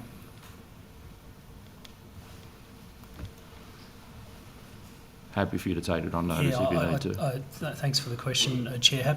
Happy to go away and look into that. And I know there's an historical context to those, those other sort of closures, and it may well be linked to, arrangements from quite some time ago. So I'm happy to look into those specific areas. But as you know, there's been a number of areas closed to recreational fishing, which are now referred to as recreational fishing havens across New South Wales. And then there's been a large reform of the commercial fishery, and the idea with the reforms was to enable the remaining commercial fishers to operate across various parts of the state. So it may be that what we come back with is to sort of say that that's one of the areas that needs to remain open to commercial fishing. But I'm happy to take it on notice and go and look into it. Yeah, and if you could also come back to us on this notion of interstate beach hauling crews. So these are people that are coming from interstate, hauling off our beaches, and then leaving and returning next season. And there's an argument to say that they're not necessarily creating any community benefit by being there. And we're not seeing the benefit of that from a commercial sense. So can you come back to us some information around what is the extent of that and how that fits in our commercial fishing and recreational mix? Absolutely, go away and look into that, Chair. But what I can say without looking into it is anybody who's fishing in New South Wales would need to be licensed in New South Wales. It may be that there's employees that those businesses are using, and they could be from interstate, but they would have to be licensed in New South Wales. Sure, thank you. Well, that takes us to 3:30. Would you like to tell me your point of order? So, Ms Higginson, who is a participating member in this inquiry, continues to make pejorative statements under her breath, I would say, but just constantly interjecting, constantly making remarks, so much so that one of my colleagues has overheard some quite concerning comments from her during this inquiry. I think that a participating member should not be conducting herself in such a way. There's precedents set. I'd ask you to call it order for the first time, so that she's at least a understanding that it cannot continue. Well, good.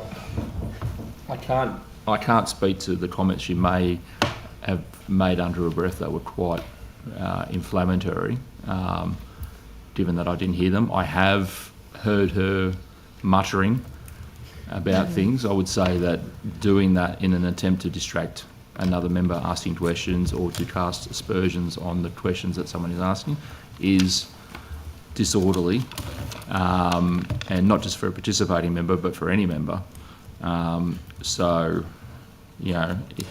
if any members are listening, I would advise them to cease and desist with that regard, and hopefully on our return back after afternoon tea, some wise counsel. That might not happen. With that in mind, we will return at 3:45.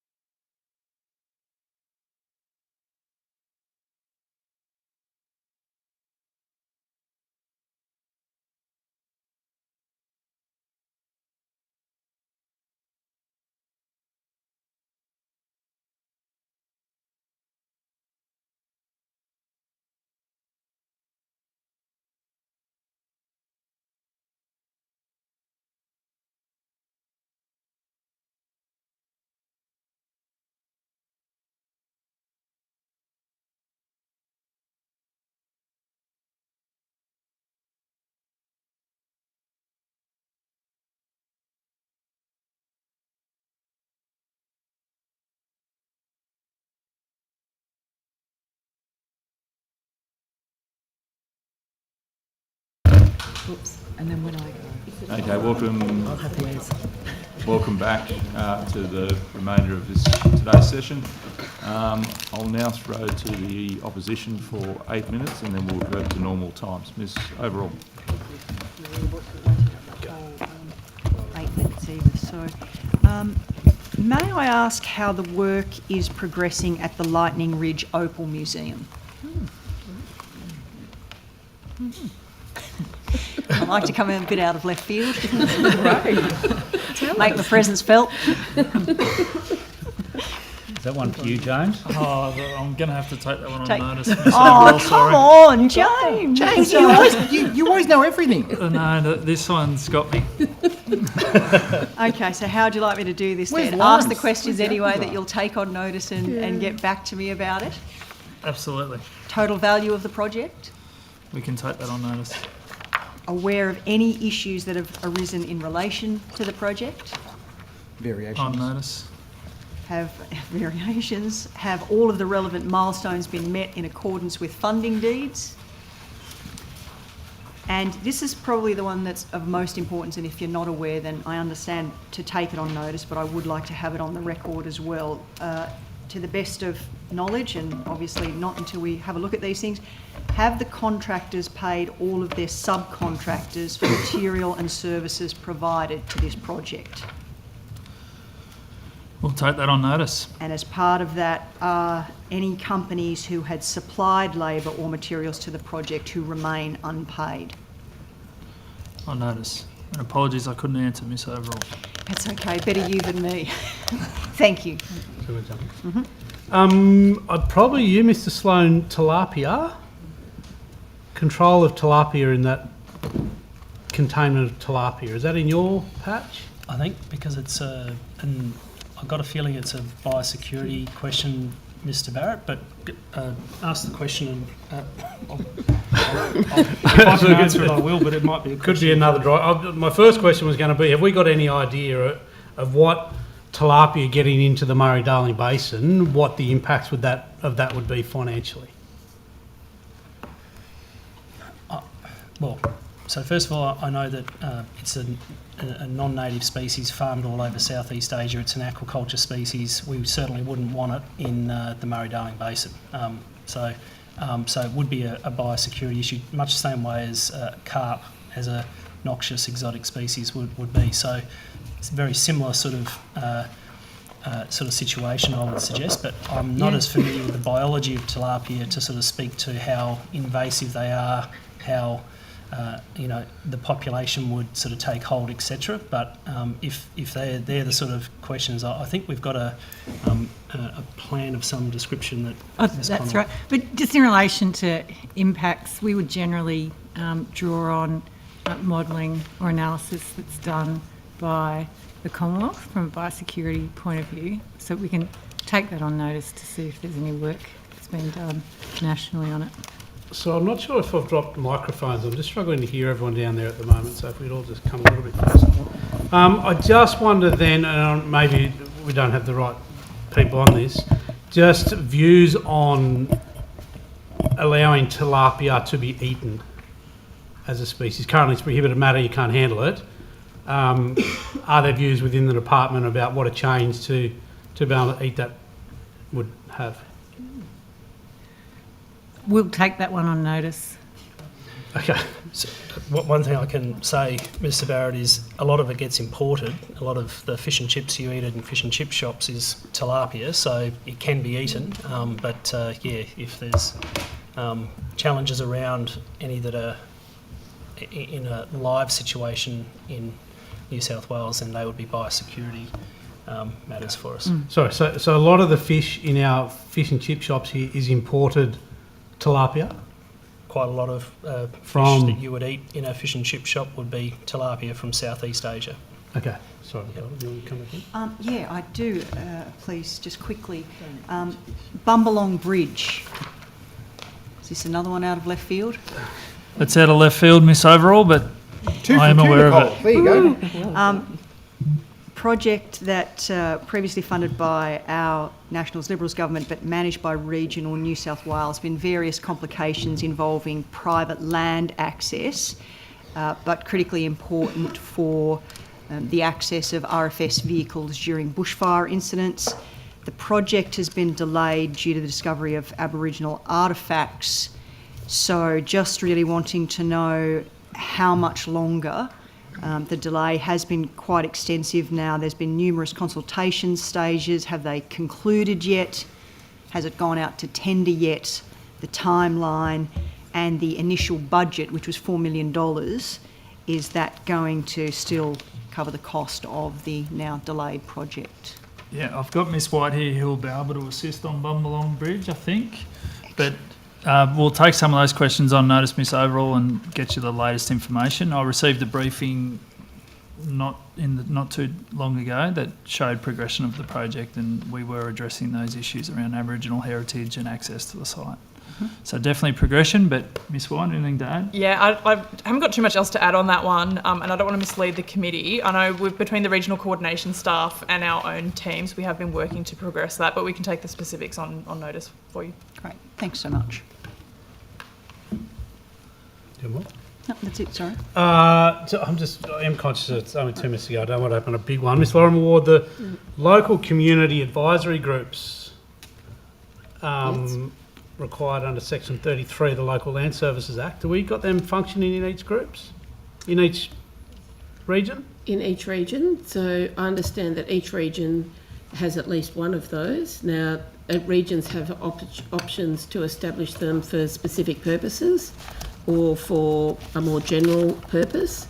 So my understanding is that they do function in those regions, but I'm happy to take that on notice. Yeah, can we just get a breakdown of where they're functioning? I think you have to have terms of reference for them. Yep, and some of them are quite special interest versus more general. Okay. Yeah. I'll come back to some more apiary stuff in a little while, but access to beekeeping sites, beekeepers pay $250, I think, and I'm not sure who I'm directing this to. Beekeepers pay $250 to access Crown lands for their beekeeping sites. We're hearing some reports of that access being impassable. I have photos and that sort of stuff to table, but I guess all I'm after is someone able to look into this for us and just give us some sort of update about the works going on to ensure that apiarists do have access to their designated sites. So that's sort of managed out of one spot. Yes, we can take that do you on want to notice take for that? you, Mr. Barrett. Just to get some update on that. Yep. I'm happy just to move on rather than try and start something new at this point. All right, I'll throw it over to Simonson. Thank you very much. Mr. Chowdhury or whoever, I just wanted to ask some questions about the Forestry Corporation, and following on from where I was discussing with the Minister about the biomaterial reports. I'm just curious about the extent to which you think that this, was a major issue within the Forestry Corporation, and the fact that the condition 6.4 of the IFOA requires that biomaterial reports accurately reflect actual logging yields in areas harvested. And if you could please explain how, for the 3 years previously, we had errors. It looks like also the 3 years prior to that, there were errors in these reports, that Forestry Corporation rectified or revised reports in October and then again in January. And as far as I'm concerned, I can't find any actual genuine explanation as to how it's happened, and I'd love it if you could shed some light. Yeah, no, thank you for your question, Ms. Higginson. So first of all, I would like to acknowledge the fact that the public expects accurate reporting from Forestry Corporation, and so we are disappointed that this has occurred. I would also like to acknowledge the two stakeholders in particular who raised several questions to us, and that made us look at our reporting, this particular report, more closely, and hence we discovered this particular error. So, and I will go on to say that this issue is specific to the biomaterials report. It doesn't extend to other reports like our annual report or our financial statements, and that's because the source data, our sales system and our finance system, are unaffected. They're actually correct. The way the error has occurred is in the extraction of the data and translating or formatting it to create this very specific report for the purposes of the coastal IFOA. So can I just ask if it's okay, and Sure. I want you to answer, Yeah. but when you say the extraction of the data, from where? So the data is extracted from our sales system, but then it's actually, formatted and recalculated to provide certain information that is required for the report. And so in this particular example, one of the errors was that, the incorrect weight of certain product categories was taken. So instead of a net weight, a gross weight was taken. And so that affected those numbers. But the purpose of this report, which I think you're aware of, is to ensure that our harvesting volumes are within the harvesting limit. And I'm pleased to inform the committee that that's the case. So even with this error, that we were below the levels, and after, of course, rectifying the issue, that is still the case. So is that different? Can you just explain to me then? So net weight and gross weight, so the explanation that I've read in various places is that data was extrapolated from was doubled. So data from 1 year was replicated as 2 years and put in a place. So is that explanation not the correct explanation? No. So that was a different issue. So that issue related to the display of data on our what's called BIs, a business intelligence system. So we're actually trying to enhance the reporting by making it more interactive for the user. And the graph, the display on the graph actually was showing 2 years in combined. So we've addressed that by changing the filter on the actual query of the BI report. So that the data wasn't wrong. It was just the display. It wasn't displaying the data correctly. Okay, that was one of the issues. So there were, so clearly there's a number. There've been a number of issues. As I said, when the two stakeholders in particular raised their queries, it made us look into this more closely. Hence, we had to republish those reports.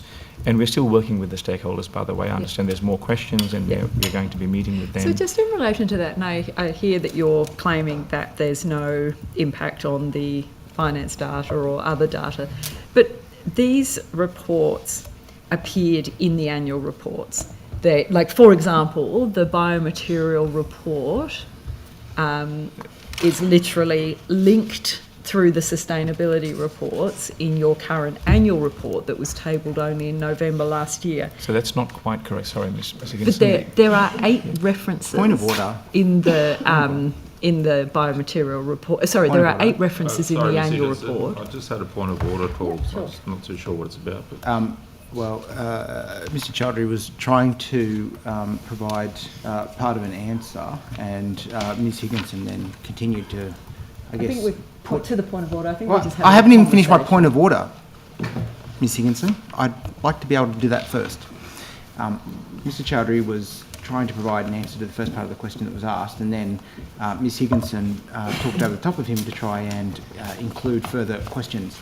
He should be allowed to answer the first part of the question before other parts are put to him. Did you want to get to that point of order, or do you want to just let me rule? And I'm fine for you to rule, Chair. Okay, look, I was listening. I don't think it was overly aggressive towards Mr. Chowdhury in any way. I think we've all done it in the past, but we've thrown a question out, then added something at the end that we want to clarify. So in this case, I Thank you. Uphold the point of order. What all I was saying is my understanding is in the annual report, and it's still there online, there are links and there are 8 references that say more detail data is published in the sustainability report. You click on that and the biomaterial reports are actually right there in front of you. So there are 8 clear references throughout the annual report. So I'm just concerned about this notion that the biomaterial reports are not part of those other reports and therefore perhaps the error. Sure. So can I just explain that? Please do. So first of all, the annual report itself is the financial statements and the annual report under the annual reporting regulations that we've got. The sustainability report is separate to that. So the sustainability report is a report that is on our website that covers our forest management system. It covers our harvesting volumes and all sorts of things. And the biomaterials report is only a reference in there. There's no data in the sustainability report. It's only a link. So if you click on the link, it takes you to an area of our website where the biomaterials are found. So there's no data in the report itself, if you know what I mean. So I think what I'm trying to say though is I don't think that. Do you really think that lessens the weight of the error, given if I am looking at your annual report, along with many other people, if when you get to page 17, it says for more detail, it's published in the sustainability report, and you click the link, and again on page 21, 25, 26, 27, on each occasion you press on that link, you get to the sustainability report, and there is the biomaterial data sitting there for you to see. So for the period of time that it has been on websites over the last few years with that incorrect data, at every point in time, that has misled all of the people, the public and any other regulator at large has been misled about that data and those errors. And that perpetrates those errors. Would you agree? So I wouldn't say it lessens the importance of the issue, and which is why we are working to rectify it, and we have done that. The sustainability report is not the same as the annual report. It's not part of the annual report.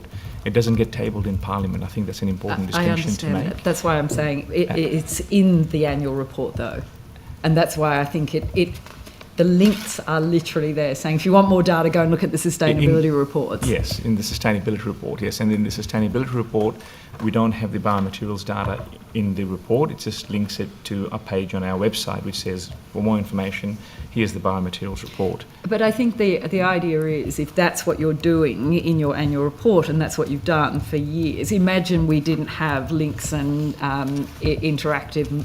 These things would be annexed to those reports, would they not? There's no requirement. I know there's no requirement. Point of order. But you did it. Point of order. Forestry Corporation did that for the community to rely on that information, and it's there in those 8 references. And when we published,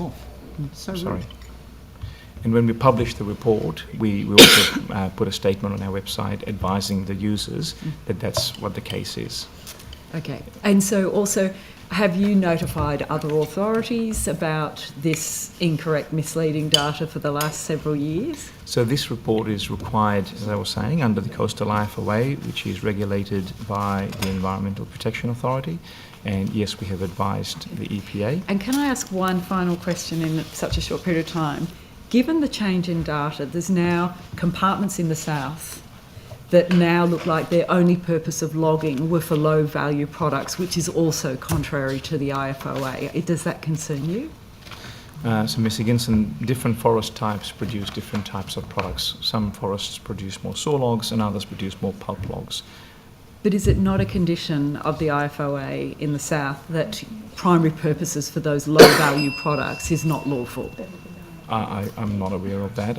As I said, we go into the forest to produce saw logs. But would you be able to take that on notice about whether that is a concern and something that you're looking at? Yeah. Thank you.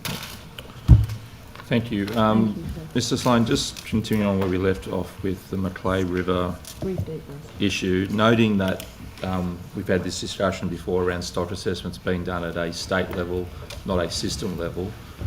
How do we know that we're getting the balance right with recreational and commercial fishing activities in that system, with stocks like whiting, bream, luderick, mullet, mulloway, when we aren't doing a system level assessment?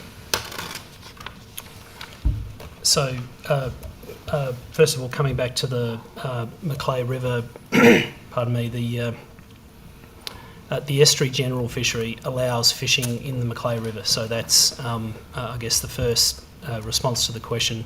Yep. It is part of the estuary general fishery, so commercial fishing is permitted. To your second question, all of those species you mentioned have a statewide distribution. So at a stock level, they're at a New South Wales level.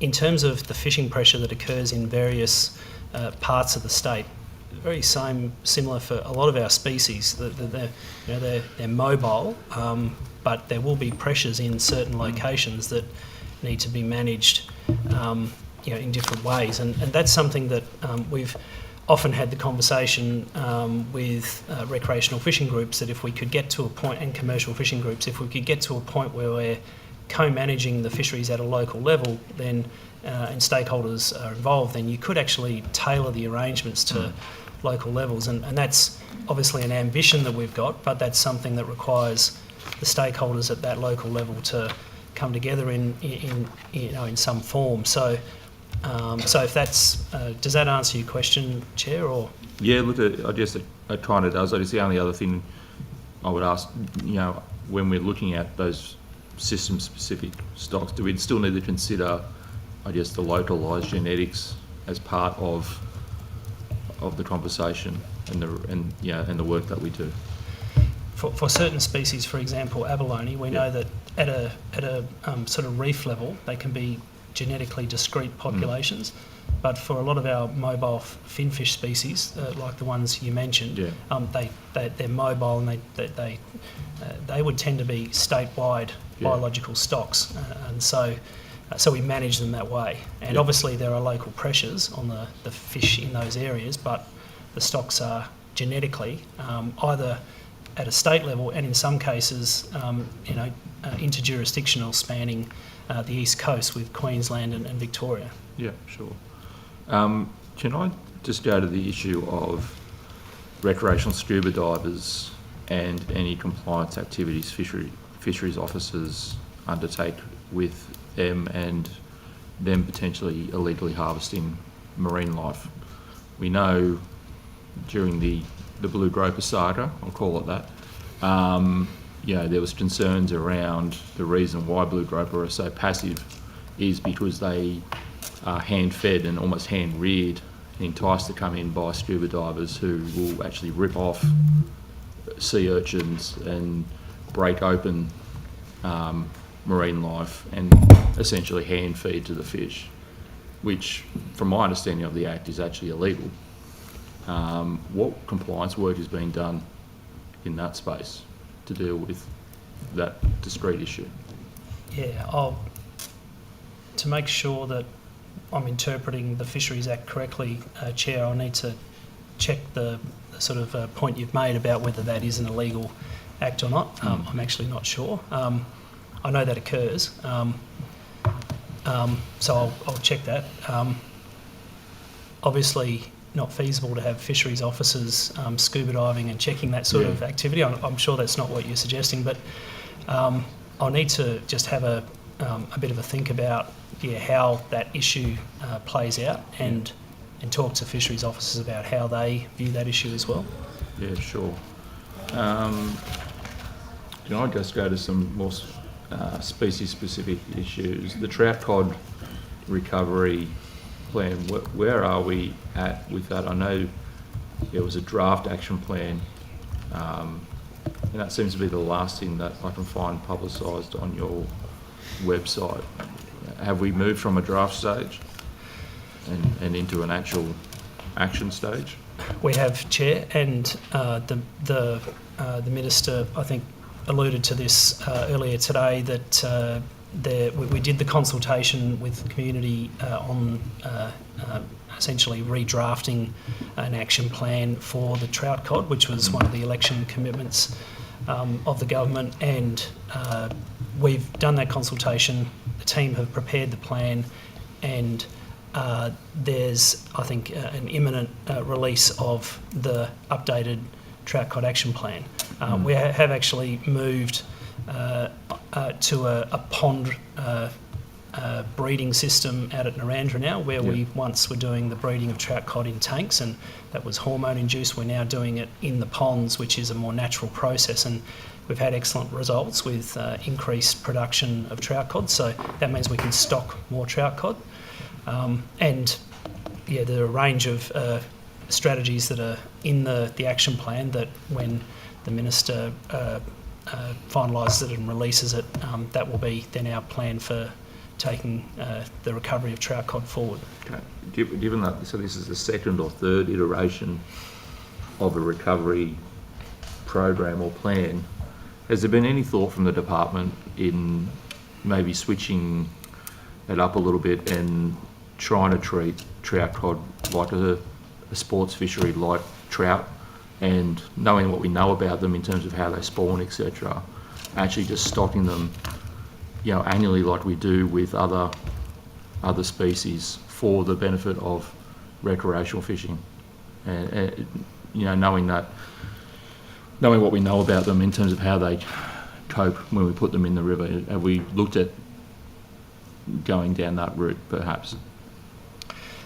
Short answer is yes. So one of the actions in the plan is to actually get back to a point where we can have a recreational fishery, a targeted fishery for trout cod. I think, as you know, we do stock them into Talbingo Dam, and they're a species that can be targeted there, and so that's another option for us. But at the moment, our focus is on trying to create more than just one naturally occurring and naturally replenishing stock. So the restocking will be at locations in New South Wales so that we can create more naturally occurring stocks.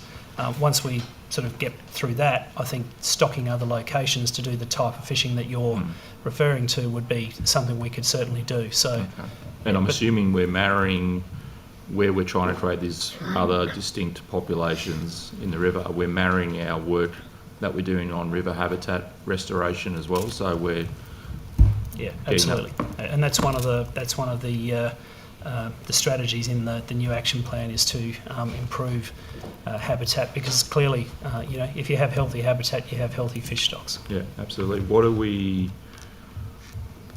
Where are we at with Macquarie perch and river blackfish in terms of their recovery? Yeah, both of them. Take that on notice, perhaps. Yeah, both of them have sort of recovery strategies. I'll need to take it on notice as to exactly where we're at with those, Chair. But yeah. Okay. Has your department done any work in the space of the fish screening devices that have been put on irrigation pumps?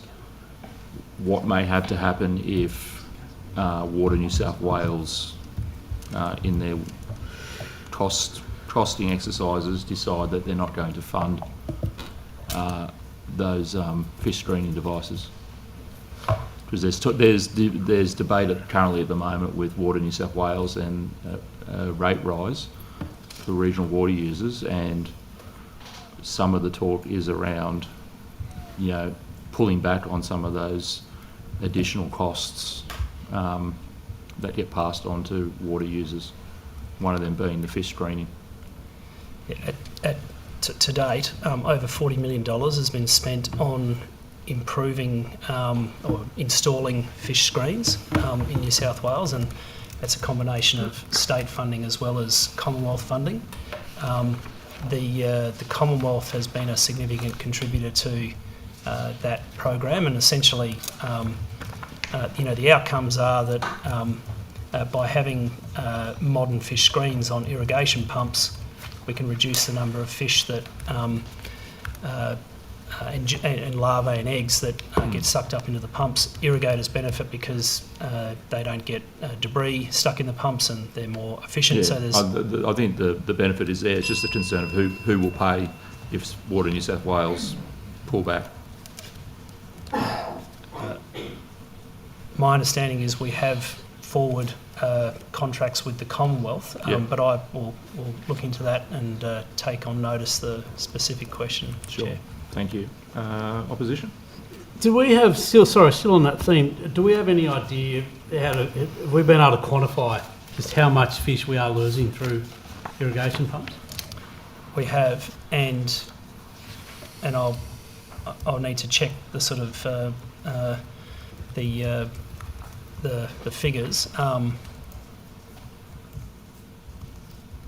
So by 2026, at least 50 pump sites are expected to be screened in New South Wales, and that's estimated to essentially protect nearly 2 million fish annually, and that's taking into account, not taking into account, the impacts on eggs and larvae, and that's covering about 6,000 megalitres of water annually as well. So they're quite significant numbers, and when you obviously factor in the variation in fish stocks annually with periods of drought and flood and so on, they can be quite impactful. So I guess my question is, are we putting in more than we're taking out? Are we putting more fish stocks into our waterways than we're losing through predominantly irrigation pumps?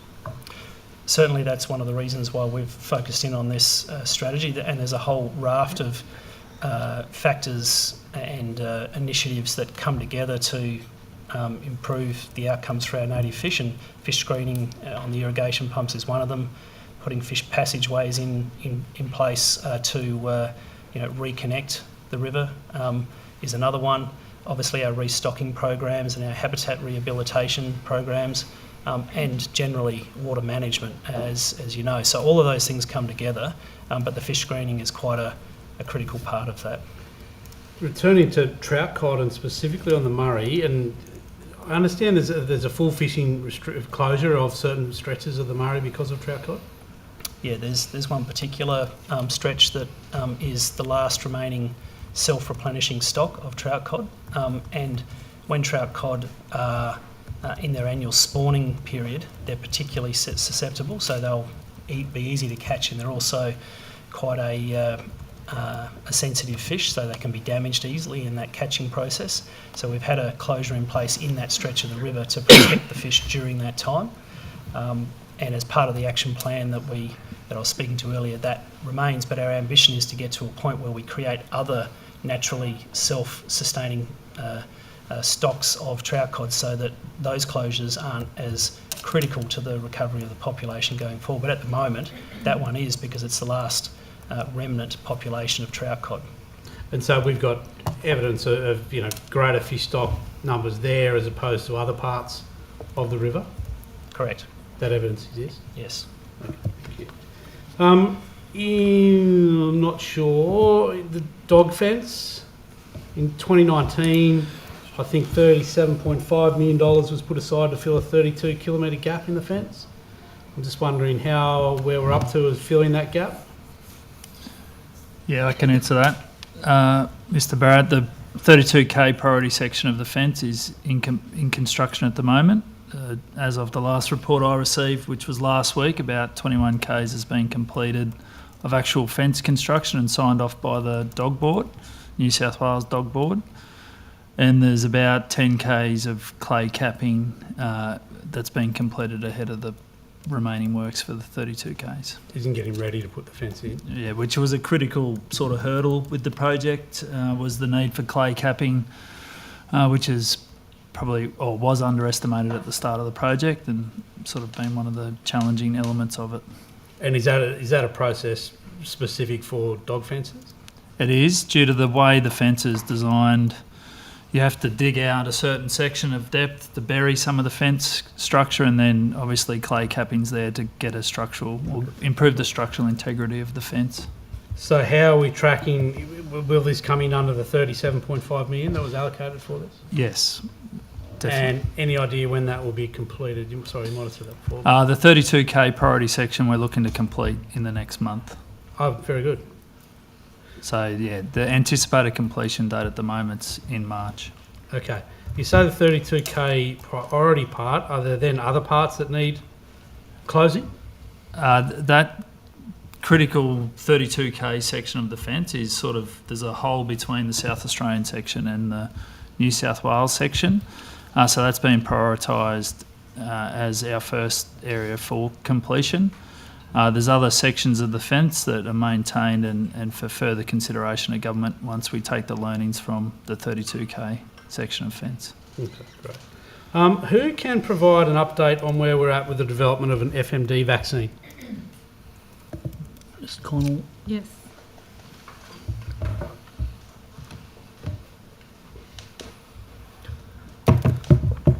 I'm able to provide that one for you. Thank you. So here in New South Wales, we've taken a strong interest in mRNA as a vaccine technology.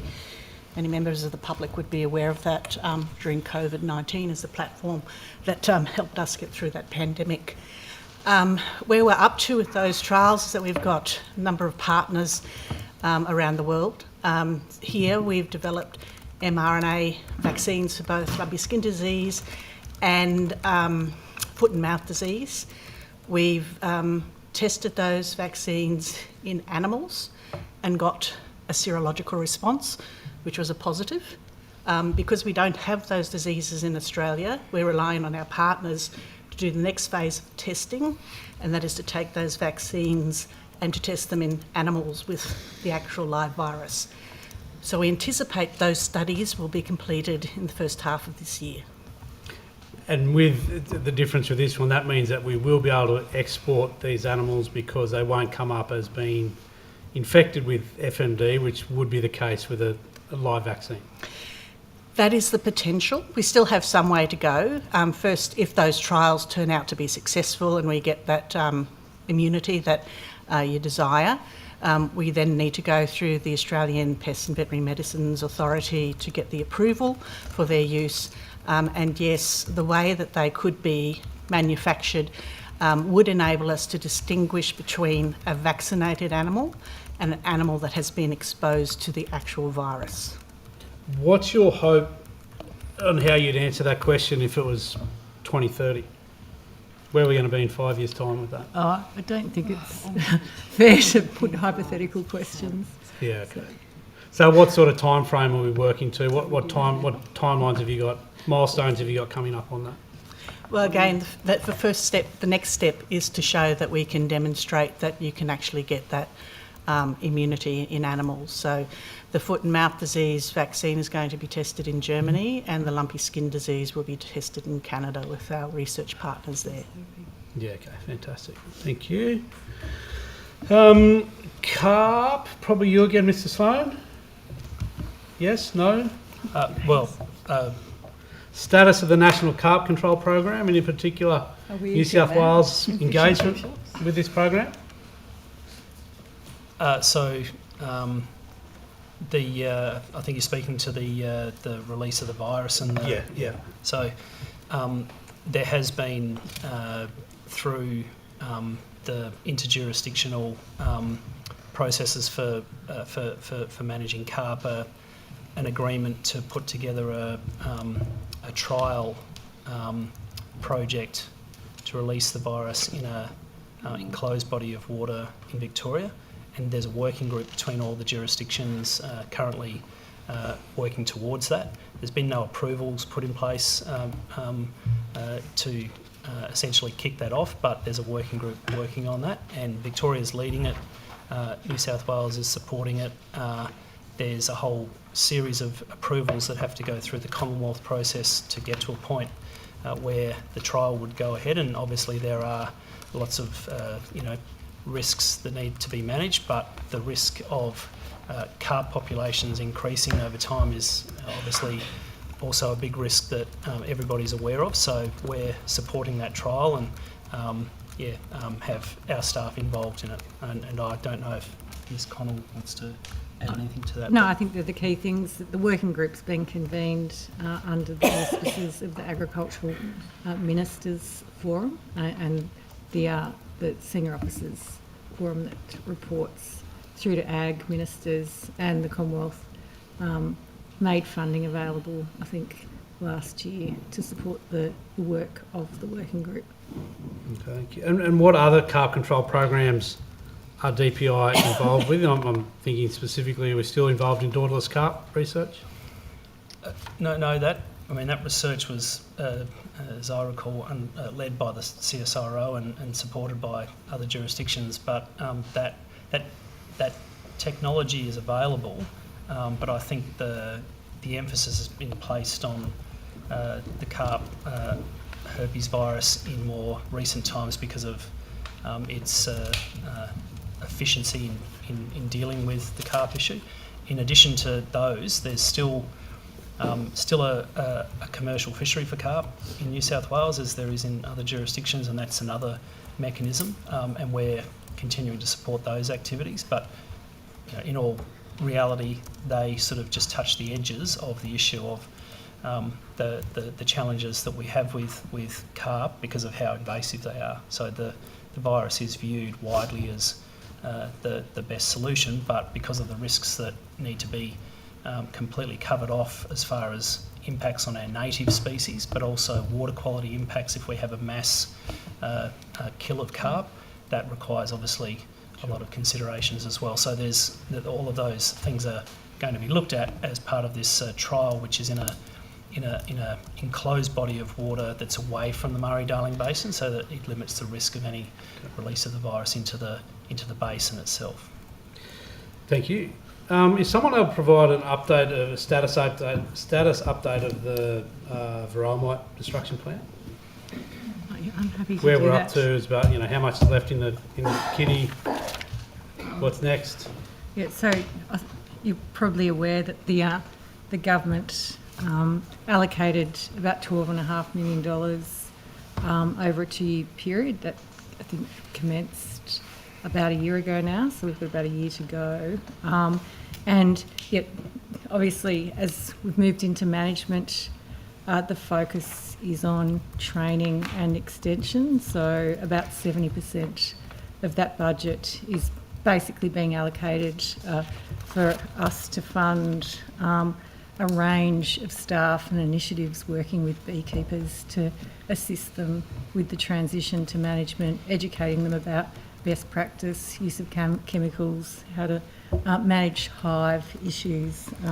So we've got a range of development officers in our team, and we've convened about 41 workshops to date. I think we've managed to interface with about 2,500 beekeepers. We've got 8 workshops planned for this year, and we're also doing some working with AgriFutures on what might be options going forward, especially around genetic research and other measures to make sure we've got pollination services available for our producers into the future. Presuming that program is running hand in glove with the DPI compliance officers, which I hope it is, how many audits have been proactive audits have been conducted against the honeybee industry biosecurity code of practice? Yeah, so the controls in relation to Varroa were removed once we moved into management. So that's part of the transition arrangement. So the focus is very much on working with industry to help them deal with management under the new framework. So we don't currently have any biosecurity control orders in place anymore. But the honeybee code of practice is still in place? That's right, but our focus is very much on education. I mean, if you think about the regulatory triangle, pointy end is prosecutions. You've got penalty infringement notices in the middle. Education is the foundation piece, and that's very much our focus at the moment. We obviously have a hotline, so if anybody's got any concerns about compliance issues, there's always the opportunity to report those, and they'll be triaged by our compliance team. So how much proactive work is going into, inspect the biosecurity compliance of beekeepers? So I'd have to take that on notice in terms of, we take a risk-based approach in terms of the compliance that we do across the various pieces of legislation that we're responsible for. So I'd have to take on notice if there had been any particular focus in relation to the bee industry. But as I said, the key regulatory mechanism in relation to Varroa was removed when we transitioned to management. Can you possibly also take on notice how many PINs have been issued in relation to bees? Yep, I can take that on notice for you. As well. In relation to the research stations, can someone tell me when the department received the O'Kane report? The interim report? Yeah. It was, I think it was just before Christmas, Mr. Barrett, in terms of the final report. So, as you'd be aware, the Minister announced the review with the Premier up in Tamworth in August. The review was fairly broad-reaching to look at the alignment between the research activities of the department and, broader needs within the community, industry and government. and the interim report, I believe, was finalised just before Christmas. And as the Minister said earlier today, she'll be releasing that shortly. So the process then that had come to the department, go through it, prepare a brief, send that up to the Minister? I think, so the department's been providing the Secretariat for Professor O'Kane, Mr Quinlivan, Dr Nick Austin and Dr James Finlayson. So we've been providing the Secretariat to enable them to prepare their report. So that's the way in which it's been working. And as part of the work which that panel did, they consulted widely with industry and also with the staff, and that included a survey of the staff within the department. So that's the process. The report's now interim report. There's to be a final report, in a few months' time, let's say. But the interim report will be released shortly. How far down that track are we? Are we preparing media releases for that yet? Has a media release been prepared? I think I can just go on what the Minister said earlier today, Mr Barrett, and that is will be released shortly. Okay. It'd be a bit hard to answer. Are there concerns in the department about what might be in this report? For those that don't know? I'm not asking you to unveil the state secrets, but is this causing issues in the department, having this hanging over their head? Yeah, I guess individuals will sort of see it in different lights, Mr Barrett. I think, as the Minister said earlier today, that this function within the department, it's an important function. I don't think there's any debate about that. But the function hasn't been given a good look at for a good period of time. People may find that a bit unsettling, and that's understandable. Equally, we need to ensure that the department's activities are appropriately aligned with the interests of industry, the community and government. Where are we up to? What was the outcome of the functional review that we heard so much of? It took up so much time in the last budget estimates.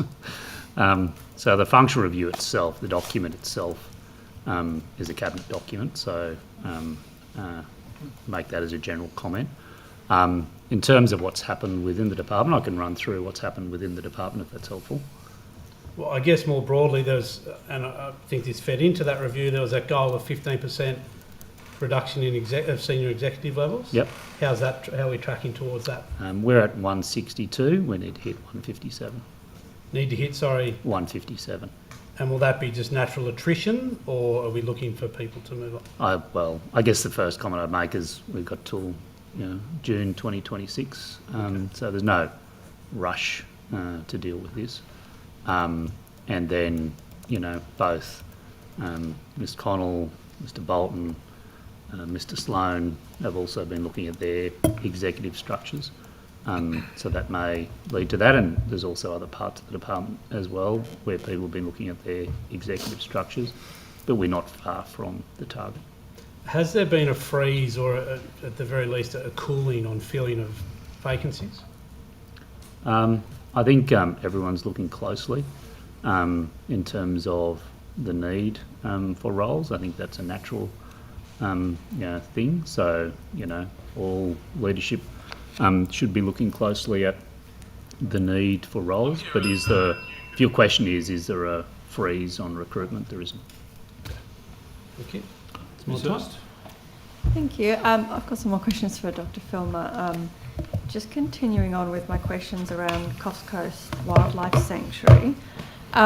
You mentioned when I was asking questions before that part of the special condition was that it was relying on the fact that dolphins would have access at all time to the other pool. So in that regards, is that actually part of the conditions themselves, or would that be a concern to you if the dolphins were for a long period of times being held just in one of the pools? My understanding from the compliance unit is that pool, the smaller pool, is not locked off. It adjoins onto the larger lagoon pool. So at any given point in time, if the dolphin wants to, it can retreat back into the lagoon pool. So it's I guess effectively one bigger pool, even though it's in two sections. They're joined together. Is my understanding. My understanding is that the facility often blocks access, sort of adds some sort of block in between the two pools so that the dolphins can't access both pools. So I guess my concern is, I mean, if we're looking at it as, you know, they've got access to these two pools, so therefore there's this special condition because they've got this extra space, but I don't know how often they're actually given access to both pools, given I've heard a lot of evidence that they're often split into groups. There might be one dolphin in their own in one pool and then something's blocked off to keep them separated, or they're held intentionally in one pool for long periods of time. So how is that sort of... So I'm assuming that that's not a part of the condition then, that they have to continually have, or most of the time, have access to both pools? If they're in the larger pool, they wouldn't need to have access to the smaller pool because the larger pool can accommodate up to 6 dolphins. So if they're being locked in the larger pool, I wouldn't have any concerns about that at all. And if they're locked in the smaller pool, then I think that's something I'd need to take on notice and refer to the compliance team. Thank you. And if I've got evidence of that, I've certainly heard about it, but I haven't. I'll see what evidence that we've received of that and pass that on. Would depend which pool they're locked in, I guess is. Yeah, and obviously sort of depending on what evidence has actually come to my office about it. Was there an animal welfare assessment or advice obtained from the department around the granting of that special condition, given there doesn't sort of seem to be any requirement that the dolphins must have access to the larger pool? Well, my understanding is that they do need to have have access to that larger pool. But they don't have to. So when they block it off, is my question. So I understand you're saying that they do have access, but once the facility blocks off that access, when I look at the actual special condition, it doesn't require access to the larger pool, is my reading of it. Again, I'll have to take that on notice. We've got down the detail there. And so in regards to my original question about animal welfare assessment or advice obtained in regards to that special condition, can I ask who that came from? I'll need to take that on notice. Great. And whether or not there was any sort of formal advice in writing as well? Well, if it's a condition of their licence, then there would be... in the advice. Not in on the advice. licence. I'll take that on notice. Thank you. In the past 5 years, 2 dolphins have died at Coffs Coast Wildlife Sanctuary, leaving just 3 dolphins in their care. As you would be aware, Section 2.4.2 of the standards doesn't allow a single dolphin to be housed. Are there any plans in place as to what will happen when invariably 2 more dolphins do pass away, and what sort of work is being done on whichever dolphin ends up being the last remaining dolphin? So, Deputy Chair, I mean, that question involved a level of conjecture. So, in a hypothetical scenario, we can provide you information about the current licence conditions and arrangements in terms of what's been issued from our compliance area, and take anything else on notice around the way the licence operates and the way it's... So I'm not really asking about the licence, and I'm not talking about a hypothetical situation, like obviously animals die eventually, whether that's of old age or anything else. There's 3 dolphins. The standards say that one single dolphin can't be housed alone. Eventually 2 other dolphins will die. This isn't... I'm not sort of creating a hypothetical situation. This is something that will invariably happen. But, well, the standard would obviously continue to apply in our compliance area in terms of the work that it undertakes. So the department hasn't met with the sanctuary and asked them what their plans are, what will actually happen with that final dolphin? That's just left up to the facility itself?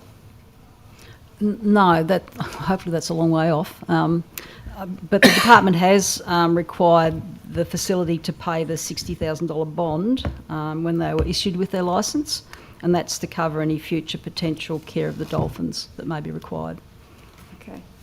And so the department doesn't sort of have any position as to, you know, whether that dolphin would be sent somewhere else into another state or whether that animal would be euthanised. I think it's probably best if we take that one on notice, given that issue is actually managed out of our compliance area on the basis of advice from the Chief Animal Welfare Officer. And how many complaints has the department received about Coast Coast Wildlife Sanctuary in the last 12 months? We'll probably have to take that one on notice too. And if you could find out for me if any of those complaints have been investigated, and if so, what the outcomes were. We'll take that on notice as part of that question. Thank you. How many times has the Coast Coast Wildlife Sanctuary been inspected in the past 5 years? I can't give you the full 5-year data, but I've got data here since 2023. So they had 2 audit inspections in one in 2023 and 2 in 2024. Okay, thank you. I don't need you to take the other years on notice, that's fine, thank you. In respect to those 3 inspections over the last 2 years, what audit result did they receive? They received an A rating, acceptable outcome. Thank you. Were they issued with any corrective action requests? None that I've got noted here. Okay. I know at the beginning of the day, when I was asking the Minister, because she'd sent me a letter talking about corrective action to the facility, and I think you were going to find out for me whether that was a corrective action request specifically. Have we got that information now? That hasn't come back to me, sorry. Okay. We'll provide that on notice. Thank you. And has any funding been provided to Coast Coast Wildlife Sanctuary from the department in the last 2 years? Not that I'm aware of. Could you take that on notice just to confirm? Yes. In regards to general exhibited animals, how many inspections and audits of exhibited animal facilities did the department undertake in the last 12 months? We've got those stats here.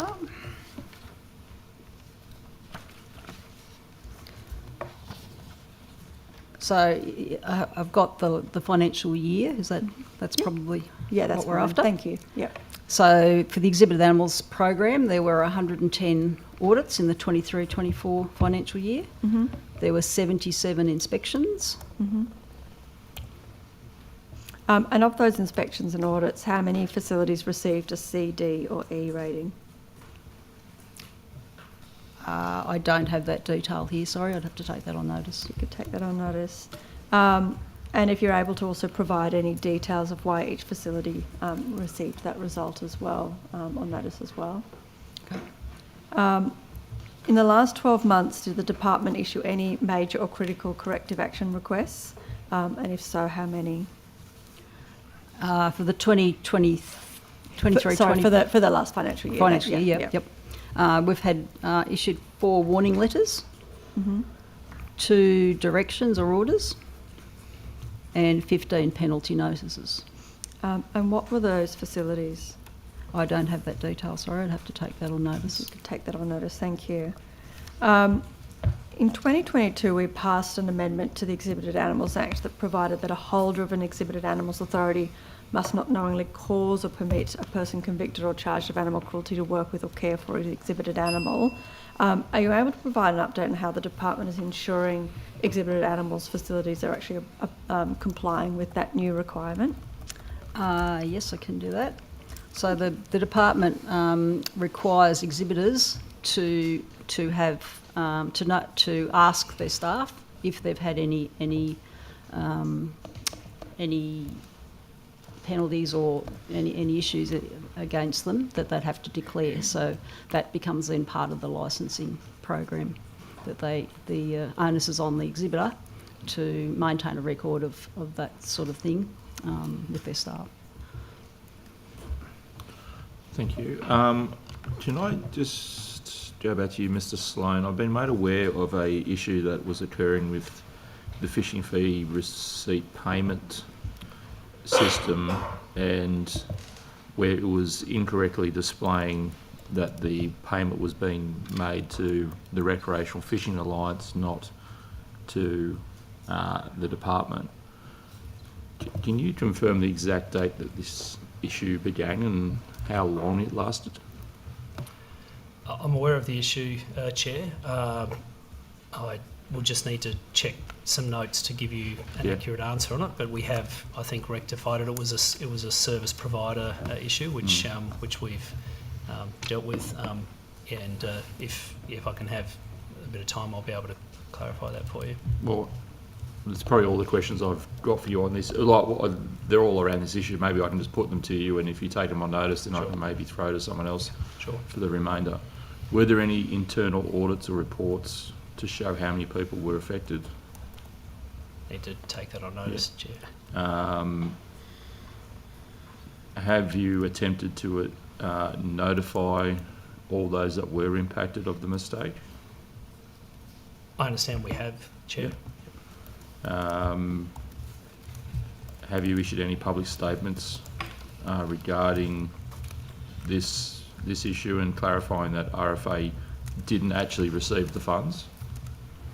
We have. You have. Was that a public statement, or was it just to the individual anglers? I'll need to check that, Chair, but I can confirm that, and I think it was an issue that was identified in May 24. Okay. Does the department have any contractual or operational oversight over Experian's role in the processing these payments? And if so, what that is? Yeah, there are. I'll get the specifics, Chair, but certainly, as a contracting authority, we would have some oversight. Sure. Did Experian actually explain to the department how this occurred and how they've resolved it? I understand it was an administrative error, but I'll confirm that, Chair. Okay. And have they provided assurances that those errors won't happen in the future? I believe so. Okay. And is there any review process in place to monitor third-party financial processing for the department? I understand that since that was identified, we have kept an eye on that, but it's obviously something that, as an administrative error, those things occasionally occur, and we've rectified. Is the fishing fee receipt the only area where you have a third-party processing the financial payment? Do you do it for other fees and licences within DPIRD that you use Experian or another third party to do this? Maybe that's probably a question to Mr. Orr, maybe not necessarily you, Mr. Sloan. I'm talking across the whole department. Yeah. So in terms of the way in which it works for us, Mr. Benazek, is that it's not actually done by the department. It's done by another department who does it for multiple departments. Right. And from time to time, some of these issues happen, and we work hard to resolve those quickly. Okay. So if I wanted to delve into this further, who would be the relevant minister? Given that you say it happens, like the third party is done across multiple departments, would I have to go to each individual minister to find out whether this has happened in others, or would you advise I go to Premier Cabinet? Like, who would be the best person to find out? It depends on the issue you're looking to uncover, I guess, or seek some further information on. Well, I guess across your department, DPIRD, does Experian do this for other licences and fees? So would they do it for the game licensing fee? That would be my understanding, that all invoices and all fees and through the one system and the one process tied to the one SAP system. So that would be my understanding, unless Mr. Sloan, you have a different understanding. So that's the way in which it would work. I'm not aware of any other issues like the issue which Mr. Sloan's alluded to. Okay. Yeah. And how would you become aware of the issue if there was another issue? Would it just be waiting for a person to check their bank statement, or is there something in the system that may trigger this? I think generally, so like land services, for instance, issues, 150,000 rates notices. So there may be an issue there, or there may be an issue in relation to Mr. Sloan's world, or they generally get raised through the corporate team within the department, and then the corporate team would work with the service provider to resolve the issue. Okay, sure. Ms. Higginson, would you like the last four minutes? Just curious, Mr. Chowdhury, if you could inform the committee if logging operations within the Great Koala National Park area have now kind of decreased, or we're exiting that area?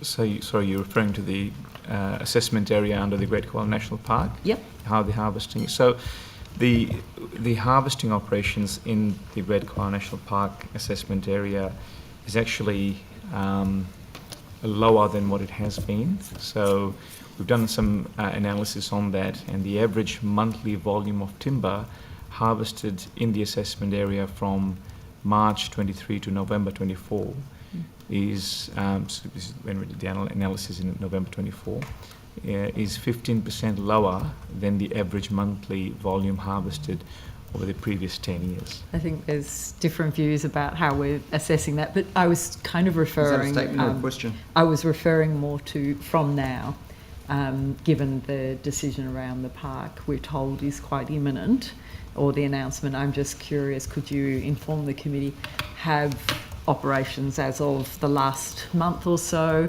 and in your planning operations, have they diverted away from that area? So we are aware that the government is considering the Great Koala National Park.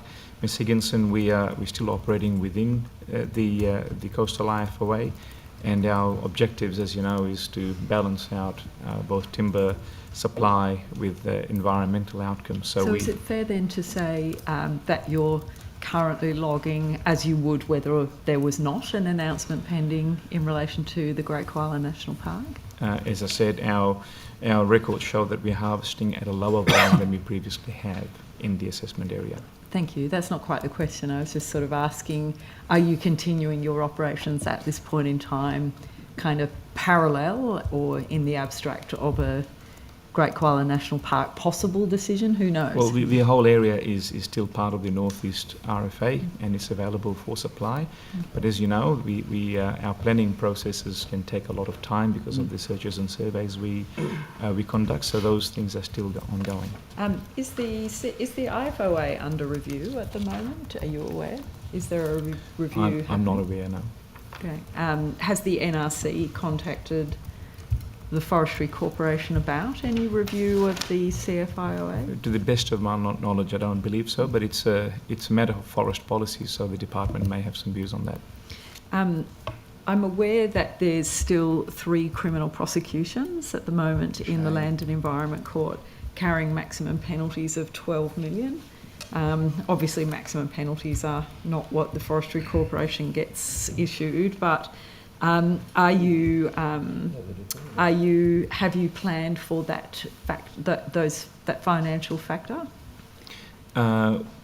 So specifically, if we have planned for that, you mean the outcomes of the penalties in our financial forecast? Have you look, we make an assessment as when you prepare your financial statements on any potential impact of a whole range of things, and litigation is part of that as well. Yes.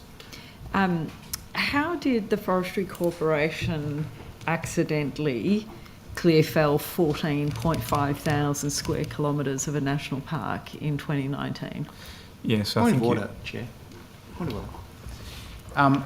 This obviously, and this has been a point of order that's been taken against me in previous hearings, but this is the budget estimates for year 2024-2025. The member is asking about... To the point of order, the money... I haven't even finished the point of order. I know what the point of order is. The money came out of this budget. The budget estimates has a wide latitude, and I appreciate that, Chair, but the Honourable Jeremy Buckingham made a ruling... To the point of order, Chair.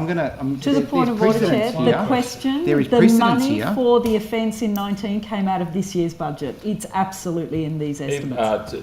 Just to rule, even if it wasn't in this year's budget, I don't care what Mr Buckingham may have or may have not done in another I'm just saying committee. the precedence is there in the rules. It's not a case that it's been ruled by me as the chair of this committee, and it's not a precedent that's been set by the chairs of committee as a way to rule. So I won't uphold that point of order, Wes, but I applaud you. Could your Mr attempt. Chowdhury answer the question? Mr Chowdhury, do you want to just answer that question Thank you. before Sure. we go to the... Yeah, so this, I think you're referring to Orara West State Forest and Bindari yeah. National Park. Yes, so the context here is that this part of National Park was previously state forest, so it was plantation forest as well. So back in the late 1990s, it was converted to National Park. And in the gazettals, the description of the boundary was natural geographic features, so in this case, drainage lines.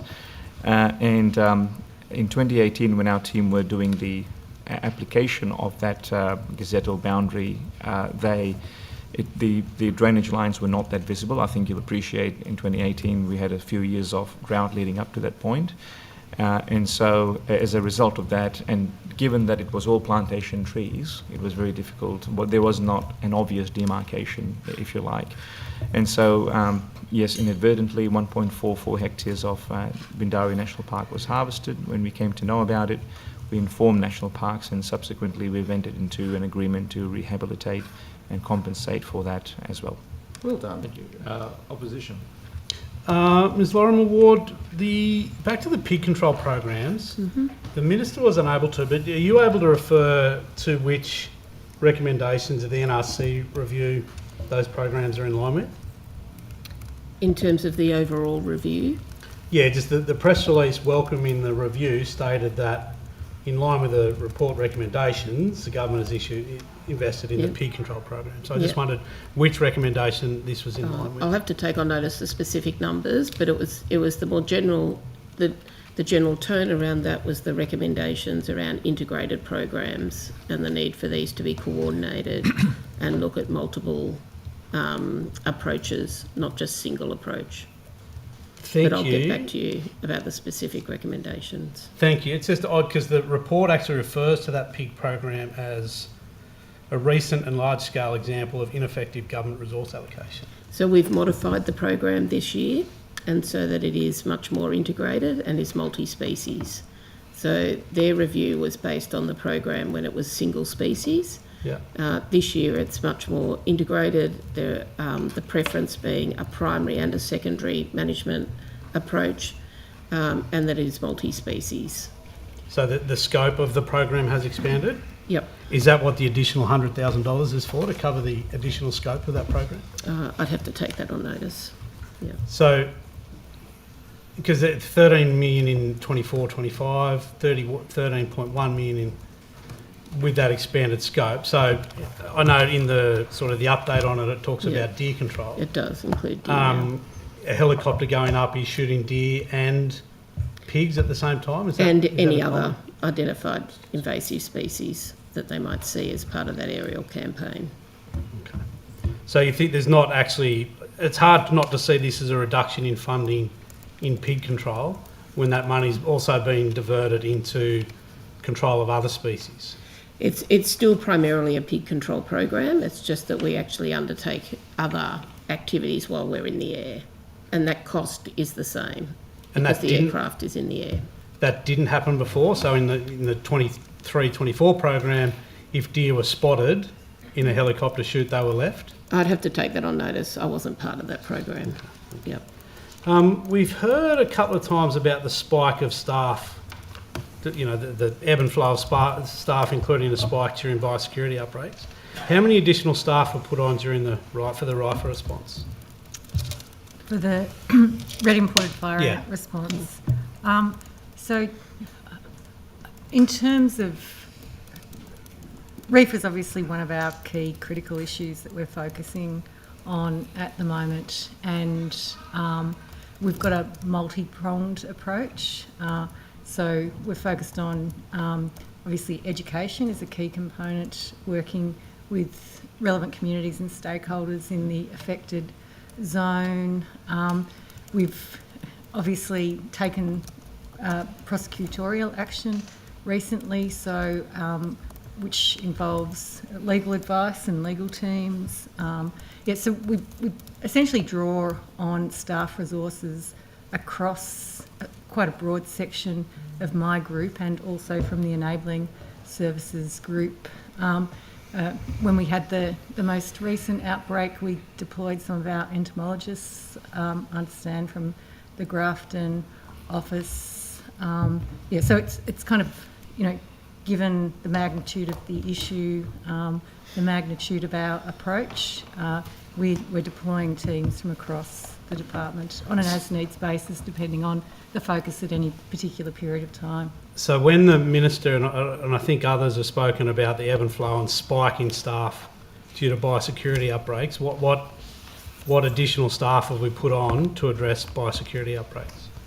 Oh, well, that's a pretty broad question. Depends on the particular outbreak, the particular issues, and the nature of our response, our interventions, what we need to do from an education point of view, what we need to do in terms of regulatory controls. Often, we'll deploy our diagnostic teams. Laboratories are often obviously involved in responses, so I'm happy to... would you be able to take on notice what additional staff have been put on in 23-24 to deal with biosecurity issues? And I'm sure, I think you as well, Mr. Orr, alluded to them in a couple of answers. Yeah. Are you referring to 23-24 or the current 24-25? Sorry, the current financial year? Or? Sure. Both. Both. Sure. Okay. Just to see what they're going towards. And because I was going to say, I presume the same would happen with Varroa, but they were funded by the National Action Plan, not from within DPI. That's right. The Minister, in a response to me recently in question time, spoke of $135,000 allocated towards Hericium cactus control. Ms. Lorimer Ward, I presume you're able to provide a breakdown of what that was spent on? No, I'd have to take that on notice. I haven't got that. I believe there's currently an engagement officer, Hericium cactus engagement officer. Do they work alongside the Hudson Pair engagement officers? There is. So we, the Northwest LLS region has ended up pulling together basically a cacti, however you want a plural, team. And so we have dedicated specialists working on those weeds. And will that program continue beyond June this year? So ours does, in terms of our team employed within the LLS, continues until 2028, I think. Thank you. There are currently, I'm not sure, this might be you, Ms. Connell, 125.2 full-time equivalent staff working in the biosecurity and food safety compliance team. Does that sound right? Yeah, I think that's included in a parliamentary question. That's what was provided the other day? You're right. Are these 125.2 staff all on the same award? I would have to take that one on notice. Are they all required to do the same duties? So they are authorised under different pieces of legislation. So in that respect, there's a variety of duties that includes the cattle tick team as well. Obviously, we've got analysts in that area, so it's a broad range of skill sets as you expect in any kind of contemporary compliance function. So within that function there are staff that deal solely with cattle tick. There are staff that deal across animals, biosecurity, food safety and animal welfare. Are there staff that touch all three of those areas? I think I'd refer you back to the parliamentary question. From memory, that included information about which officers were authorised under which pieces of legislation. Yeah, there's 33 staff solely under the Biosecurity Act, and I'm just wondering, are there staff who have responsibilities across food safety, biosecurity and animal welfare? So are there staff that are authorised under each of under each piece of legislation collectively? Yeah. I think we do. I'm getting nods from here. Yeah. Yeah. Okay. Thank you. You need to come up and give... I think I'm happy with what I've got there. Thank you very much. Thank you. Yeah, thank you. I also, thanks to these responses, believe there's been 1,627 biosecurity directions issued in 2024. Would I be able to get a breakdown of those directions per biosecurity matter? So I might just get you to clarify what you mean by biosecurity matter. Well, by which biosecurity matter those directions are referring to, blackberries, nightshade, etc.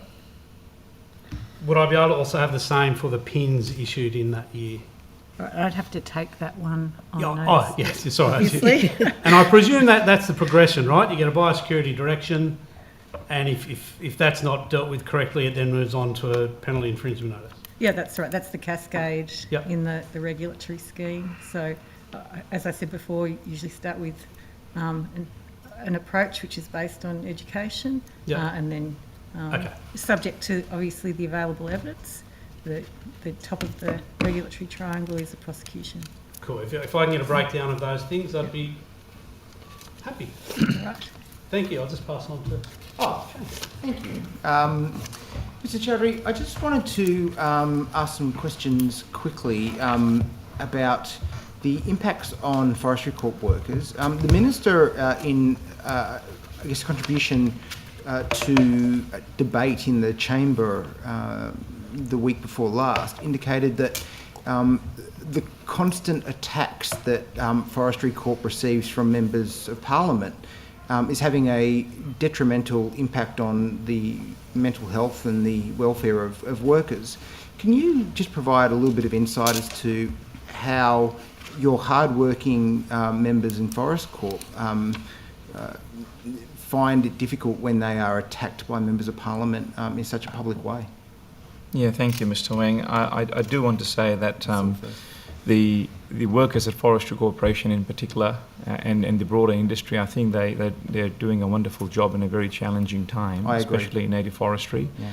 And I really believe we have highly skilled employees and they're really passionate about what they do. So they are, first and foremost, they care about the environment and forest health. Mm-hmm. And fully appreciate that groups have different views about native forestry, but sometimes those things can end up into a little bit of an assertive or aggressive situation. And my view always has been to create a safe workplace. And staff are doing it tough at the moment. There's obviously some concern about the future of the industry, and I met with staff recently in Coffs Harbour when I was up there, and they are concerned about all of the things going on, but they're very resilient at the same time. So, and they're trying to do an honest job, and comply with the regulations on foot and implement government policy. Yeah, and can you just outline a little bit about the the impact that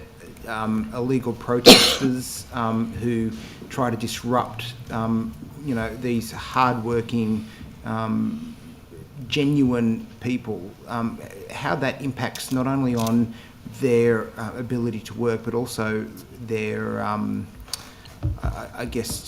the mental health and their happiness in the job. We spoke about the People Matters survey, and we know that within forestry, there's those numbers are down. Is that in part because of the attacks that people in Parliament may have, around Forest Corp and the illegal protest activity that, makes their job even harder? Yeah, look, we're very concerned about that. I mean, we're concerned about the psychological impact it has on staff, and we have undertaken a number of training, psychological support type, training for them as well. It is taking a toll, I'll be very honest with you. And I think to an extent, I mean, there's some, we have lost some staff members as well. They've just, they've left the organisation. So it is quite a challenging environment. And as I said earlier, they're trying to implement government policy and do an honest job, but at the same time understand that there are different opinions out there. Do you find it difficult that there are sometimes exaggerated and overhyped claims that are made against Forest Corp that are ultimately not represented by the data and the evidence that's on the table, in effect? Look, I appreciate that, you know, native forestry is a contested space at the moment, and stakeholders have a right to have opinion on it. I don't have any issues there. But, you know, I think the point also is that Forestry Corporation and its predecessors have been managing the forest for over 100 years and have been doing so sustainably. We have, I believe, one of the most robust set of regulatory framework in the world. And we have very competent people working in the industry. Yeah. And if, and look, I asked the Minister earlier about a guarantee that we wouldn't be stopping native forestry in New South Wales, and the Minister wasn't exactly forthcoming with, you know, what I would say was overwhelming support, and I didn't feel as if there's not perhaps, you know, an agenda from this government to maybe shut it down at some point. But certainly publicly the Minister has been positive about the future of native forestry in New South Wales. Could you outline what it would mean for New South Wales if we were to have the unthinkable happen and close down native forestry? Where would we receive the hardwood that we so need to be able to build the things such as, you know, in houses, furniture, floorboards, all that sustainable, renewable building product that both hardwood and softwoods can provide New South Wales? Yeah, I mean, Mr. Fang, we can see what's happened in some of the other jurisdictions there, such as WA and Victoria. So where native forestry has shut down, you either substitute the product through other things, or you import it from, and the imports may be from areas that don't have the same level of robust regulatory framework that we have in this country, or in this state rather. Look, I'm a firm believer of the fact that timber is the ultimate renewable resource.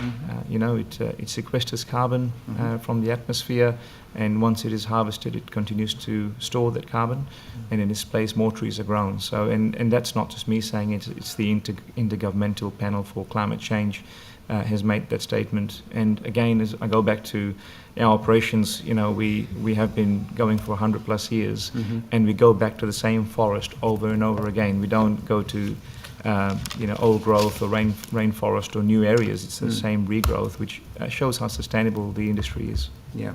Well, I'll pass over to my colleague, but I just wanted to say thank you very much on behalf of the New South Wales Parliament for the hard work that you and Forest Corp does for New South Wales. Thank you. How long was the lease left still on the Ian Armstrong building in Orange? The which building? The Ian Armstrong building, the DPI headquarters in Orange? So the lease, I mean, the lease is not with us. The lease is between Property New South Wales and the owner of the building. Ah, okay. Yeah, so we're just, I guess, a tenant within the building, but the head lease is held between Property New South Wales and the owner of the building.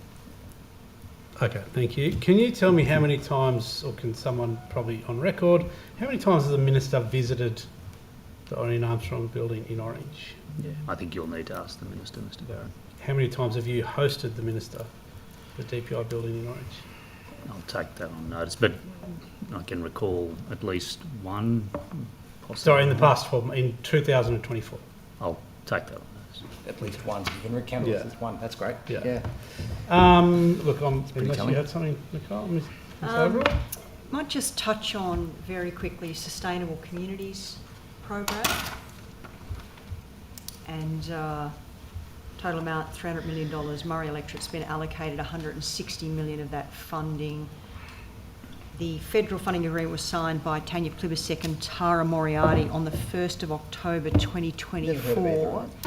Are you able to let us know when the guidelines for the program will be made available to impacted communities? And sorry, and I should ask as well, $16 million will be provided by the department as part of that program. Will it, to deliver it? Is that correct? You go.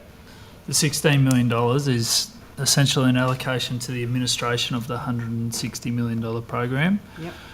Similar to the question from Mr. Barrett earlier in the day, the intention for us is to use that over the 4 years to administer the program, get the funding, as much of that funding into community as we possibly can.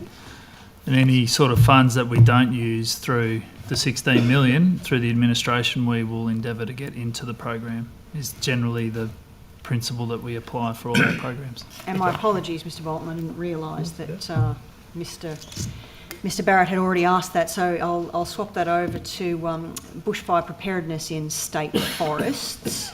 And just quickly on that, as part of the Forestry Act, obviously, Forestry Corporation had its own fleet of pumpers and tankers for bushfires. Is that still the case? Yes, It is still yes, the that's case? right. Okay. Yeah, we do. And we partner with the RFS when it comes to major fires, though. So we are one of the 4 firefighting authorities. Yep. We've got our own firefighting fleet, as well as our trained firefighters, and we do both community firefighting and protecting the forest. But we partner quite closely with the RFS on that. And you've been working with the mosquito fleet as well in the trial stage of that in areas at Manor and Wheeler? The mosquito fleet. So that's the farmers and their vehicles for firefighting services? I am not aware of that, I'm sorry. So that's I'll not have to necessarily check working that. with Yeah. Forestry Corporation in that. Doesn't Have ring there a been any prescribed burns in the last 2 years? Are you able to answer to Yes, that? yes, we do undertake prescribed burns and undertake hazard reduction burns when the window of opportunity arises with the right weather conditions. And the next that are planned? So Yes, you base it on the weather conditions and Correct. and the So there's available- our fire natural hazards team together with our operational teams would plan where, what are the right opportunities across the state to carry out those prescribed burns. Thank you. Thank you. We need more time, Chair. Oh, we do. Look, that takes us to the end of today, obviously assuming that there aren't any Come on, Greg, mop up. questions. Clean up for the minister. Hang on. You always do it, mate. Hang on. No, but just, there was in that last tranche of questions from Mr Fang to Mr Sloan about the visitation of the minister to a building. It was a rolling set of questions. It was... I mean, I appreciate you gave it to me. but No, the government has the time now, thank you. Yeah. That you said visit and then hosting an event. I just think it was, and you took it on notice, but it's just important that the witness has clarity over what exactly he's taking on notice, because wrapped up was about 2 or 3 questions in one. So that's the only point that I wish to raise. In fairness to the witness. Happy to address that. Yeah, Mr. Barrett, do you want to just clarify what exactly you were asking? Yeah, I think it was a fair enough response from Mr Orr to say that he couldn't answer how many times the minister had visited a certain building. Hence, I reworded the question on how many times they had hosted the minister in the building. And I think that's fair enough to ask the department who and when they've hosted people in the building. I think 0 is always 0, isn't it? All right. Now, we've got a few matters we can clean up on. Yeah, that's exactly what I was going to throw that out to you. Get rid of your homework early. Yeah. Always good to do. It is. Yeah. We might start with Mr Sloan. I'll kick off. So, Chair, in relation to that question you were asking about the fish screens, yes. Just to clarify, Water New South Wales don't fund the fish screens. The funding comes from, and that's because the requirement for the fish screens is not in regulation. It's a policy initiative that we have been running with. The funding comes from the Commonwealth and from the state, and that's the earlier answer that I gave you. In relation to the question that the question you were asking about groper being fed by scuba divers.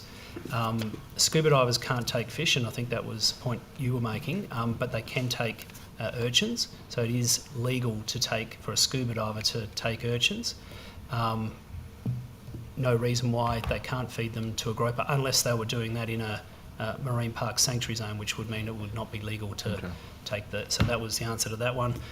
In relation to the question that Ms Hurst asked me about the waterfowl program, just to clarify that one, so our vertebrate pest unit estimates the waterfowl population across the riverina each year, and in 2023 the numbers were 4,294,658 waterfowl. That dropped, as I think Ms Hurst was indicating, substantially in 2024 by about 56% to 1,888,014. The quotas are set conservatively at 10%, and the quota for 2024-25 was set at 188,801 across the 8 native game species, and the harvest to date is 29,195, so it's well below the quota. So that's it. Okay, I've got some. In relation to your question, Chair, about whether people had held any memberships that might have been deemed to have a conflict with their work, a search of our conflict of interest register doesn't identify anyone with declarations in that category, and associations is a declaration requirement. Ms Hurst, I've got two back for you. In terms of the question about the second generation anticoagulants, Local Land Services doesn't use, and nor do we provide, any second generation anticoagulants. And then the other one around the Good Neighbours program and about funding for the Cestrum Noctrum program. No, it doesn't, but it does have a program for red cestrum at the moment. And then Mr Barrett, in response to your questions, the value of round one under the Good Neighbour program I understand to be 3.4 million. So there's funds there for round two, for a subsequent round. In terms of the vacancies for the government appointed positions, the vacancy length for those range from 2 to 7 months. So they didn't all occur at a particular point. And then I understand that all the vacancies have arisen due to personal reasons. And then the final one, you asked about the additional $100,000 on top of the 13 million, and that was provided for capital, so to acquire additional assets to support the implementation of the program, not into OPEX. Can I do one as well? Yep. So this was Ms Higginson's question. She doesn't stick around to listen. Yeah. So the question was about the coastal IFOA and the types of logs we produce, particularly down in the south coast. So the answer is that the primary purpose of all native forest timber harvesting on state forests is to produce saw logs for structural timber. And in every operation of the trees we harvest, we try and utilise them as much as possible, so there's minimal waste. Lower grade timber goes to making products like fencing, firewood, and pulp for paper and packaging. And in the south coast, particularly in the Eden management area, our focus is always on generating as much saw log as possible. However, the proportion of saw logs generated in an operation is impacted by the forest type, so there's more pulp logs produced in that part of the world. However, every operation is still undertaking the saw logs as the primary purpose. Well done. Thank you, Mr. Dalton. Thank you. Two for you, Miss Overall, just relating to the Opal Centre. Opal Centre, Here we go. 34.2 million. Total project value, combination of government, New South Wales Government, Commonwealth funding and funding from the applicant or recipient. Current project end date is 30 June 2025. This was validated recently and is reasonable. Questions around supplier issues or lack of funding, we've worked with the applicant to resolve some of those issues that were referenced late last year. And they're continually providing updates, and that project is tracking for the mid-year completion. Regarding the Bumbalong Bridge, a good update on that one as well. The project has a budget of 5.5 million.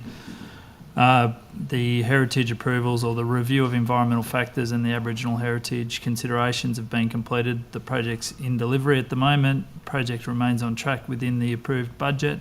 Is about 25% complete, on track for completion by 30 June 2025. And the council, so Snowy and Monero, which I'm sure you understand, was updated last week on it, and a deed of agreement exists to transfer asset ownership to council upon completion. Thank you. Mr. Connell. Thank you. So in relation to Mr Barrett's question about beekeeping compliance, our bee surveillance program in 24-25 has so far issued one direction / notice. The period before that, 23-24, 24 penalty notices were issued and one seizure notice. In terms of compliance activity, we are currently targeting testing at pollination events, mainly almond and blueberry pollination events, and obviously complaint investigations. So just in relation to a couple of questions asked by Ms Hurst, so the time frame for the rehoming grants is up to 2 years. In relation to Cestrum nocturnum, it didn't meet the criteria to ban it from sale under the Biosecurity Act, but I do note that it's not sold by major retailers, and the nursery industry discourage its sale as well.